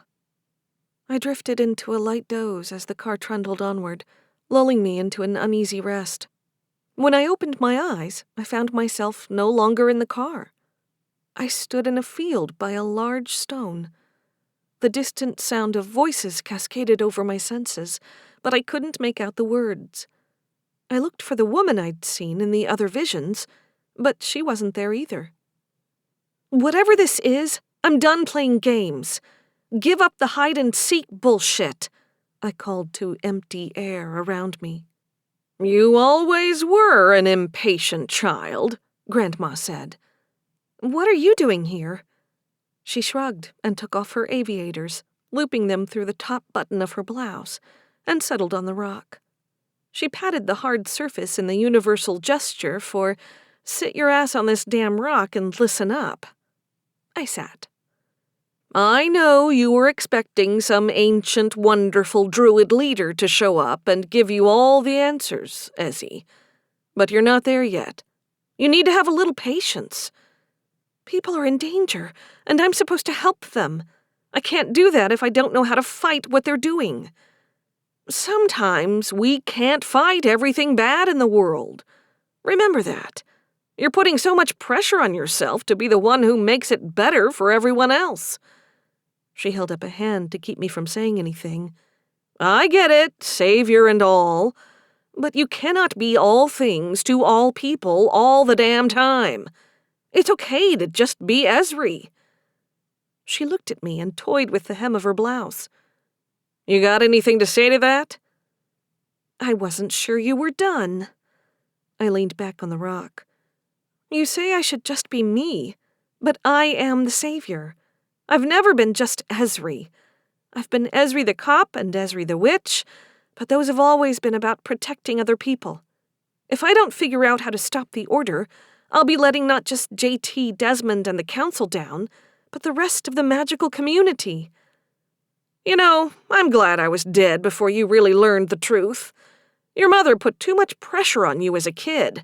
And for the record, you wouldn't be letting everyone down. You'd be trying your best. What if my best isn't good enough? What if I don't stop what's coming? Maybe that's for someone else to figure out. Maybe you're just one piece of the puzzle in all of this. Yes, you've got more power than most, and you are trying to do good with it. But this has never been a solo sport, sweetheart. Sometimes you forget that. I'd let people in. I'd forgiven Desmond for keeping the secret about my mother's sacrifice and siding with the magical community. I'd even repaired my relationship with my dad. I'd brought backup with me this time. When I knew 6 months ago, I would have raced off alone, not telling anyone where I was going or what I was doing. I wasn't alone. Yet it still felt like there was very little they could do to help. Sure, they could both help heal any wounds, mental or physical, that came my way, But I wasn't going to risk them getting in the line of fire. I know you're trying to work through it all in that head of yours, but can you make an old dead lady a promise? Grandma wrapped her fingers over mine and squeezed tight. Promises aren't exactly the best idea in my line of work. Well, then, try to keep an open mind with whatever happens here. It may not be what you want to hear, and it may not give you the answers you think you need, even though it's going to be what you need to hear. I'll try. Good. We both know your mom would have said it, but she's not around, so I had to carry that particular burden. You know, I didn't realize how much I missed you until you showed up. I leaned my head on her shoulder, fighting back tears. I know, sweetie. I know.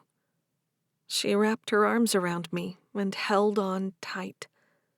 For the briefest of moments, it was like I was 5 years old again, sitting in her lap while she told silly stories of magic. Now be a good girl and wake up. 21. I jolted awake to find the car had stopped moving. The sky outside had dwindled to a dark blue, and the headlights illuminated a large, open area ahead of us.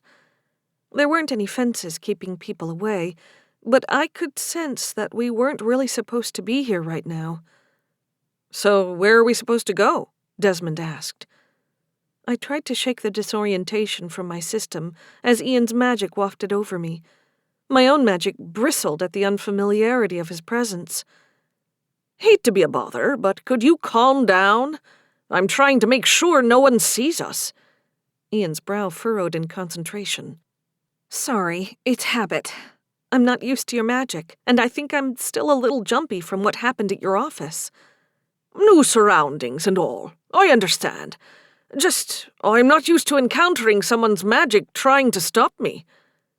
Instead of tamping down on my power, I let a little more flow from me and wash over the exterior of the car, boosting his intent to keep us hidden. How about a little signal boost? Won't argue with that. Now, Desmond has a point. Where are we supposed to be going? I directed the question to Ian. You're the one having visions of long-dead druids. I assumed you'd know once we arrived, he answered. I turned in the passenger seat and fixed Ian with an incredulous look. Seriously? You're supposed to be the historical expert. You told us this was the place we needed to go. Based on the vague information you passed along, Ian's voice rose. Before tempers get out of control, why don't we get out and just take a look around? Desmond intervened. I don't think any of us can argue that the magic in Ireland is stronger or older. Whatever it is, we can all feel it. If this is the right place, I have a feeling Ezri is going to know. Fine. I undid the seatbelt and climbed out into the autumn night air. I expected to be bowled over by magic everywhere, if this was indeed the site he claimed was the place that Aoife and Barak faced off. However, it didn't feel any different from Dublin. Less crowded and less urban, maybe, but nothing special. Ian leaned over to the passenger side and called through the still-open window. I'll stay with the car once you lads vacate. Desmond and JT were soon by my side. The car vanished with just an extra hint of Ian's magic, and I couldn't help but let out an amused sound. JT looped his hand through mine. Let's take a look around. We wandered 3 by 3, and the farther we went from where Ian sat in the car, the easier it was to pick up on the magic running through this place. Everything in the world carried some bits of magic in it, but with every step it was as if it grew stronger, begging for my attention. Seek me out, it called to me, just like the woman in the vision. Maybe we were on the right path. Is that a rock? Desmond pointed ahead of us. I squinted in the darkness, and without even voicing my need, my vision sharpened. The large stone came into view, and I could swear a seated figure waited. We're in the right place, I announced, just as I felt JT's hand rip from my own. I turned to see why he'd let go, when I realized that he and Desmond were gone. The sky above me and the air around me grew heavy with saturation, like right before a heavy rainfall. Except there were no storm clouds above me. It was still night, but earlier in the evening. Or maybe the skyline had less pollution from humanity growing up around it. I raised a hand and pushed against the air in front of me. I'd seen magic like this before when the Order had tried to resurrect the other Druid sect. An unseen barrier. I'd felt it then, and been able to tear a hole into it, bring it down around us like unraveling a sweater. My fingers pressed against something solid, and I could just make out JT and Desmond lying unconscious on their backs in the grass. "Forgive me, but this is meant for one and one alone," a low alto voice said. "What did you do to them?" I demanded, strawberry rippling off my skin, fortifying me. "They have not come to harm. They are merely sleeping. They will not realize time has passed. It is safer that way." Safer for whom? I took a few steps closer to the woman seated on the stone. She still wouldn't face me. "All in the end." She turned slowly, and I gasped at the similarity in her bone structure and coloring. It was like looking in a mirror, or one of those aging programs that predicted what someone would look like in 20 years. "You're Aoife, aren't you?" She beckoned me forward, the pentacle pendant hanging around her neck, still devoid of the center stone. "And you are the heir of my blood and my gifts. Come, sit." She had to be speaking a language I didn't know, but my brain heard her words as English. I chanced one more glance back at the hazy vision of Desmond and JT, before closing the distance to sit on the grass in front of her. I kept a good foot of space between us still. Someone who would sideline my only allies made my hackles rise, even if she was supposed to be my ancestor. Her gaze softened as she took in my straight-backed posture. "You question whether you are being deceived." "So you're a mind reader now, too?"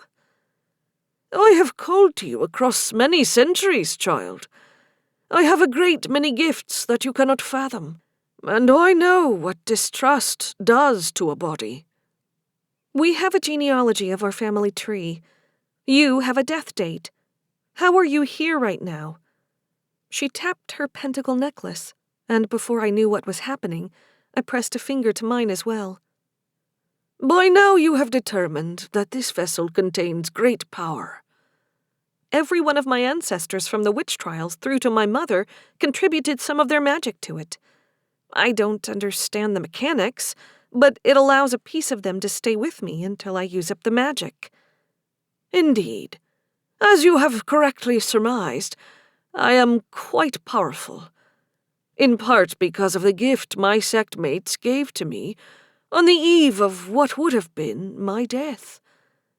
"They gave you their power to stop Barak," I said. "Yes. I fear I was fated to die that day, but I acted to prevent it, and now, so many years later, you have come to pay the price." "I don't understand." She held out her hands, as if she were cupping two objects. "Balance is always to be maintained in this world or in any other. For good to be done, there must be a counter to it. We may not wish it to be so, but we cannot exist without our mirror." "But if I was supposed to stop the darkness from rising, what's the point if it's supposed to be there anyway? None of this makes any sense." "For you see, while a balance must always exist, my actions put too much good into the world." "That's not a thing. That can't be a thing. You went on to help people. You protected them, just like I do." "I fear that is not so." She hung her head, dark red strands cascading over her pale features. "You see, I have long believed that my death was meant to serve a purpose. Perhaps it would have led those who followed Barak to revolt against his stranglehold upon them. there could have been a sort of peace forged. But I let my own fears of the unknown persuade me to take the magic of those with whom I practiced. It afforded me immense strength enough to survive Barak's blade. She toyed with the pendant at her throat. My mistake may have cost a great many undue pain and hardship. Before I could respond, the world around us changed. The sky brightened and darkened in rapid succession, like we were watching a time-lapse of a day in reverse. It sped past, people and images flashed by, until I spotted Aoife standing in the distance, surrounded by a group of men and women, many of them about my age. The men wore tunics and loose-fitting pants, while the women were dressed in flowing gowns and corsets. Logically, I knew I wasn't part of this memory, and yet I could feel the tension brewing among the group assembled. Aoife, we cannot trust them, a man with a thick beard that fell to his chest argued. If we do not try to broker peace with them, then our efforts to protect the peoples of this land are for naught. His followers deserve a chance to see the light, to use their gifts for the betterment of all. Aoife replied in a calm, measured tone. A young girl, no more than 12 or 13, with flowing blonde hair, raced across the grass, her eyes wide with fear. She skidded to a halt and bent double to catch her breath. There has been a great battle. Kieran has been slain. By whose magic? Aoife demanded, lifting the girl's chin so their eyes met. Not by craft, by blade. Her chest rose and fell in quick succession as she still struggled to breathe. The dark brown of her dress brought out the dark brown flecks in her hazel eyes. His second in command, Barak. I have seen it this hour. He has cut Kieran's throat and usurped the leadership of their sect. The bearded man stepped up to Aoife. Your dream of peace is dead along with him. Aoife shook her head. We will not know for certain until they arrive.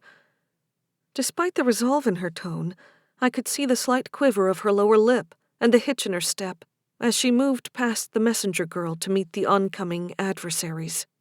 I turned to follow her, and the scene sped up again. Barak and his followers had arrived, spread around him like chess pieces protecting the king and queen. Aoife stood apart from her people. There will be no peace this day, Barak boomed in a deep bass voice. It sent shivers down my spine. I wrapped my arms around my torso to ward off the chill. I'd never had any real proof that the druid the Order had been trying to raise was Barak, but I could sense, somehow, even in this memory, that it was him I'd beaten back into the ether. The look of pure disdain in his dark gray pupils was the same I'd seen in the woman who'd offered herself as his vessel. It had been cruel then, and it was even icier now. He held a blade in his hand. I could see the bloodstains still dripping from it in a bright red gloss. I also spotted something hanging around his neck. Swallowing back the fear that he'd somehow mounted a dead man's head on a necklace, I peered close enough to see it was some sort of crystal. Reconsider your actions, Barak, Aoife said softly. Barak threw back his head and laughed. Some of his followers joined suit, but it died out quickly. The bearded man stepped up to Aoife's side. Let us end this madness. The longer we remain, the more danger we bring to those we owe our protection. Listen to your second, Barak said with a dismissive wave. Or perhaps he should like the taste of leadership. Barak lunged, and his blade sliced across Aoife's chest. I winced, reflexively touching the spot on my own chest. She staggered back, gaping in silent horror at the wound. I could see wisps of gray shimmer in the air, dancing toward Barak and the amulet around his neck. Aoife's legs gave out, and she fell back into the arms of the bearded man. No, my love, I cannot lose you. She looked up at him. "Give me strength, dear husband. My sweet Padrig." Another woman rushed to her side, brushing strands of hair away. "Dear cousin," Aoife murmured, "my sweet Emerus, forgive me, for I have been foolish." "Save your strength and your breath," Emerus replied. Padrig turned to the other members of the sect.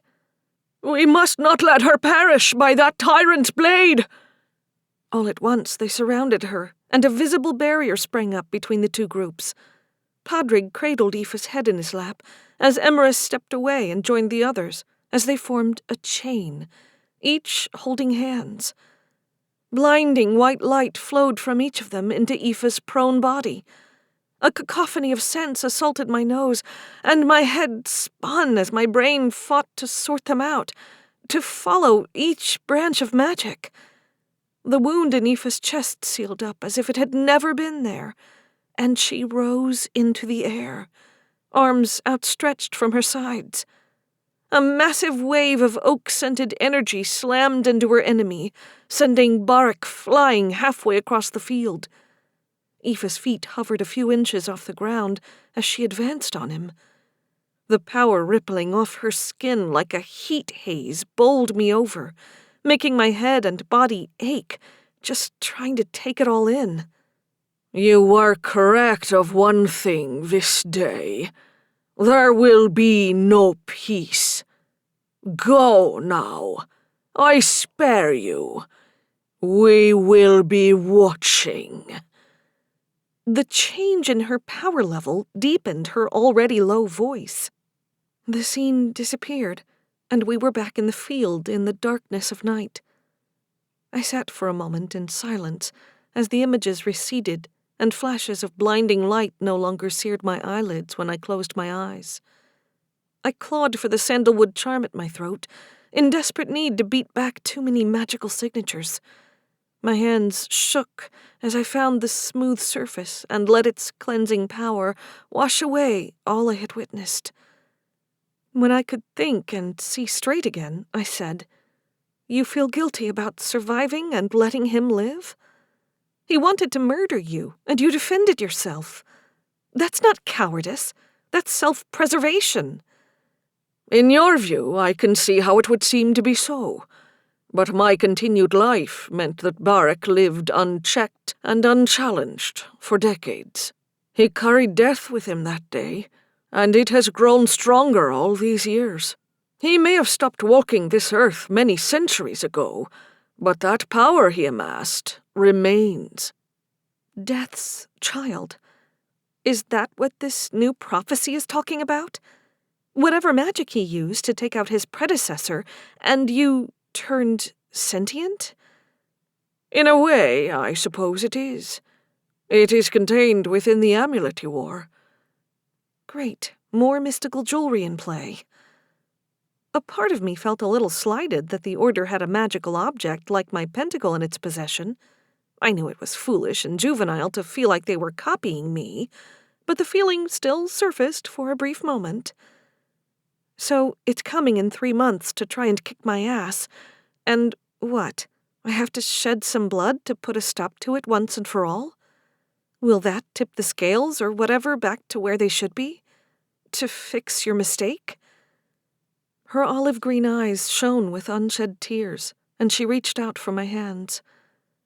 "I never expected such a powerful practitioner would come of my bloodline, or that my own actions would require such a burden be placed on you.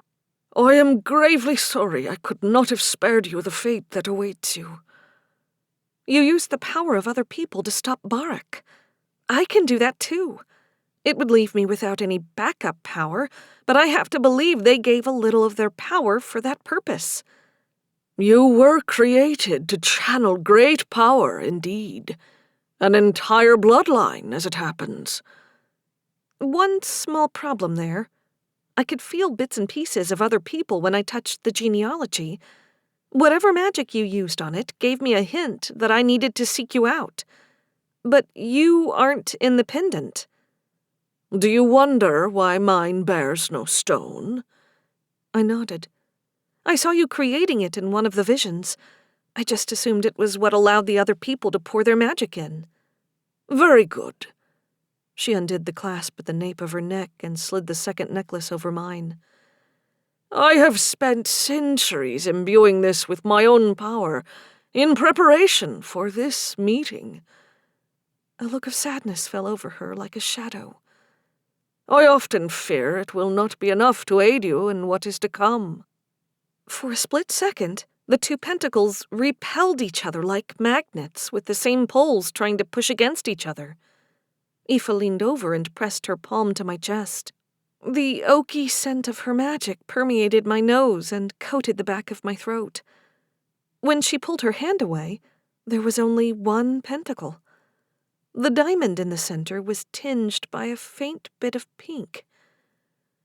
"You now carry my gift within you, child of my blood. It is within you to set the balance right again and heal what I could not." While you're dispensing advice, you want to tell me what exactly this confrontation is going to look like? She gave a sad smile. "I am afraid, unlike your dear Eleanor, I do not possess the gift of foresight. It would seem the world knew it needed to warn of what was to come, so a suitable heir would be born to take up the mantle of savior. Therefore, our bloodline deviated from what was common to ensure our bloodline survived, and Eleanor received the gift of prophecy." So much for Grandma's theory that I should just try being plain old Ezri for a while. "There will be time aplenty to be just you." Aoife's eyes grew misty again. "I don't know how much you know about what else is going on in the world. Are we, like, psychically connected or something?"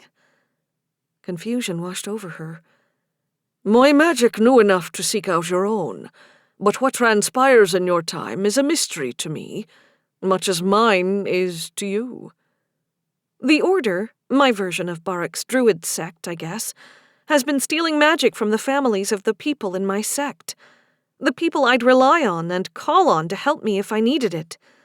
Whatever spell is being used, it's stripping the magic out of their bloodline and altering their memories, so they don't know what happened in the attacks. Stolen magic carries with it a heavy price. It can twist against the practitioner who takes it on as their own. Any person taking on such magic would likely no longer be human. Sounds wickedly terrifying. Look, I know they're collecting it for some purpose, and I have to believe it's to do with the coming fight. Removing a person's magic is a violation down to their very soul. It leaves a wound that can only be healed by the return of that magic, but only if it is not passed to another willing vessel. So, as long as it's still in the container they siphoned it into, there's a chance I can return it? Yes. Great. How do I do that? Did you not have a teacher to guide you in your practice? Would you not be better served to seek this from a contemporary? My mother was my teacher. She died when I was a teenager. She sacrificed herself to give me more protection from having to save the world, I answered, bitterness making my words sharp. Anyone else I'd go to is a target, has already been victimized, or has gone missing. So you're all I've got. I see. Aoife clasped her hands together and pressed them to her chest. Even when magic is torn from a person, the capacity of it remains.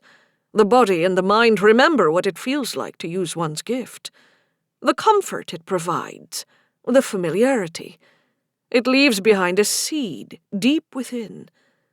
Provided you have the purloined magic and it has not been transferred to a willing vessel, you can call to that seed and foster it to grow again.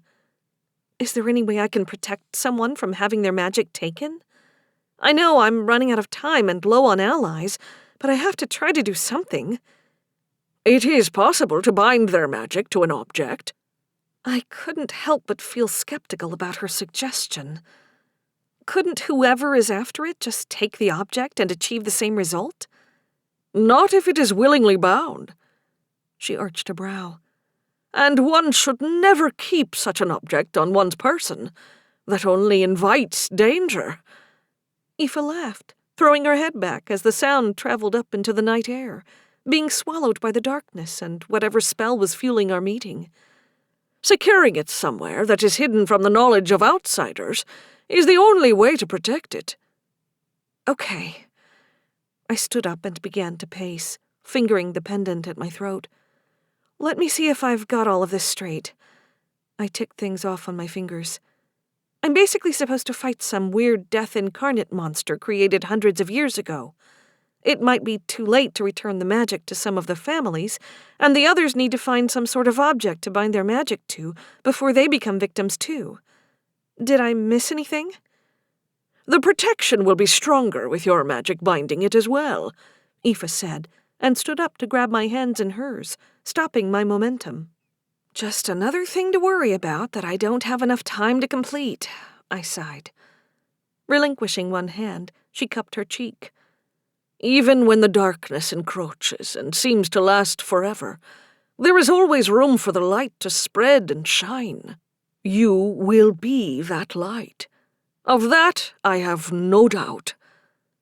I wish I felt the same way. Everything has felt so hopeless right now, like nothing I do is going to be good enough. "You must not lose hope or faith, child. You were made for a greater purpose. As the Seer Child's words say, your blood will flow forevermore, and the life-blood of the world's magic shall be saved. Have faith, and remember, I am with you now and forever." Aoife vanished, knocking the wind out of my lungs and sending me backward, slamming my head into the ground. The world blinked in and out of focus briefly, before going completely black. September 20, 2017. 22. A blast of a semi-familiar scent assaulted my nose, rousing me from what felt like a very shitty nap. I opened my eyes and winced at the bright light of Ian's flashlight on his phone. "What the hell was that for?" I groaned and looked around. Desmond and JT were still both laying on the ground, and they began to stir. The night's events came crashing back to me, and as I sat up, I winced at the headache it gave me. Ian put a hand on my shoulder and started to haul me to my feet. "I can stand up on my own, thanks," I said, and pulled free of his grasp. "I'm sorry, but you've been out here for hours. It's past midnight. We need to leave, or else we're going to risk getting arrested." "But no one's out here, and the car was hidden," I said, rubbing the base of my skull, which had begun to ache. "I could only sustain it for so long." "All that glamour really took it out of you?" I goaded. "That's a minor spell by comparison, and it's not meant to hide so much as enhance what's already present." I didn't bother responding to him. Instead, I focused on getting Desmond and JT on their feet and moving toward the car. I wrapped my hands around JT's bicep and pulled him upward. He blinked at me, dazed, and looking so very cute. "What happened?" He looked around and then down at his phone. "I'm reading this wrong, right? We haven't been out here for hours." "I'll explain in the car. Come on. Getting our asses arrested for trespassing in a foreign country is not going to do us any favors." Desmond rubbed at his head as he scrambled to his feet. Together, our group of 4 weaved our way back to the waiting car, which was indeed very visible. I crawled into the back seat this time. Desmond slid in front, and JT settled beside me, pulling me over to lean on his shoulder. As Ian pulled a U-turn and headed back the way we'd traveled, I tried to figure out how to put into words what had happened and everything Aoife had shared with me. "Can someone please explain how we lost like 5 hours of time? The last thing I remember was walking toward that stone. Then, nothing," JT said, forcing me to crane my neck painfully to look at him. "I think it was part of Aoife's spell. I'm not sure exactly, but it was only meant for me to be able to enter. Maybe it really was 5 hours of time that I spent with her. Honestly, I couldn't tell you. It felt like an eternity and no time at all. You actually met Aoife? How is that possible? Ian's voice filled the car, excitement beating back some of the weariness of the late hour. Yes and no.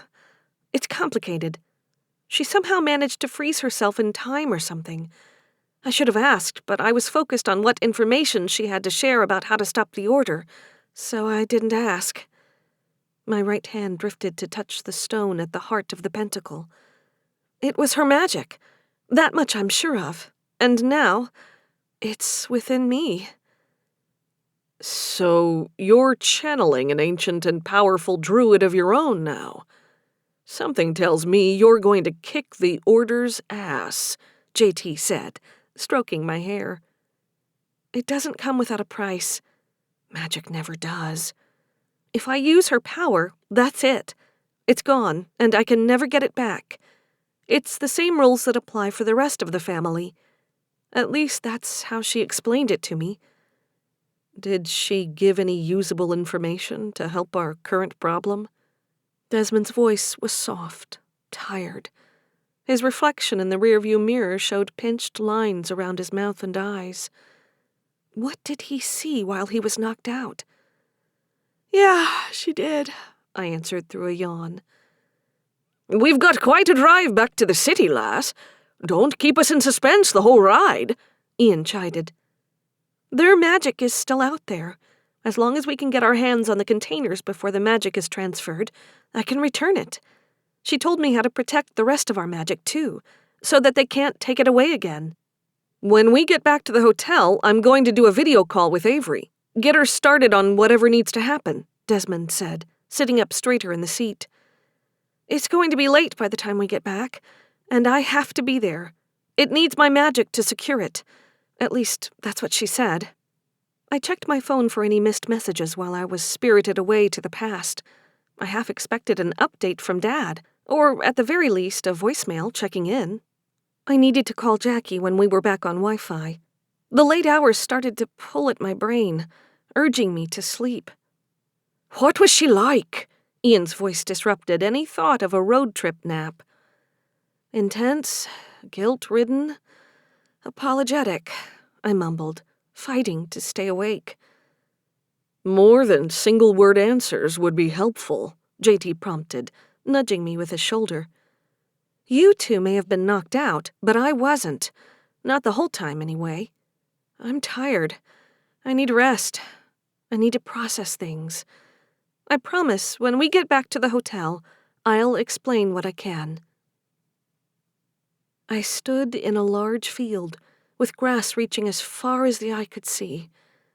The tiny hairs on the nape of my neck stood on edge, and I turned, bringing my hands up into balled fists to defend myself. Nothing was there, but the sense of danger danced along my skin, making each hair stand on end in succession. You believe yourself a worthy adversary? An eerie voice called from behind me. Pivoting back to the direction I'd been facing, I spied a cloaked figure, its face obscured in shadow. Except the sun shone high above us. I took a reflexive step back from the figure, but the distance shrunk in response. I took another step back, and my heel caught on something rough and hard. A glance down told me it was the same stone I'd seen Aoife sitting on, waiting for me. Where was she? What are you? I called, my voice carried away on the wind. I am what you fear. I am what awaits you in the end. Soon I will rise victorious, and those you hold most dear will feel my wrath. This time I stepped forward. I was toe-to-toe with the figure, and still shadows shrouded their face. You aren't going to touch anyone I care about. You seem to be operating under the delusion that I'm going to stop fighting or give up. The figure shook its head. I know you, Savior. You believe your path is righteous and correct. You had a choice once, a divergent path you could have taken. The world around me rippled, and I watched as 15-year-old me railed against my mother's death. She pushed the people she loved away, just as I had done. So what? Showing me my past isn't going to scare me. Pay attention, the figure chided. Time fast-forwarded, and instead of joining the police academy, I ended up falling in with Lola and her crew. I could feel the darkness taking root in this alternate version of myself. Her magic was no longer sweet and refreshing, promising a new harvest on the horizon. It was sour and bitter, full of rage and hatred for the people who had kept things from her. Jail bars clinked shut as I saw this other version of me settle against the cold cement block wall of a prison cell. I could make out the Order's brand over my heart. I'd never join you. I was born to stop you from rising, remember? The figure reached out and touched me where the other version of me bore the brand. I gritted my teeth and tried not to flinch. I don't think your precious ancestors foresaw the darkness that still lives inside of you. It isn't too late to align yourself with me. Together we can bring true order to this world. I gripped the figure's slender wrist in my right hand and shoved it away. Go to hell, asshole! The figure's laughter boomed from all directions, like thunder in a raging storm. Before I realized what was happening, the sky hung above me, and I lay across the stone. The figure stood above me, blade in hand. Then you will pay the price for your refusal. The blade plunged toward my chest, and I was frozen in place, unable to stop it. And then the figure vanished. Ez, we're here, Desmond's voice called to me from beyond the ether. I blinked and sat up, my head resting in JT's lap. When had I fallen over? My neck and shoulders ached from the awkward angle, the late hour, the fact my head slammed into the ground, and the stress of dealing with Aoife's magic made my head throb. Looking around, I realized that we'd made it back to Dublin and our little hotel. The car idled at the front entrance. No other cars passed us as I fought to free myself from the seatbelt and climb out of the car. Thanks for taking us, I called to Ian through the driver's side window. He rolled down his window. I'm sorry I couldn't do more for you then or now. I hope you get back and are able to save your people in time. And if you need anything more, don't hesitate to reach out to me. You've got family here. We may not be blood, but we've got a common bond. He offered his hand through the partially open window, and I shook it, committing the scent of his magic to memory. It would be good to have an ally somewhere the Order couldn't reach. I stepped back onto the sidewalk and watched him pull away. The air was chilly this late at night, and I shivered in my jacket. Let's get inside, Des said, leading the way into the lobby of the hotel. I followed in silence, with JT bringing up the rear. None of us spoke until the door to our room was locked securely behind us. This has been a crazy couple of days, JT said, settling into the bed we'd shared earlier. We need to start looking at flights home, I said, plugging my phone in and throwing myself against the pillows. I tried to sort through the dream still swirling in my mind. It had felt real. Less like a dream and more like a glimpse of what was to come. Except I didn't have the power of premonition and Eleanor's magic was gone, so I couldn't be tapping into it now. You've got that look. What's going on in that head of yours? Desmond's tone was clinical, measured. I don't know yet. I had this weird dream when we were driving back. At least, I think it was a dream. Do you remember anything? JT prodded, stretching out beside me. This cloaked figure, I couldn't see its face, attacked me. It was going to kill me if I didn't join the dark side. It showed me a messed up alternate history, as if I'd joined the Order instead of finding my way back to the fold of the Authority. Sounds like your mind is trying to work through some emotions you maybe haven't dealt with, Desmond diagnosed. It felt almost like it was showing me what was coming, though it didn't make sense. It said I would have to pay the price for not joining them, and it was like I was being sacrificed on an altar, like what you would see in ritual depictions of the past.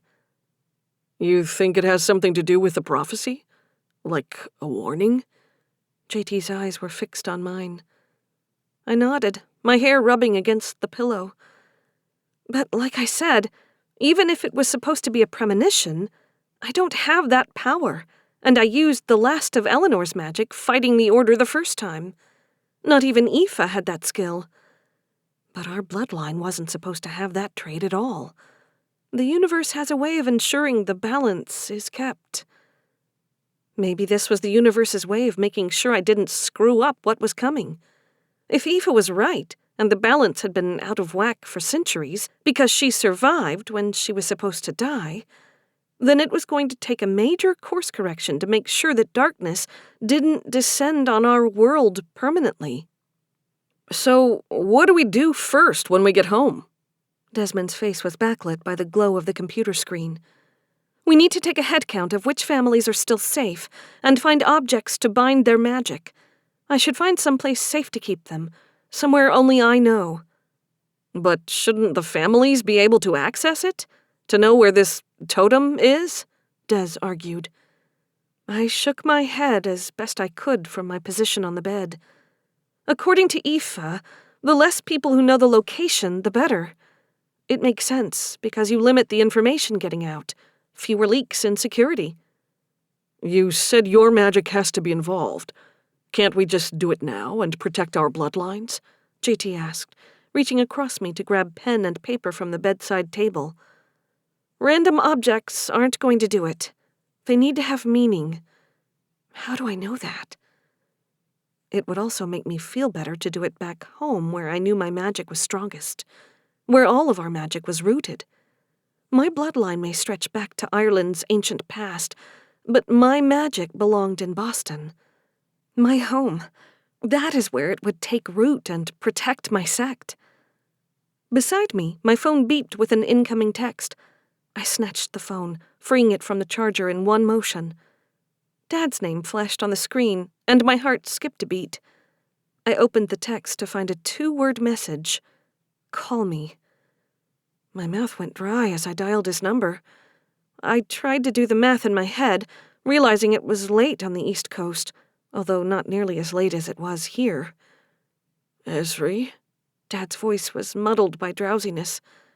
I just got your text. What's going on? My tone must have cleared the cobwebs, because his next words were much clearer.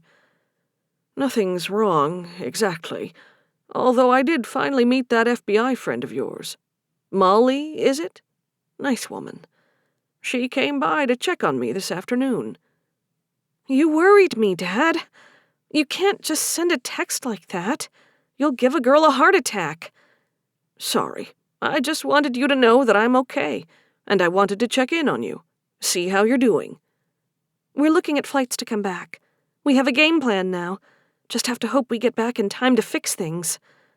So you found what you were looking for, then? Sort of. It's probably easier if I explain when we're face to face.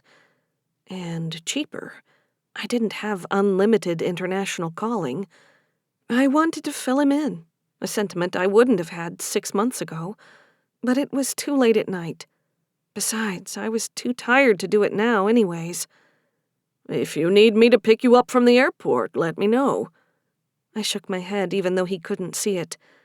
We'll come to you. The phone beeped in my ear with another incoming call. I checked the display to see Jackie's number. Dad, I need to go. I didn't give him a chance to tell me he loved me or to say goodbye. I hung up and answered her call. How many more have we lost?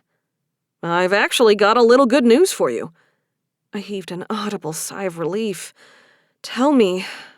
We managed to send an undercover cop into the pawn shop. We retrieved 2 necklaces. 2 was better than none. Any luck tracking down Belladonna? Not yet. We've had uniforms watching her house, and Molly has some people she trusts scouring areas where her family was supposed to be located. But so far, nothing. And you're sure she's not at home? Hold up. We checked. You physically went inside? I prodded.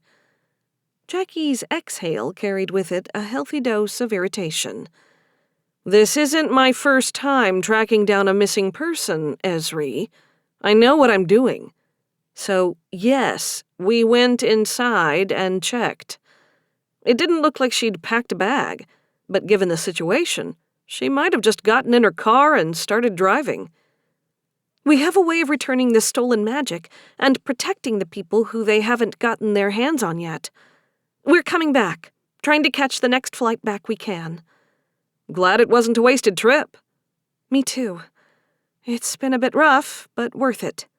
See you soon. I ended the call and focused on Desmond, who still sat in front of the computer screen. Please tell me you've got flights back booked. We'll land tomorrow afternoon, but we should try to grab what sleep we can. We'll need to be at the airport in about 6 hours. As I crawled under the blankets, I prayed I wouldn't be plagued by bad dreams of faceless figures trying to murder me. There were only so many visions of my own death I could handle before my brain refused to function. I still had a job to do. 23. Maybe the universe was taking pity on me, because I didn't dream at all when I finally managed to fall asleep a little after 4 in the morning. Although that didn't mean it was a restful sleep. My body ached from unknown pains, and at least twice I could dimly recall waking up to the scent of soured fruit coating me like a sugary syrup, as my magic fought off some unseen foe. I was about to start looking for a cab around 5 o'clock when Ian's car pulled up in front of us. Figured you didn't need the added expense of a cabbie driving you to the airport. They charge you an arm and a leg to head that way.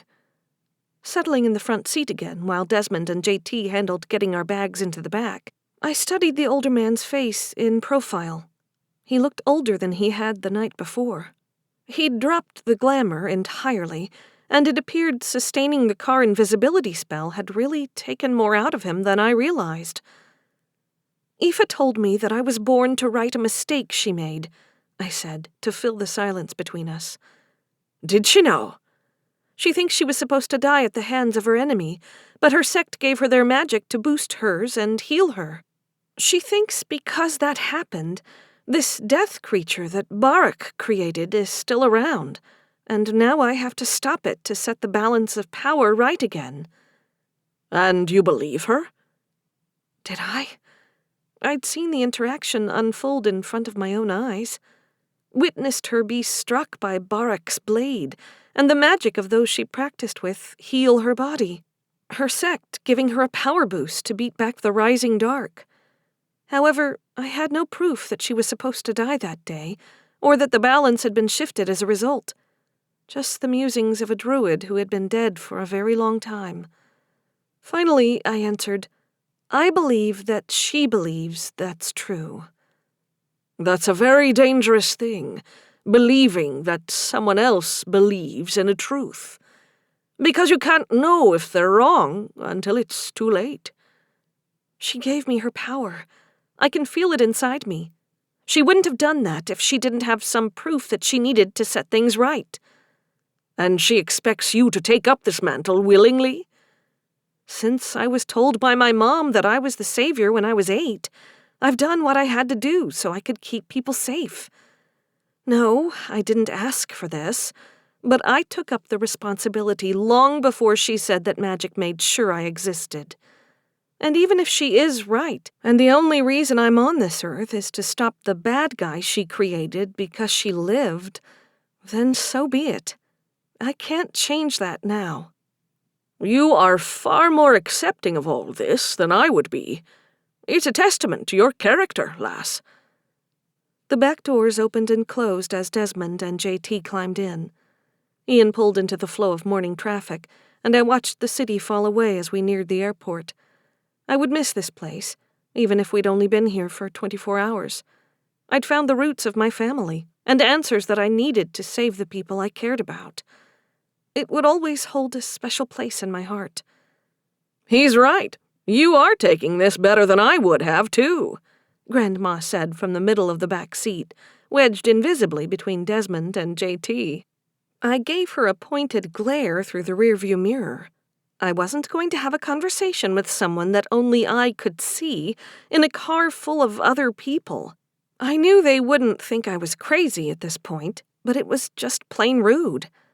She tilted her aviators down so our eyes met. You don't have to answer, Ezri. Just know that when the time comes, you know I'll make that sacrifice for my favorite granddaughter. Your only granddaughter. Something wrong? Desmond asked as I turned to face the back seat. No, Grandma just popping in to share her wisdom and support. That must be so disconcerting, Ian muttered. At least they are considerate and don't show up when I'm naked in the shower, I said with a wan smile. At least there's that, Des agreed. He glanced sideways at where Grandma was sitting, even though he couldn't see her. I know you don't have many memories of her before she died, but I'd kind of wished she'd been my grandmother, too.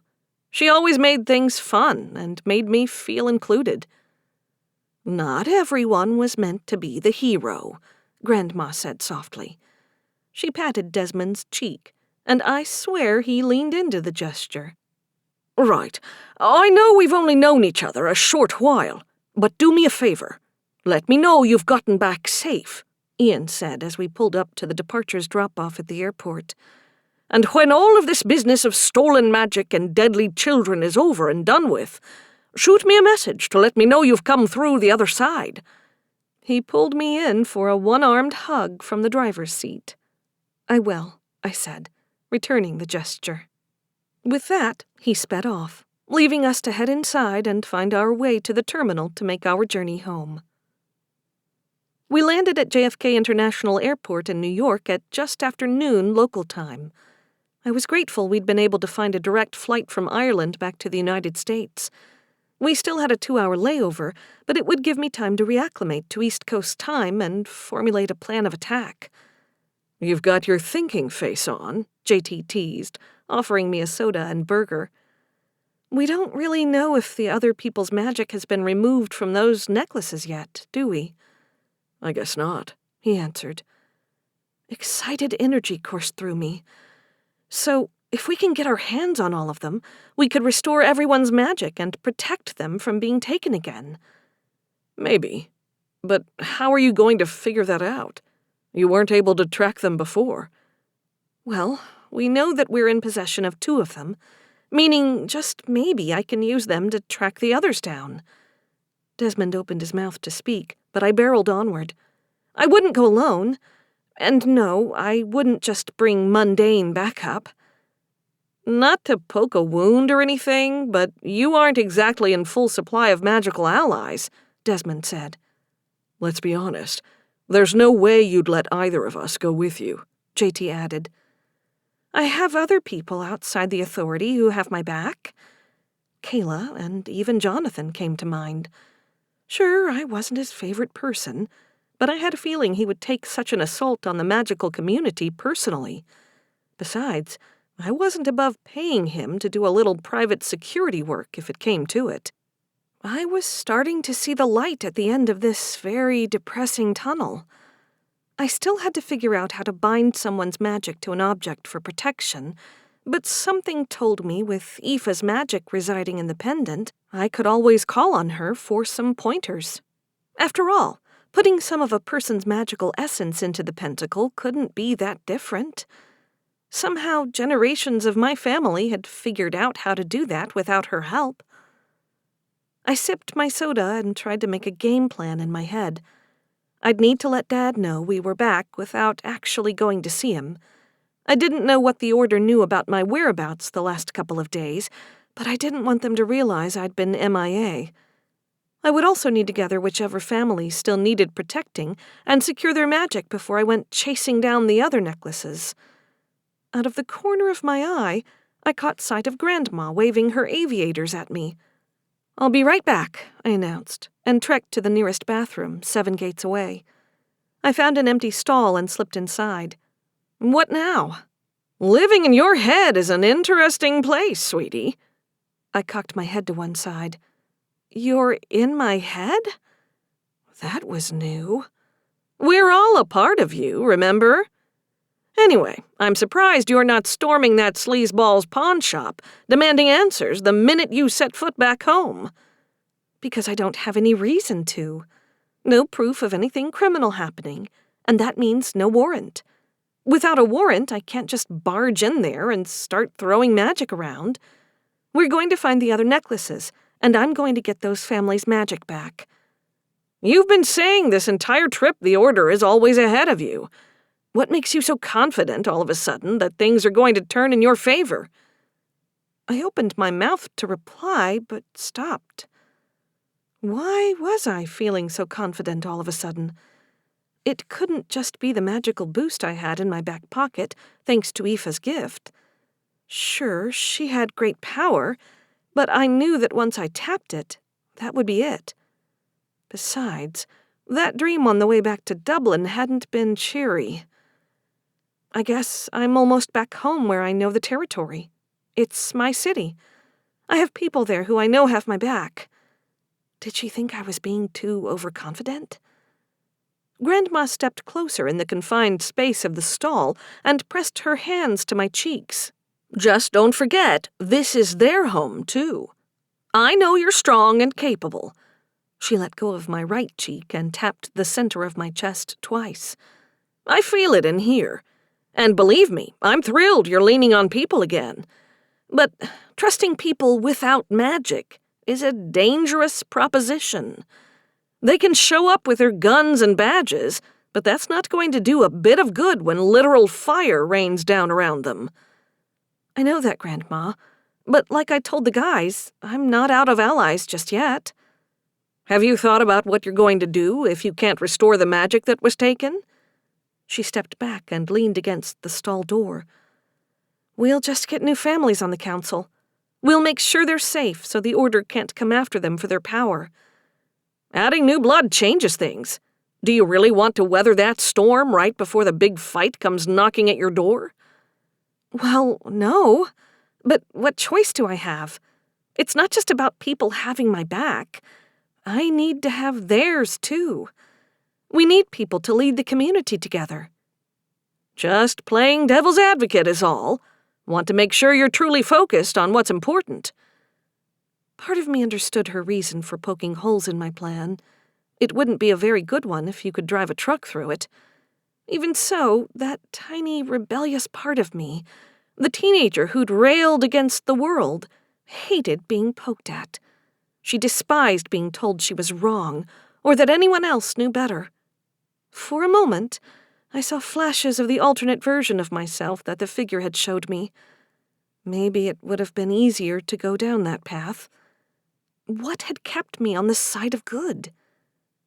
I stared at a spot just above Grandma's left shoulder as I tried to go back over my late teenage years. It wasn't a coincidence that she was bringing it up just after that dream, or warning, or whatever it had been. Nothing leapt to mind. I am focused, Grandma, I finally said. You may think I need to just be me, but that's what I'm doing. I've always been the savior. I've always been meant to protect people. It had carried me this far. Why give up on it now? Grandma looked like she wanted to say more, but shook her head and pointed to my pocket. Answer your phone. It buzzed 2 seconds later with an incoming text from JT. Boarding now. Where are you? I flushed the toilet, even though I hadn't used it, and left the bathroom behind. I spotted Desmond and JT in line and wove my way through waiting passengers. Sorry, I'm with them, I said to a woman who glared at me when I tapped JT on the shoulder. Everything okay? He wrapped an arm around my waist as the woman behind us huffed. Yeah, guess that soda just didn't agree with me. We handed over our boarding passes and strolled arm in arm down the jetway to the plane, heading home and into the waiting arms of both friend and foe. 24. I'd never been happier to be back home. The rumble of trains, trolleys, and cars cascaded over my ears in a beautiful cacophony. I guess I wasn't one of those people who loved to travel. I'd been away for 2 days and barely survived the separation anxiety. Or maybe it was that my magic missed the place where it was born. "Where to first?" Desmond sat beside me on one of the Silver Line shuttles to South Station. "The precinct. I need to catch up with Jackie and Molly. See what they were able to gain from the surveillance on the pawn shop. You and JT should head to headquarters, start getting everyone back. As soon as we track the order down, things are going to happen fast." JT stood in front of me, holding on to one of the yellow support bars. He'd been pretty quiet since we'd gotten off the plane. I wanted to ask what was going on inside his head, but the way he kept looking around told me a very public bus wasn't the place. As the bus pulled into South Station, I stood, purposely pressing up against him. "Whatever is bothering you, tell me." He forced a small smile. "I'm fine. Feeling the jet lag more this direction. Go check in. We'll see you later." He kissed me on the lips and gave me a quick squeeze around the middle before we disembarked. From there, we parted ways, as he and Des headed for the Green Line trains, and I made my way to street level. Walking to the precinct didn't sound like a bad idea. As I headed in the direction of City Hall, I had the sense of being followed. I knew looking over my shoulder would signal to whoever was tailing me that I knew they were there. It could be an order operative. Nailing them down here and now would only make my life easier. I stepped around a corner and waited for people to pass, putting out magical feelers to let me know of any magic that might be concealing my shadow. An empty space in the foot traffic was my first clue that someone was shielding themselves. I could pick up a familiar scent, but with the jet lag, my brain was sluggish to make the connection. I reached out with a hand, searching for the edges of the spell, and like a loose thread on a sweater, I yanked until it unraveled. I caught a fistful of shirt and pulled the person around the corner so as not to freak people out when someone randomly appeared in front of them with no explanation. "Who are you, and why are you—" The words died on my lips as I stared at a beleaguered Belladonna. Belladonna? That at least answered the question of whether she still had her magic and if she was in town. "Forgive me. I've been trying to lay low." "No kidding. You fooled the police and FBI. They went by your place, but you weren't there." She glanced around, obviously paranoid and with good reason. I put a gentle arm around her shoulders. "Come on, let's grab a coffee and talk." The precinct wasn't going anywhere, and clearly Belladonna needed to talk to someone. We ended up in one of the many cafes, squirreled away in a back corner with a clear line to the exit. "I know I should have told your partner what I was doing, but I didn't know who I could trust. If the Order is watching all of us, it is too dangerous to trust anyone." "I understand your fear. We've lost more families from the Council.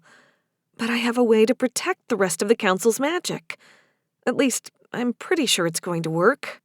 "I can't explain why, but I have felt as if whoever has been watching me hasn't intended to harm me. I know it sounds foolish," she said, gripping her paper cup between her hands. "What makes you say that?" I probed. Her spell to keep herself concealed was good, but any halfway decent practitioner would have been able to pick up on it if they knew what to look for. I had no doubt the Order operatives who were running recon weren't stupid enough to miss it. "I saw a woman watching my building 2 days ago. I couldn't make out the mark, but I assumed it was there. I tried to stay away from the windows, but I needed to go out for groceries. She trailed me to the store, even went in and bought things when I did. Then she followed me back home, but she never made any attempt to approach me." "They were going in order of newest magic to oldest. Maybe it wasn't the right time to take yours," I proposed. Although the fact that they'd been keeping an eye on her and attacked the Masons discredited my own words. "Perhaps, But from what I know of these people, they do not take failure well. Would she not have forced her way in to take what she'd come for? I'm not saying there isn't something off about all this, but this entire situation is off. Like I said, I know how to stop them now. Do you think you'd feel safe enough heading back to headquarters? Belladonna sipped from her cup, letting the hot coffee fortify her. Yes. What is it you intend to do? It's easier if I show you, I replied. I still hadn't exactly figured out the mechanics yet, and I didn't want anyone calling me out for doing it wrong. Also, I couldn't explain why, but it felt like a bad idea to share the specific need for the family object here in the open. I could tell myself it was so I only had to repeat myself once, but I knew that was bullshit. Something about the skittish look in Belladonna's eyes kept me from filling her in. Look, I'll be there soon. I just need to check in with Jackie and Agent Cartwright. She gripped the coffee cup a little tighter, but nodded her head. I left her there, dialing Dad's number as I walked. The least I could do was let him know we were back. It went directly to voicemail. Hey, Dad, it's just me. Wanted to touch base and see if we were still on for dinner tomorrow. Call me when you get this. Bye. We had no hard evidence that the order was watching him, but I could still be careful. What are you doing here? Molly's voice hissed in my ear the minute I stepped into view. Didn't Jackie tell you I was getting back today? I answered in confusion as she hauled me down the hallway to an interview room. She shoved me inside and pointed at the chair. Sit. Caught off guard by her abrasive tone and mannerisms, I did as she instructed. I traced an old dent in the metal table with my forefinger until the door opened. Both my partner and Molly reappeared. Please tell me there's a good reason for you hauling my ass back here like a suspect, I said. We told Captain Beach your assignment involved going undercover with a human trafficking ring, remember? Well, she thinks you're deep undercover, like the kind of person who wouldn't be seen strolling into a police station, Molly answered. Why would you tell her that? Because she wanted more details than we gave. She bought it for now, but you showing up in the precinct when you're supposed to be on assignment raises all kinds of red flags, Molly answered. Look, I found Belladonna. Well, she found me, actually. She's still in possession of her magic, so either the order got sloppy or there's still a piece to this we're missing. We did a little investigation of our own into your council, Molly said, setting a manila folder down in front of me. I flipped it open to find pictures of all the families currently sitting on the council with little red marks next to the families who'd lost their magic. I noted there were more than when Jackie and I spoke last. Damn it. Except one thing was very obvious. Aside from Belladonna, every other family was white. Maybe they don't think her magic is worth taking, Molly offered.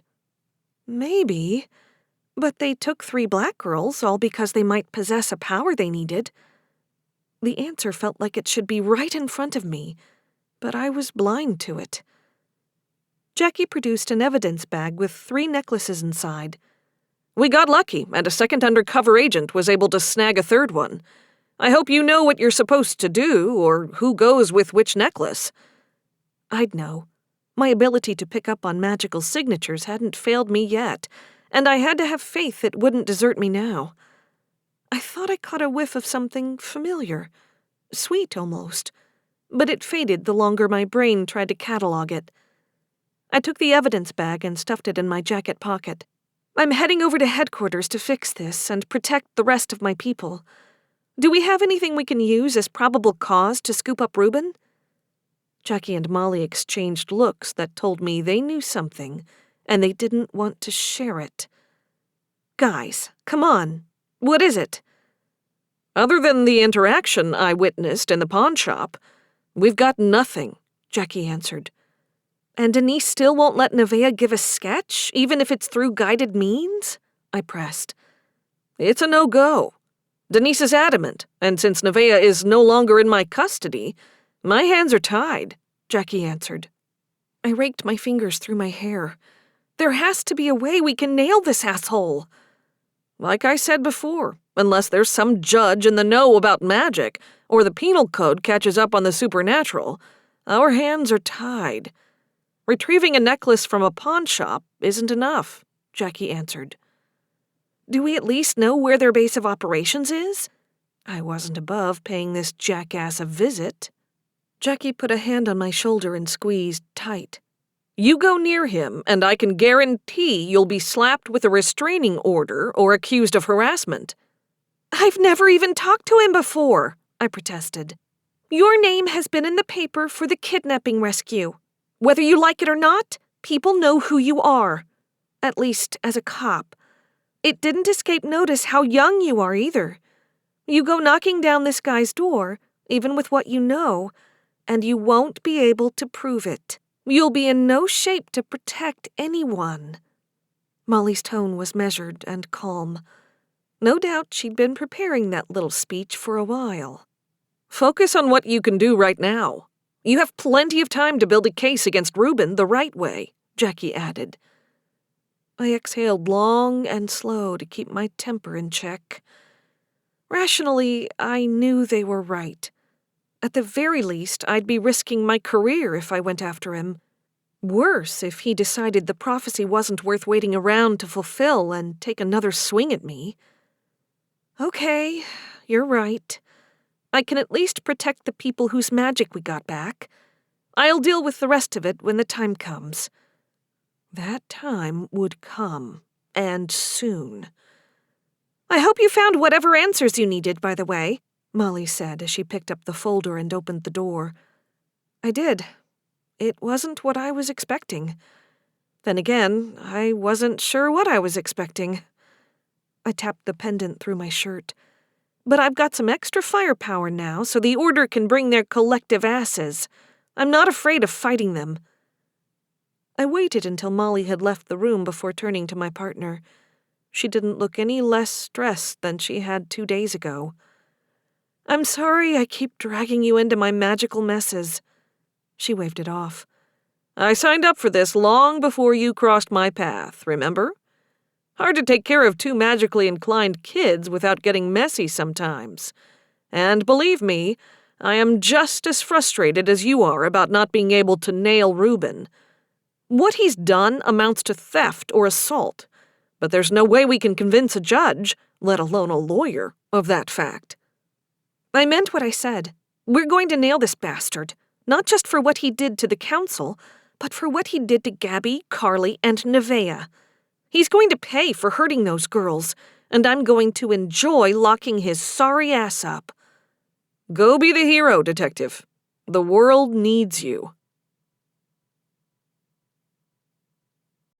25.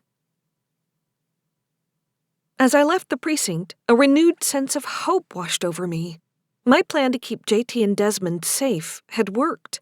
Sure, the Order had dealt us a heavy blow by robbing more than half of the Council of their magic, but it was one we could recover from with time and new blood. After all, magic had a way of finding a way to survive and thrive in this world. It wasn't that I planned to kick those who'd lost their magic off the Council, but other members of the community might take issue with people who could no longer practice magic leading them. Yet, we could cross that bridge when we came to it. Don't get cocky now, Grandma said as I made my way back to the condo to hitch a ride to headquarters. I'm not being cocky. I'm being optimistic. You should try it, she snorted. Sweetie, I'm dead. Not a whole lot to be optimistic about. You know, as much as I love you, I really haven't missed you offering a non-stop commentary of my life. She fell into step with me and wrapped an arm around my shoulders. I could almost feel the weight of it pressing down on me. Your mother would have never forgiven me if I'd popped up when you were a teenager. I'm pretty sure she'd be pissed at you now. After a beat, I said, I am going to miss you when you're gone. I've got no plans to go anywhere, Ezri. That part's up to you. I don't want to lose you, Theodora, or any of the others. I pressed my palm against the pendant. But I needed help to stop the Order the first time, and this fight that's coming, It's different. I can feel it in my bones. If that dream or vision or whatever it is true, then whatever death monster Barak unleashed is way stronger than I am on my own. It's going to take sacrificing power from people who came before me to kick its ass." She shrugged. "Maybe it doesn't mean all of us, and if it does, I know every one of them would gladly sacrifice what's left of their tether to this world to help you." I arched a brow, fully realizing I looked like a crazy person talking to myself. I quickly stuck a Bluetooth headset in my ear. "Do you have powwows in there?" "Where do you get these ridiculous ideas, girl? No, but we don't have to. You're our blood, sweetheart, and we would make that ultimate sacrifice for you 1,000 times over. It's what family does." Tears came unbidden to my eyes, and I wiped them away with the back of my hand. Her words conjured images of my mother's death, and I did not need to go down that rabbit hole now, not when I had people counting on me. "Do me a favor, Grandma, and lay low for a while. I'm going to need to concentrate to restore the magic in these necklaces. No offense, but you're distracting as hell." Grandma leaned in and kissed my cheek. "You got it. But remember, I'm not far if you need me." "I know." JT stood outside the building looking at his phone. I nudged his shoulder and he jumped, his lips turning into a smile when he saw me. "Everything go okay at the precinct?" I patted my pocket. "I've got the necklaces, and Belladonna is okay. She was using her magic to hide herself, but she swore she'd be there at headquarters." "Good. Des and I were talking. We think we've got some objects we can use to bind our family magic." "Good. We should get going then. The sooner everyone is protected, the better." He slid into the driver's seat, and I settled in the passenger seat.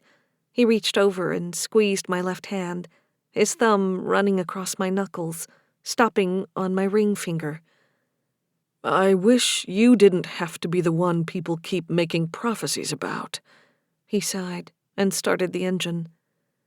"If you believe Aoife, I was literally made to fulfill the first one." It still sounded insane when I said it out loud, yet instinctually, I also knew it made sense. The world needed balance. I'd felt what it was like when the scales were tipped for the worse. "I'm worried I'm going to lose you to this fight, Ez." I turned to study his profile. Where's this coming from? I'm fine. We're all going to be fine.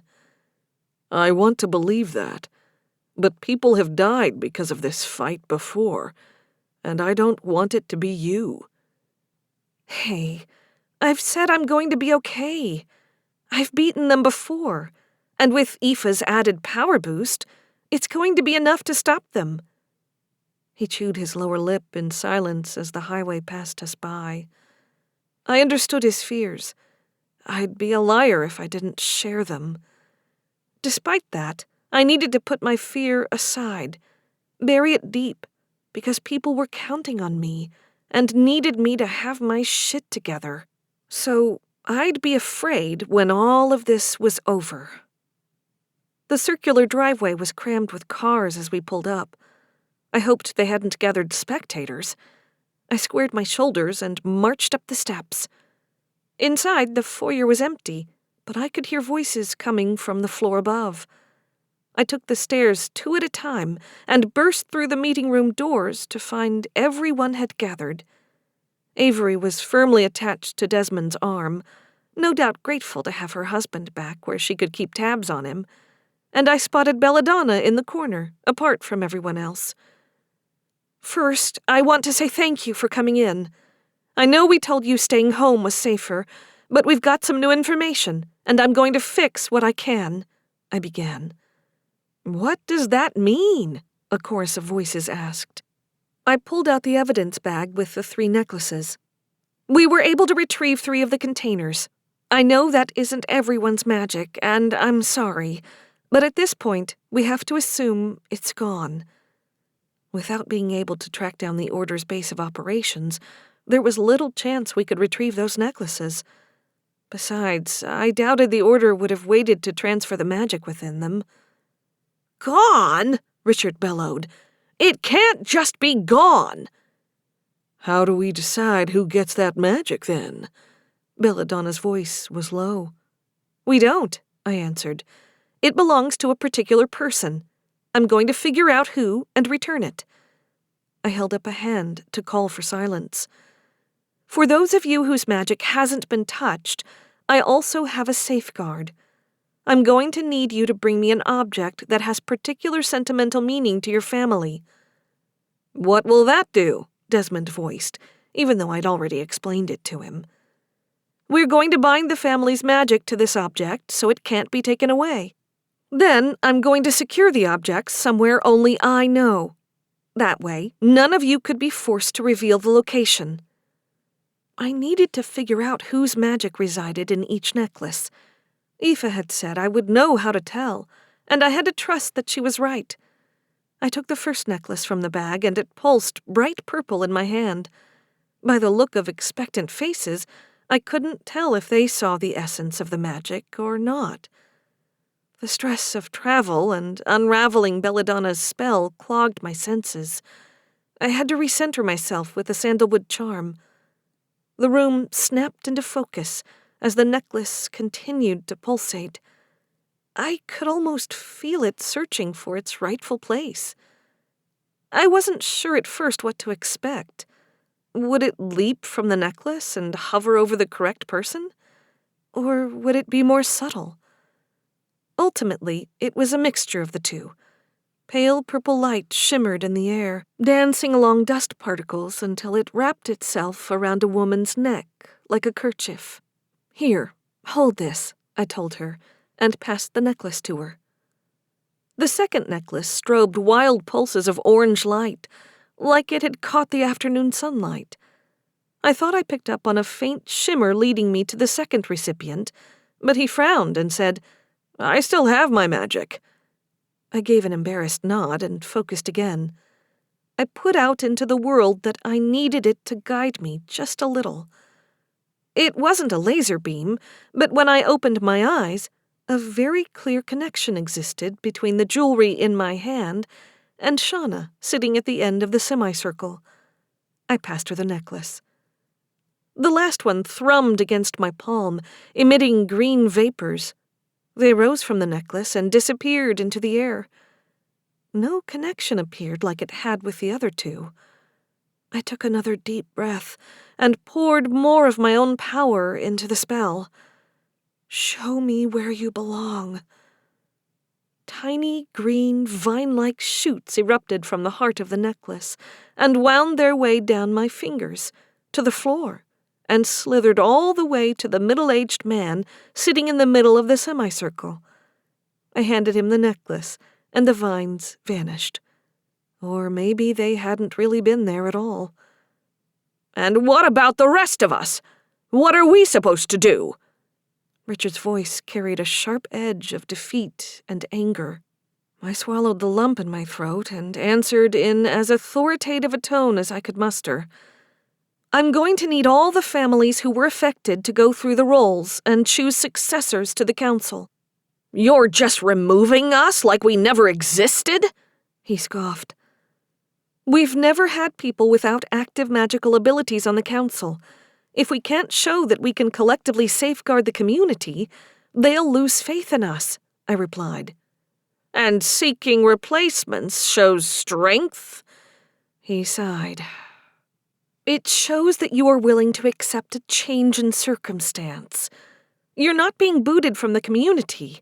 You have years of knowledge that we need, that the next generation needs to learn. But practically speaking, we need people who can do magic leading us. He huffed, but stood and led the other members who'd been affected out of the room. Belladonna shuffled forward. I'll have to go home and gather something for this binding spell. Of course, but do me a favor and text me when you get there and when you're coming back.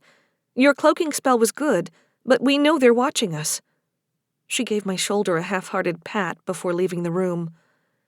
I faced 3 people I'd only just gotten to know, along with JT, Avery, and Desmond. At least it made it easier to figure out which magic went with each person. Time to improvise. I'm going to need a large space to work, so it's probably better if you 3 wait outside. I can't risk your magic getting in the way. I promise I'll send someone to get you if I need you. JT kissed my cheek. Be safe. I totally have this room wired with mics and cameras, Avery said in passing as she led the guys out of the room. That should have filled me with unease, but I found it oddly comforting. That still left me alone with 3 people who were counting on me. Okay, bear with me. I haven't exactly done this before. Ever. Can any of you feel your magic calling out to you? The 3 of them glanced around, down at the necklaces, and back to me. No, the middle-aged man answered. What was his name again? Albert? It's there, and it wants to be back inside you, I said. How do you know? Shauna asked, her hand resting against her belly. At least it seemed she and her baby were still okay. It's going to sound bizarre, but I could kind of see your magic. It is still linked to you, because there's still a part of you that is inherently magical. Magic is like energy. It can't really be destroyed, just transferred around. I pointed to Albert. Tell me, what does your magic smell like? Pine trees? I inhaled, focusing on the necklace in his hand. Pine, like air fresheners, hit me. His brow furrowed as he looked around. I can smell it. Shauna, what about you? Grapefruit, she answered immediately. The scent of pine was still strong in my nose, but I could pick up the citrus smell of her magic, and it left an odd taste on my tongue. Her eyes lit up as she, too, picked up on the scent. What about you? I turned to the last woman. Lilies.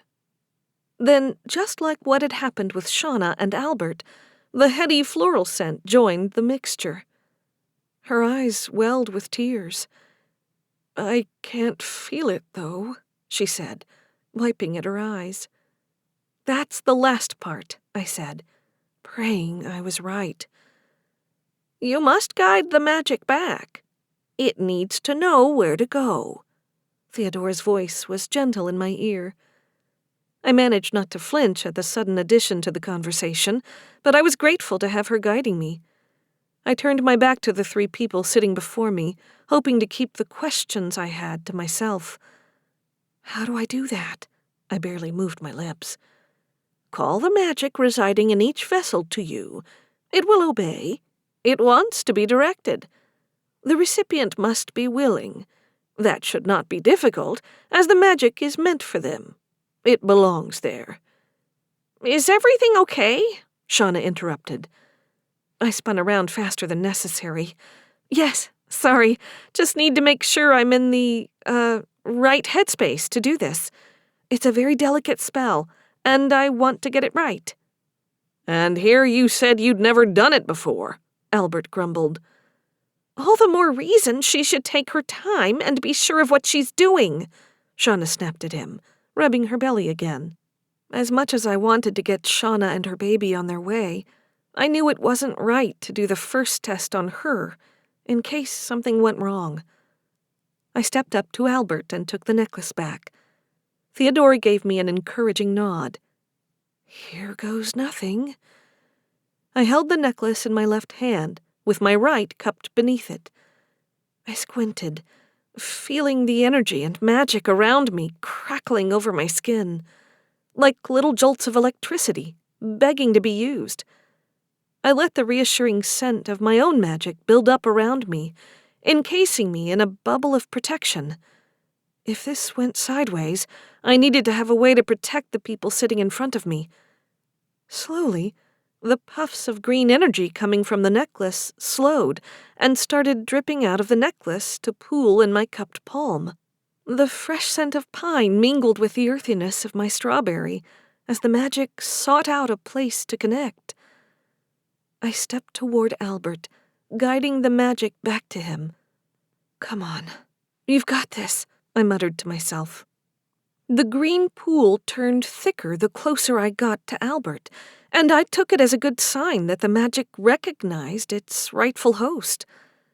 "Albert, I need you to hold out your hands, palms up." He did as instructed, and I tipped my hand over, letting the magic drip onto his skin. I wasn't sure what I expected to happen when it made contact, but the explosion of forest smell knocked me back a few steps. It sprouted like vines and wrapped itself around his forearms. Albert's eyes went wide as the vines continued up his arms and across his chest, settling together over his heart. He inhaled sharply as the vines disappeared. "I can feel it again," he breathed. "Test it out," I prompted. He stood up, and with a minor wave of his hand, I could feel the energy in the room shift as the chair he'd vacated tipped backward onto its back two legs before spinning in a circle. "Thank you," he said, wrapping me in an unexpected hug. "Sure. Now go get something that holds meaning for your family so we can make sure no one can take it away again," I said. He darted from the room, and I turned to Elaine. Shauna sat quietly, patiently waiting. I needed one more test to make sure I didn't screw it up for her and her baby. So, taking the second necklace back, I let the magic pool in my hand before releasing it back. It melted into her palms, but I could see tiny vapors as it traveled up her torso and settled again over her heart. She turned, and with a whoosh of floral scent, the curtains zipped shut. Then it was Shauna and me. I sat beside her and put a hand on her shoulder. "You ready to have this back where it belongs?" She nodded. "Since it happened, the baby hasn't been moving much. The doctor said she's fine, but it's like she knows something's missing. Well, we're going to get this magic back inside you, and hopefully that makes your baby kick for days." She smiled and passed the necklace back. By the third time, my magic didn't even need instruction on what I wanted. It just did it, pulling the captive magic into my hand before I passed it back to Shauna. Instead of racing to her heart, it branched, wrapping around her belly before disappearing. I was about to ask her to test her magic when she gave a small gasp and pressed her hand to her side. "I can feel her again. Thank you. I'm just sorry I couldn't return everyone's magic. I know I'm probably biased, but you are only one person. You aren't superhuman, no matter what people might think. People seem to forget how young you are, too. You've got so much responsibility riding on your shoulders. I can't imagine how you handle it all." I haven't really had a choice. There was a time not long after my mother's death that I wondered what it would have been like if I'd never been born with magic, or if someone else was the savior. I'd still have a mother. Maybe I would have gone off to college somewhere else and become a lawyer. I turned my attention back to Shauna. I know there's going to be pain and tension when we transition new council members in. People are going to want to know why and how we're going to keep them safe. Honestly, I'm not sure what to tell them. That you are doing everything in your power to be the leader that they need, but it takes more than one person to create a good defense. Thanks. Shauna pushed herself to her feet and left me alone in the meeting room. The lingering mixture of magic made me dizzy and sort of sleepy. Or maybe it was the jet lag. My eyelids grew heavy, and I felt my head loll to one side. A strong wind whipped around me, tugging at my hair and my clothes. It wanted to rip me apart. Thick clouds swirled overhead and funneled toward my feet like a tornado touching down. I took a step back, unsure of what would emerge until that same shrouded figure appeared. "This again? Look, I get it. You think I should have joined you, and I didn't. You can't change history." "You believe you have dealt me a great blow, cutting off the source of my nourishment," it said. Could it feel that I'd returned the magic? Did it know what I was planning to do next? Guess your lackeys should have been faster. "I am strong enough to do what must be done, child of my enemy." You know, if you're that eager to get your ass kicked, we could skip this whole prophecy business and just do it right now. Name a place. I'll be there. The figure shook its head, sending peals of ghoulish laughter into the air. "Do not be so eager to meet your end, Savior. You are not yet ready for our final meeting, but you will be soon."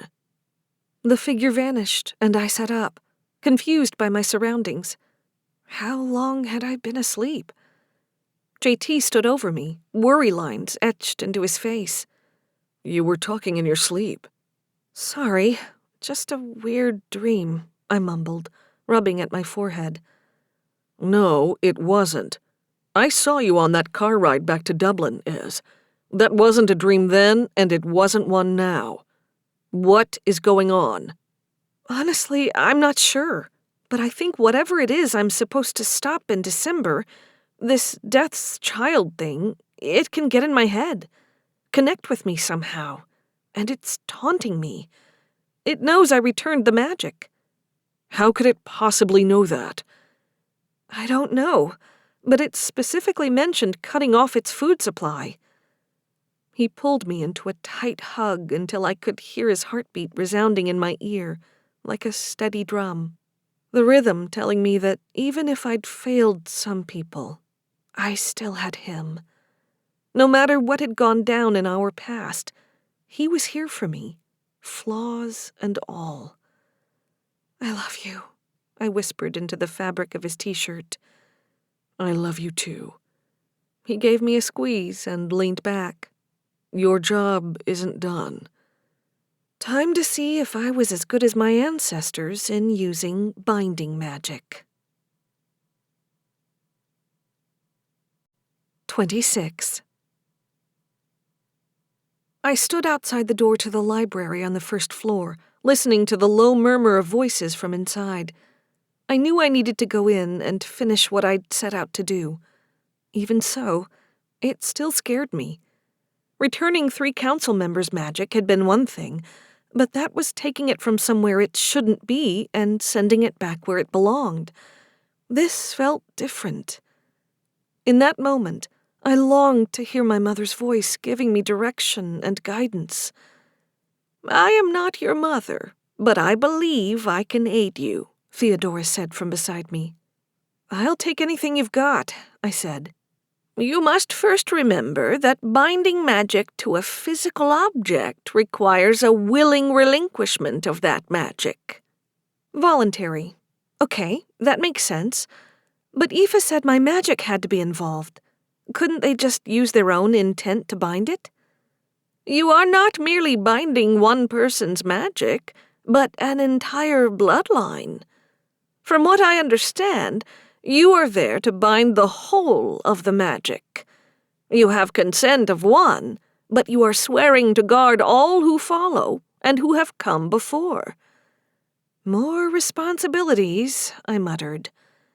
"Yet one that is no different than what you have already sworn to do as a member of this council and as an enforcer of the law," she noted. I let her words sink in.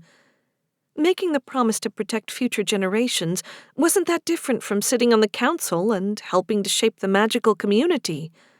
Sure, my position as a police officer was wider-ranging, but that too meant I was offering people protection from harm. "Okay," I said, grasping the door handle.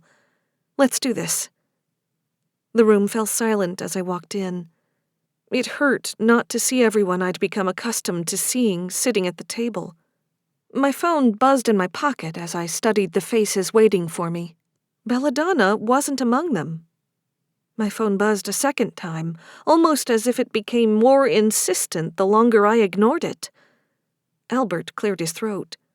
I took a step back and turned to pull out my phone, half expecting Dad to be leaving a rambling voicemail in response to my cryptic call. It was a simple text from Belladonna telling me she was on her way back. A knot between my shoulders loosened just a touch. Okay, so I know this whole situation sucks big time, and you're all probably wondering how I'm going to keep your family's magic safe, I said, hoping that voicing my own fears would help keep everyone calm. But this is going to work.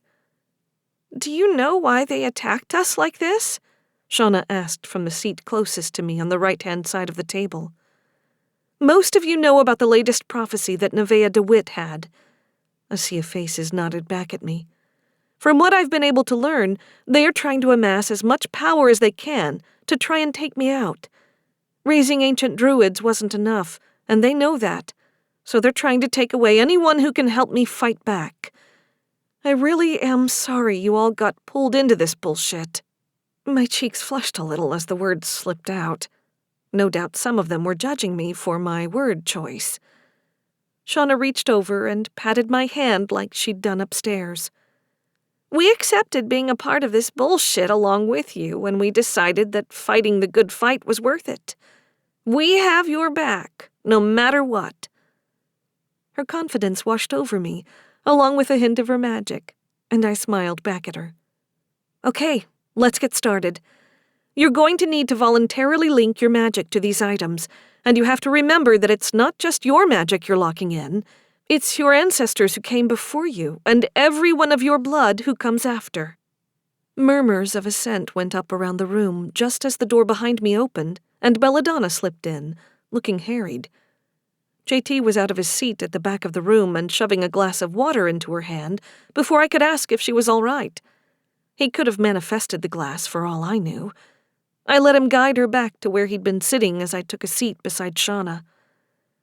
It has been in my family for generations, she explained, presenting a war medal. I laid it across my left hand, and my entire body jumped to attention, as if hooked up to a generator. It wasn't the same sense as when I touched my own pendant, but somehow I could still feel the chain of magic going back through her family line. It was strong, and it would do just fine to keep her family's lineage protected. Okay, so I need you to pour some of your magic into it with the explicit intent of keeping it safe within the metal, I instructed, praying that what I was saying would work and that I was somehow channeling Aoife's knowledge. I'll try, Shauna whispered. She placed her hand on top of the metal, and her magic erupted around us. I could see the tendrils of it racing from each fingertip to secure itself around the metal in my hand. You will need a small sacrifice to secure the binding, Theodore's voice whispered in my ear. I opened my mouth to ask what she was talking about, when she manifested a pin and pricked my finger, letting the blood bubble onto the pad of my finger. Wonderful, more bleeding. The tiniest hint of strawberry leached into the air to mix with Shauna's own citrus scent.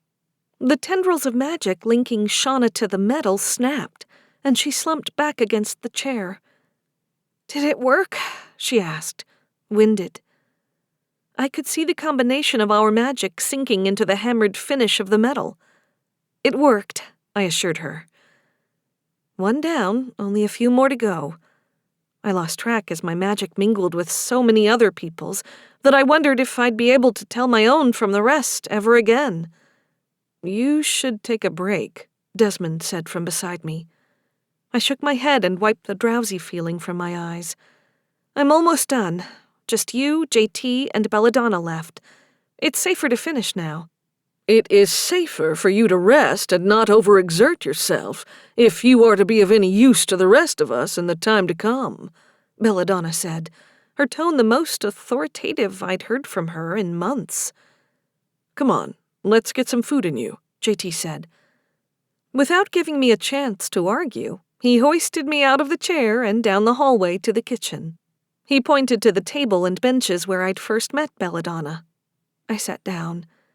He busied himself with making me what I guessed were sandwiches by the way he rummaged through the cupboards for bread and the fridge for meat and cheese. Did you let your dad know we're back? he asked, without looking up from his food prep. I left him a message. He hasn't called back. I pushed the nugget of worry in my stomach down. At least he knows when he gets the message, JT muttered. What's going on? You're acting weird, I said. He looked over his shoulder, and for a split second, he was the fresh-faced teenager who'd stolen my heart. He'd been a shameless flirt back when we first met, but I'd been starstruck the moment I met him. I'd be lying if I said I hadn't hated myself and regretted pushing him away for 10 years. I'm not acting weird, he proclaimed. Yes, you are. You've been quiet and kind of off since we left Dublin. What is going on? He set a plate of sandwiches in front of me and sat down with his back to the table. I've just been thinking about things. What sort of things? I took a sandwich and bit in. Ham, provolone, and just a touch of mayo, exactly the way I liked it. He studied his hands, which were balled into fists in his lap. The past, the future, us.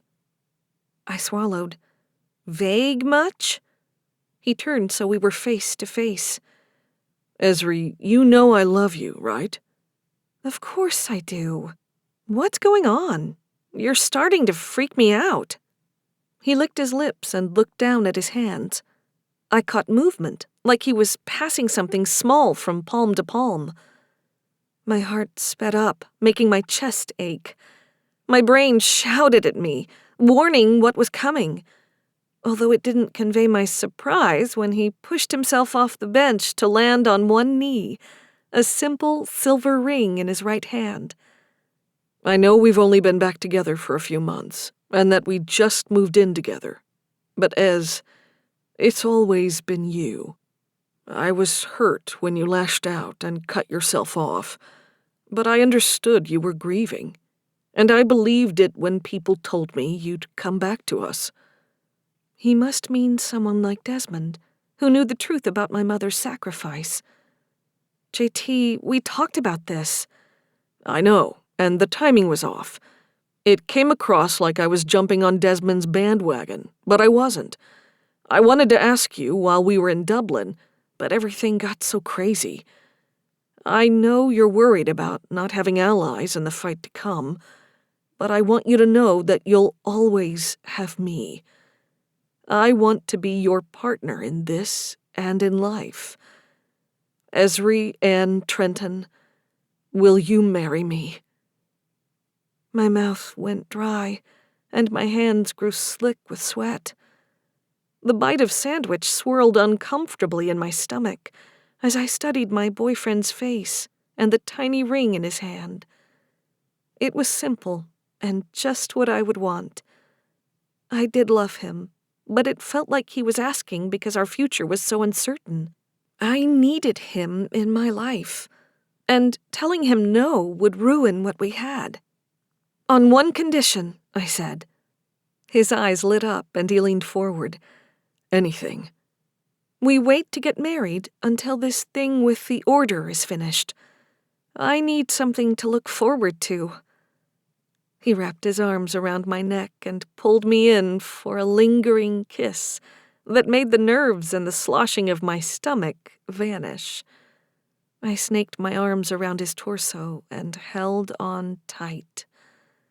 Out of the corner of my eye, I saw Grandma standing there with her aviators in one hand, a broad grin on her face. I told you he was worth keeping around. I let out a small laugh before pulling back and awkwardly giving JT my hand. Well, go on. You better make this thing official before the world ends. He slid the ring on my finger and kissed me again. I expected the added weight of the ring to throw me, but it felt as if it had always been there. I hoped that was a sign of good things to come. 27. We returned to the library to find Desmond sitting alone. I looked around in confusion. Where's Belladonna? She said she didn't think she needed the protection after all, he answered.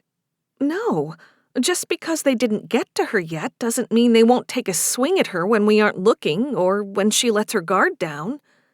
I told her as much, but she was insistent that she was going to get out of town for a while. She said she's the last living member of her family, but she's got friends out of state she can stay with for a while. Something about a ranch in North Dakota or something. That didn't sit well with me. Why had she come back if she was just going to take off again? JT pressed the palm of his hand into my back, guiding me to the chair beside my cousin. I might as well do the binding spell with the two of you then. Desmond produced something in a small square box. He opened it to reveal a prayer medallion I hadn't seen in years. It had come from his dad's side of the family and had been passed down from father to son on their 13th birthday. Desmond had been so proud to receive it, showing it off to everyone who'd listen, myself included. It wasn't inherently magical, but it was just as much a part of Desmond's lineage. I took it gently between my fingers. The metal thrummed against my skin. Not in the same way that Shauna's metal had, but I could still read the familial connection tracing back through his mortal bloodline. What made you pick this? Why not something from your mom's side of the family? He gave me one of his trademark arched brows. Did you forget that you inherited all the cool family heirlooms from the magical side of the bloodline? Is it going to be strong enough? JT interjected. I think so. Only one way to know for sure. Focus on pouring a little of your magic into it, I instructed. I heard the spiel the last 4 times you did it, Ez. I barely avoided rolling my eyes as he acted like the know-it-all older cousin that he was. He placed his hand on top of mine, and spearmint tickled my nose, making my lips tingle. I expected him to give up more than the trickle that was coming from him, but maybe he thought our bloodlines were so close that giving too much would screw up the spell. The little spot on my finger welled up like it had a mind of its own, and my fruity scent mixed with Desmond's magic to lock around the medallion. You're good, I said, and set the medallion with the other items. All that remained was JT. He switched spots with Desmond and held out an engraved placard with the Hippocratic Oath inscribed on it. I still remembered the day he'd shown it to me and said it would be passed on to him from his mom when he officially started medical training. I hadn't been around when she'd actually passed it on. Cupping the placard in both hands, he laid his hands on top of mine, and honey erupted in the room as he poured his intent into the item. The promise of what his family's magic had been and what it could still be in the future. Our future. My own magic rose up to meet him, winding into the tiny spaces between his essence, as if to say, "This is where I belong." The mixture died down, and he leaned over to kiss me. I love you. I love you too, I repeated, a blush creeping up my cheeks as Desmond stood nearby, trying to act like he hadn't just seen us. What are you going to do now? JT prodded, as I set his placard with the others. Find somewhere safe and secure to keep these where the Order can't get their hands on it. I'm guessing the back of the closet at home isn't in the running? He grinned, and it made his eyes light up. Sadly, no. I did have one idea. I'll take care of it. I turned to Desmond. I may actually need your help. I thought this was supposed to be somewhere only you know. If I need a backup, you're the person I'd want to know the information. Let me go tell Avery that I'll be late for dinner. He darted from the library, leaving JT and I alone. He took my left hand in his right, rubbing his thumb over the ring that now adorned it. So, you going to tell your dad at least? You're telling me he doesn't already know? I may have floated the idea before we moved in together. He didn't object. Yes, I'll tell him. My phone buzzed with an incoming call in my pocket with Dad's ringtone. Speak of the devil. I stepped into the hallway. Hey, Dad. Hi. Sorry I missed your call earlier. I was at the movies, and then I forgot to turn my phone back on. Everything okay? We're fine. Did what we could to stop these assholes from stealing more magic. And now I just have to find a way to build a case against the bastard who is behind all of this. Be careful. You may have magical powers and may be a cop, but you're still my little girl. I know, Dad. I will be careful. Look, thanks for touching base. I need to go. Des and I have an errand to run. Then you, JT, and I should grab dinner. Oh, fancy. What are we celebrating? I couldn't hide the smile that leapt to my face. I promise to tell you at dinner. Bye. Desmond reappeared at the bottom of the stairs and gestured to the front of the building. Shall we? I scooped up my bizarre little treasure trove and we headed out into the fall afternoon. It had gotten chilly since I'd come inside. I followed Des to his little BMW and slid into the passenger seat. You want to drive? He offered. No, I just need to get to any bank with safety deposit boxes. Good thinking, but why not a bank you already have an account with? Too easy for them to track. The strands of magic protecting the items in my lap clogged up my nose, making me sneeze. As I leaned back, I caught Desmond's gaze following my left hand. "Don't tell me you didn't know about this," I said. He shook his head. Not a thing. But I take it congratulations are in order? Thanks. I guess he'd been planning it for a while, and he was worried you and Avery stole his thunder. In hindsight, we probably should have told close friends and family what was happening. You don't look as excited as I thought you would be. I spun the ring around on my finger. I am. But I told him we should wait until everything with the order is over. I want to have something to look forward to, you know? You both deserve to be happy, Ez. But if this year has proven anything, things with the order may never be over. Cling to that happiness and bright spot while you can. Maybe we'll just do what you guys did. I never really wanted a big church wedding. That was a lie, since I'd dreamed of it as a little girl. I'd even spent afternoons imagining what my wedding would be like when JT and I first started dating. Though, with my mother gone, I couldn't handle having a big to-do without her there. I checked my phone, realizing I hadn't let Ian know we'd gotten back without a problem. I bit my lip as I dialed the international number he'd given me. Yeah? Ian's voice came through the line after the first ring. Ian, hi, it's Ezri. I just wanted to let you know we got back safely and took care of everything we'd talked about. Oh, brilliant, lass. Good to hear it. Will this do? Desmond interrupted the conversation and pointed up at one of the many banks in the city. Sure, Des, I said. Ian, sorry to make this so quick, but I've got an errand that needs to be done. You take care now. I ended the call, and Desmond pulled into a metered spot. Together we headed inside, approaching the teller at the far end of the counter.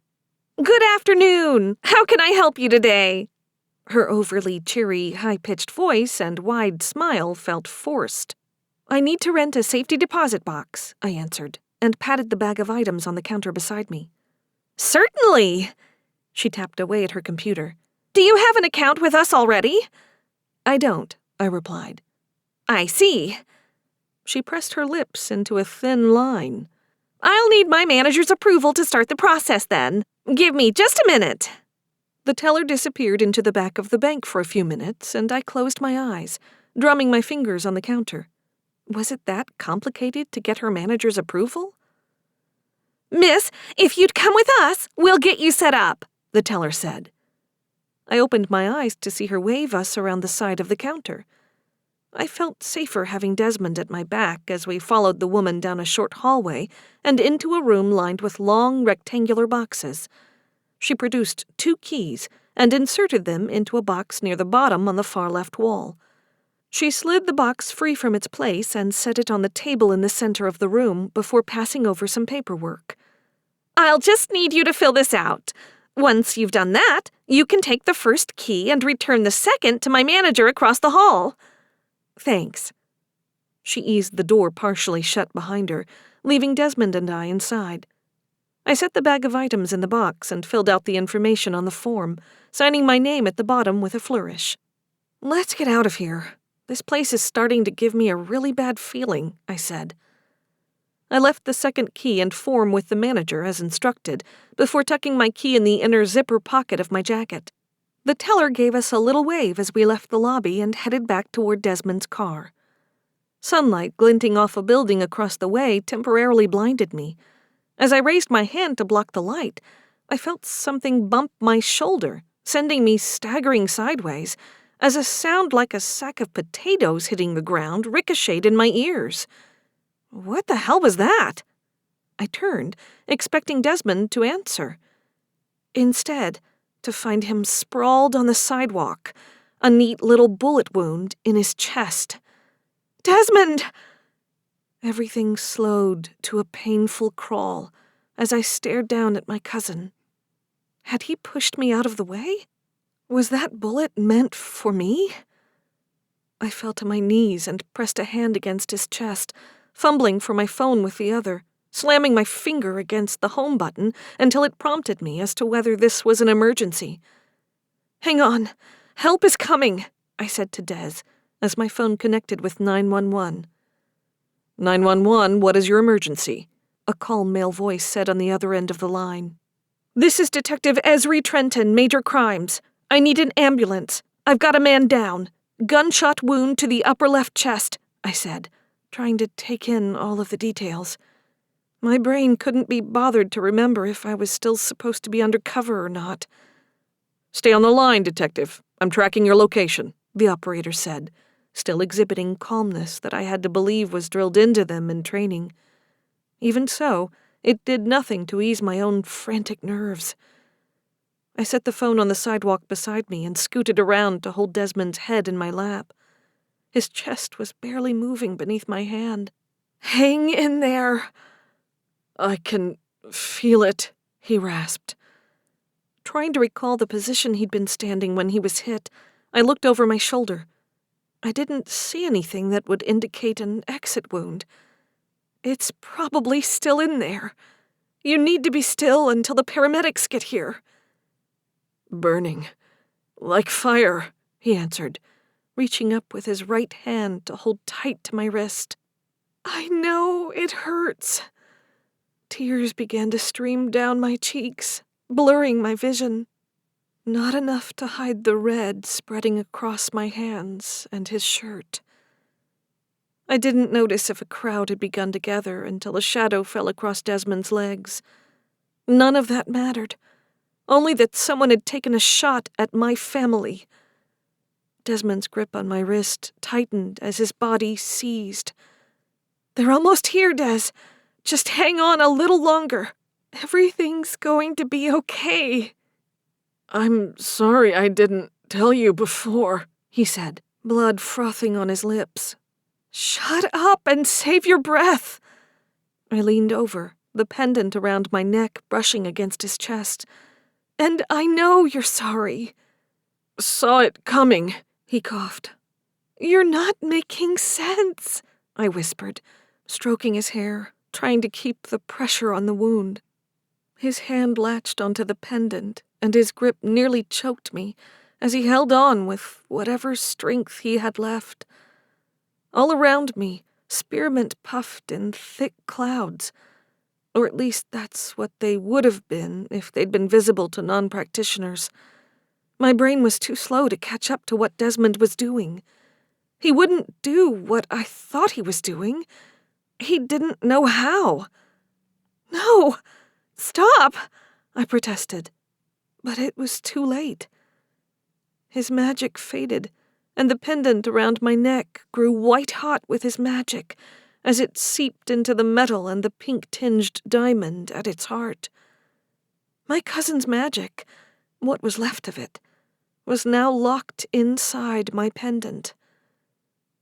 A flurry of movement passed through my peripheral vision as the paramedics arrived, urging me out of the way so they could work. I slumped back on the sidewalk, watching, but not really taking in the scene before me, as they searched for a pulse, tried to administer CPR. None of it mattered, because all of his magic had left him, and was now neatly secured in the family heirloom only I'd been given. I really was the last of Harrow's blood now. I fingered the pendant with my non-bloody hand as tears streamed down my cheeks, and a realization hit. The magic held there wouldn't be any use to Desmond now, anyway. September 22, 2017, 28. 24 hours wasn't enough time to process that he was gone. The paramedics had pronounced him dead at the scene. I'd scrubbed my hands a dozen times since then. Despite that, I could still see his blood on my skin, still feel the slickness of it between my fingers, sticking to everything I touched. His dad had insisted we hold a small ceremony to say goodbye, even though the medical examiner wouldn't release his body for weeks. Guilt and anger weighed on me as I stood in the back garden at headquarters. Cool autumn air swirled around me, sending shivers through my body. I glanced around at the small group assembled. JT, my dad, Avery, and Desmond's dad. And another wave of anger crashed over me. This shouldn't be happening. Not now, not ever. At least his mom didn't have to carry the pain of burying her son. She died of breast cancer 6 years ago. I'd been so consumed in my own anger, I hadn't even gone to the funeral. I never thought we would be having this ceremony, his dad said, dabbing at his eyes with a tissue. This family had endured so much loss already. But I know he wouldn't have wanted a big to-do. I know this is what he would want, Avery said in a soft tone, reaching out to pat her father-in-law's shoulder. He'd want to be alive, I muttered loud enough for my words to carry. No one spoke in response to my outburst, not that I expected anyone to scold me. The air between us grew thick with unspoken grief, and I tried my best to push all of the pain down for just a few minutes, to send Desmond off like he deserved, even if I knew a part of him still remained in the pendant, stubbornly refusing to come out and tell me everything was going to be okay. Those of us with magic stepped forward and joined hands. I felt JT grip my left hand tight as we all closed our eyes. The wind died down in the center of our circle, and I could swear the faintest hint of spearmint wafted around me, winding through my senses. It brought fresh tears to my eyes. When no one else spoke, I exhaled and opened my mouth. Desmond, your spirit has left this realm and gone on to the next, but your magic remains a part of each within this circle. Your blood, and those with whom you bonded in life, carry you onward. Rest now, kin. My voice hitched on the last word, and I broke the circle, swallowing back a sob as I raced back inside, winding my way to the council meeting room. The community had given us space to hold our ritual. I needed space away from everyone, and no one else was occupying it. Let it all out, Ezri, Grandma said, her hand almost pressing against my back in a show of support. I don't want to talk to you, I snapped. Tough shit, kid. Life ain't fair. I know you want to see him, but he's not ready to see you. Not yet. But I need him. You need to get your head on straight. We both know you're sliding into that darkness, and something tells me he's not coming out until you have it under control. The bluster went out of me, and I sunk onto the nearest chair, burying my head in my hands. I failed him. Oh, now stop that right now. You failed no one. He's dead because of me. If we hadn't been so connected, he wouldn't have been there, and he'd still be alive. Last I checked, neither of you had the gift of foresight. So enough with the self-blame." "I feel so lost without him," I whispered. Ironic, given how hard I'd pushed him away for so long. Now I couldn't imagine my life without him. But that was the reality I now faced. Lean on the ones left behind. All of you are going through the same pain. And when the time is right, you'll know when it is, he'll come back to you." She brushed her thumbs across my cheeks, attempting to wipe away the tears. She vanished, leaving me alone in the space. Beyond, I heard low voices, and then footsteps on the staircase. The scent of food wafted through the open door, but I ignored it. I wasn't interested in any more socializing, not even when JT appeared in the doorway, worry lines creasing his forehead. "You need to eat something," he said, trying to push something into my hand. "I'm not hungry," I murmured. "We're all hurting, but neglecting yourself isn't going to do him or you any good, Ez. He would want you to take care of yourself." "He's dead, JT," I snapped. The same righteous anger I'd felt at my mother's death was starting to settle over me again. My cousin's death had been senseless. I had no proof, and yet I also had no doubt the Order was behind it. If they couldn't take his magic, they would take him from me another way, especially when I needed him the most. Yet that tiny voice in the back of my head that sometimes sounded like him whispered, "I saw it coming." His last words to me. Had he seen the shooter and purposely pushed me out of the way? Or was it something more? He'd acted strangely subdued after I'd met Aoife. Had he seen something in his dream? "If you won't eat something for him, then do it for me," Avery said, appearing in the council meeting room. I hadn't paid much attention to the somber and subdued black and grays she wore. Her eyes were red-rimmed, but she'd hidden it well with makeup.